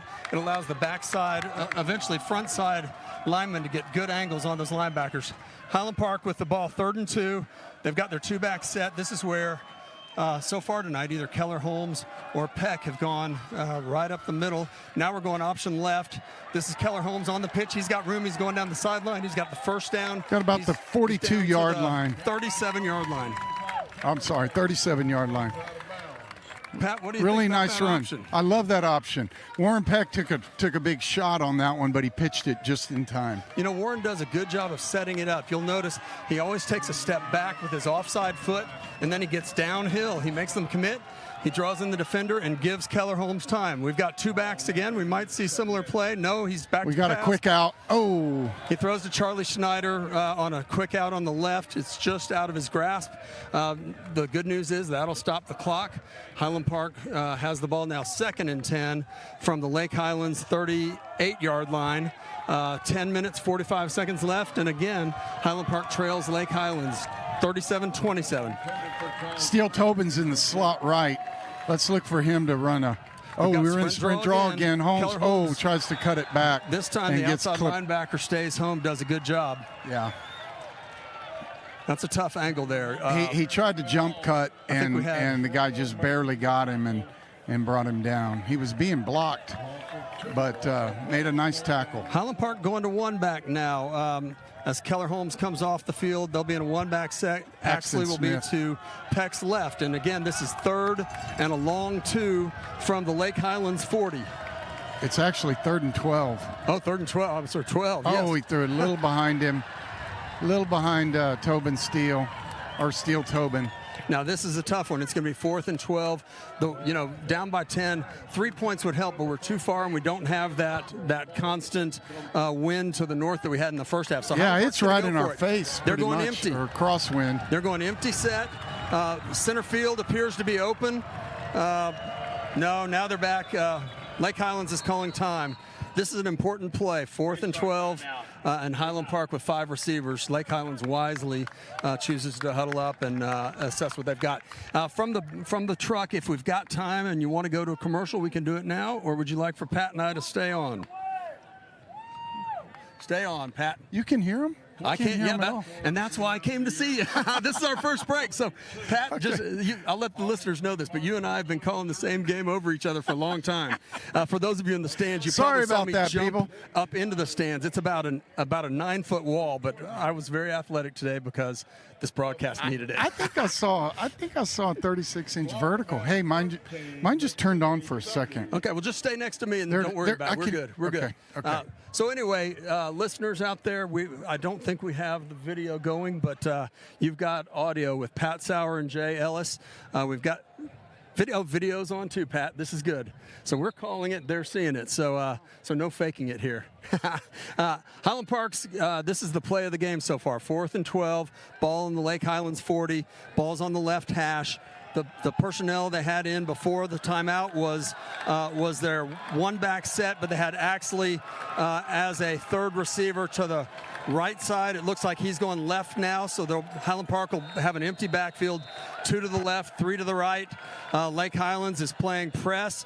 They do have a safety over the top to Warren Peck's left, which is the boundary. It looks like they're man-to-man over here to the right. Look for a crossing route or a rub route. It looks like zero coverage, Jay. Yeah. This is interesting. Peck is not going to have much time. The pressure's coming. And Highland Park calls timeout. It's a critical play. It is a critical play. So, Pat, this is probably the biggest play of the game right here. Yeah, Pat pointed out that was zero coverage. Tell our viewers at home actually, what that means. I didn't see him. There was a guy, there was actually a deeper, it's just everybody's covered up man to man. And that means we're probably going to get a blitz or a twist or something that they're going to bring the house, is what they're trying to do to Warren. And what that means is Warren's going to have to get rid of the ball quickly like he's had to earlier in the game, and sometimes he's done it successfully, sometimes they've gotten to him too quick. But if one of these outside receivers could get an outside release, you may see him throw it up to a corner. If not, look for one of the inside receivers to jab one way, try to break to the other, and get just an angle. But it's got to be downfield. It can be a slant, but it can't be a stop because they need 12 yards. So here we go. Highland Park's I'd coming like out to see post wheel right here, Jay. I'd really like to see a post wheel. A post wheel would be nice if he gets I'd like to see Bryce Laskowski run a post. They're still man-to-man over here on the offensive right, and now we've got a flag.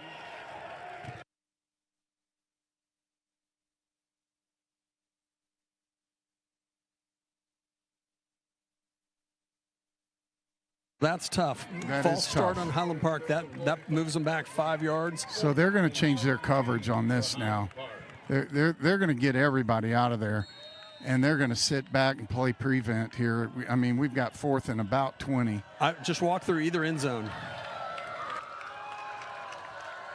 Highland Park has the ball. Peck is about to take the snap with an empty set.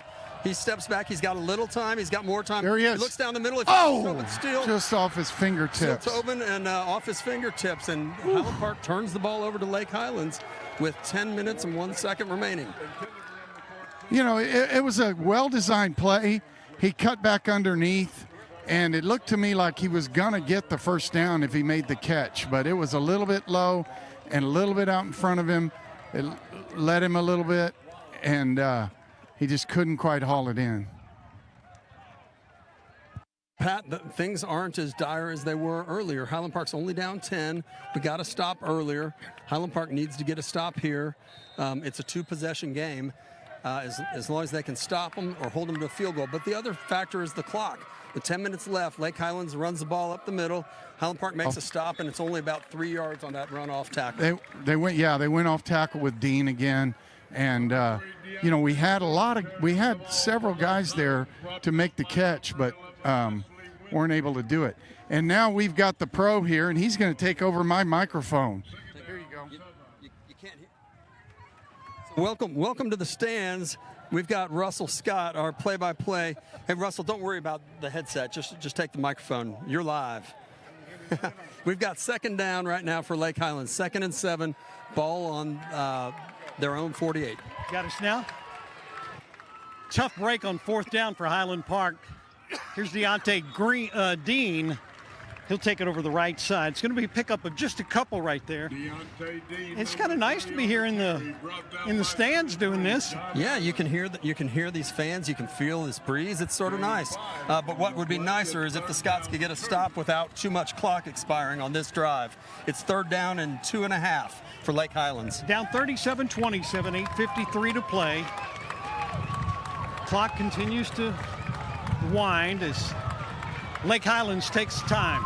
You got to imagine they're going to give the ball to Dean again. 3rd and 2.5. He's next to the quarterback. He cuts across his face, and he gets the ball off tackle right. He's going for more than, oh gosh, he's going to the house, it looks like. He bounces off a couple tacklers. Winfield chases him, but can't catch him from behind, and just like that, Lake Highlands has 43 now. Well, Dean's had a couple of huge runs in this game. He had a 68-yard touchdown run. He had a 47-yard run earlier in the game, and he adds to it right here. He's got what looks like about a 47-yard touchdown run. Again, Dean going off right side. Takes him all the way down into the end zone. Mateo Gomez comes on to kick the ball away on the point after. Again, he missed one at this end of the field earlier in the game. Gomez steps into this one. Boy, Highland Park almost blocked that. Jim Castellaw rejoins me here in the stands. It's kind of nice to be down here. It's nice to be down here, but it looks like the Lightning is stuck around a lot more than we could tell in the press box. It never really left. And the wind has picked up as well. Well, and Lake Highlands appears to be answering everything the Scots can throw at them right now. Well, I was going to say, you're at this joint of the game, this juncture of the game, 44-27. From a coaching standpoint, you got to rely on your defense to get a takeaway or at least to get a stop. Right. I mean, at some point in time, you got to shut down the other team's scoring ability, and Deontay Dean continues to pound. But there is 8 minutes left, and we've seen how quickly the Scots can score. Oh, there's a big one right there, and that may shut us down altogether. A big lightning shot just Does it make you nervous to be standing in metal stands? Yeah, we're in the metal stands. That's what I've been doing all night. Jay Ellis has the see no, hear no evil, and there is a huge roll of thunder. Mateo Gomez trying to tee the ball up, blew off the tee, so he's going to go back, stick it back on there, and now the referee's going to step in and he's going to call it. He's going to send everybody back to the locker room. Here we go again. We went through about a 2-hour delay earlier. If you've been watching, you know that. Right after halftime, storms blew in. Lightning became pretty serious, and looks like we're in that same situation. They're asking everybody to clear the field, and we will have a break for a while. I think they're calling the game. They're acting like it. Did they call it? We're trying to find out. Lake Highlands acts as if they called the game already. 44-27 in favor of the Wildcats. It's 8:29 to go in the game. If they had called it, you'd think, although quickly the teams would shake hands. But we've got lightning popping all around us now and lots of thunder. So at the very least, we're going to be in another delay.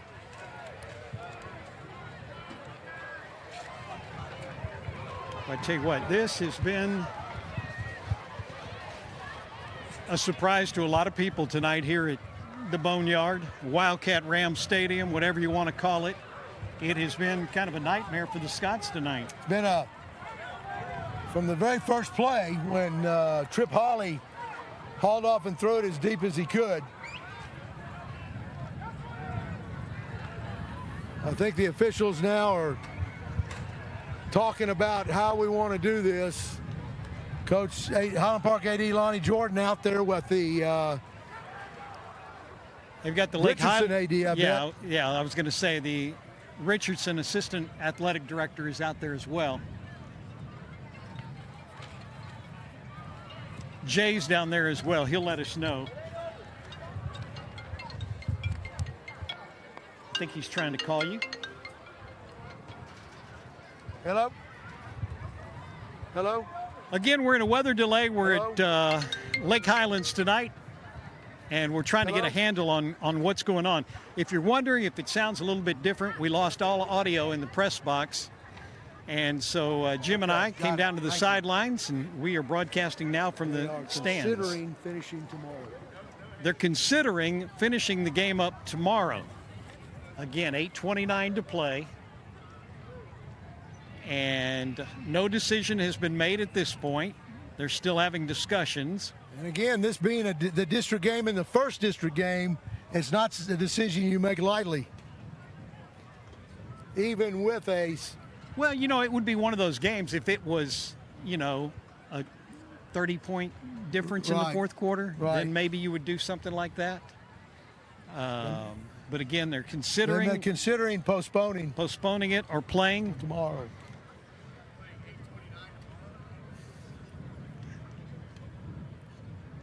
That's what we're trying to figure out right now. As soon as we know, we will give them. Yeah. Check. I think Jay's calling you again. Okay. All of our communications has gone back to the telephone and texting, and Pat Sauer running up and down and plugging something into my belt. I don't even know what that is. Hopefully it works. Let's see. I just thought the whole thing was down. I didn't know. Ivan Zuniga called and said if you need some help, he would come down here and help plug you in. Oh, I think there is audio there. Is there? Okay, good. All right, Russell. All right, Jay, thank you very much. Now we got Russell, you. Jay just called in from down on the field and said there appears to be an agreement to finish the game tomorrow morning. They don't have a time yet. They want to be consistent, though, with the game over at Eagle Mustang Stadium so they both start at the same time. Let's see. Hang on. Yes.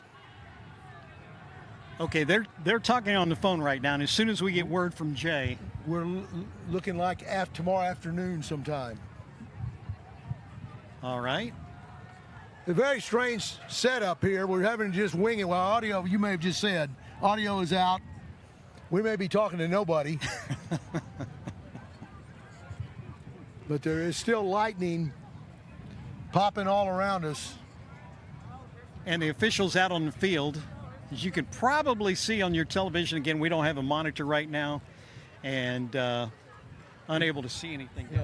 Lost in all this is, the time. It's 1:45, so maybe morning's not a good idea since these kids will get home quite late. Referee is talking to representatives from both schools. Let's kind of talk about this. If you come back and play, let's just say, for argument's sake, let's say it's a 12 o'clock or 1 o'clock game tomorrow. What's the protocol for, first of all, for Highland Park, for Lake Highlands? And it's a 44-27 game. I wonder what the coaches will have them do. Yeah, basically you're telling your kids you're going to play at 2/3 of a quarter to see who wins this game. 8 minutes 29 seconds, and they'll pick up right. They'll make a record of where the ball was and where they left off. And if it was Lake Highlands ball at the 30-yard line going in, Highland Park territory, that's where they'll start tomorrow. But this is unprecedented right here. I think we're getting a message now coming in. They have made a decision, it appears. 2 o'clock tomorrow. 2 o'clock tomorrow to finish this game. And that's, yes. Jay's trying to relay information to us, but it looks like 2 o'clock tomorrow afternoon back here at... Jay's telling us that the referees, they want to keep the same referee crew, and they're not available till 2. So at 2 o'clock is the best they can do. Well, and I'm sorry, we're having a hard time with this. Yes. Yeah, 2 o'clock tomorrow afternoon, that's when they're going to finish it. And hopefully all the rain, all the lightning will have moved out by then. But we're going to wrap things up. Again, 8:29 to go in the game. Lake Highlands 44, Highland Park 27. Jim, we're going to turn this thing off, and we're going to head for the get out of the lightning. Get out of the lightning off these metal stands. I think everybody needs to do that. Thanks to our statistician, Mike McAbee, our sideline reporters, Pat Sauer and Jay Ellis. Who carried the play-by-play quite well. Absolutely, and everybody who's been part of the telecast tonight, all you guys down in the truck and all of our camera crew, thanks so much for hanging with us this long. We'll be back tomorrow afternoon right around 2 o'clock. For Jim Castellaw, Russell Scott saying so long. We'll talk to you tomorrow.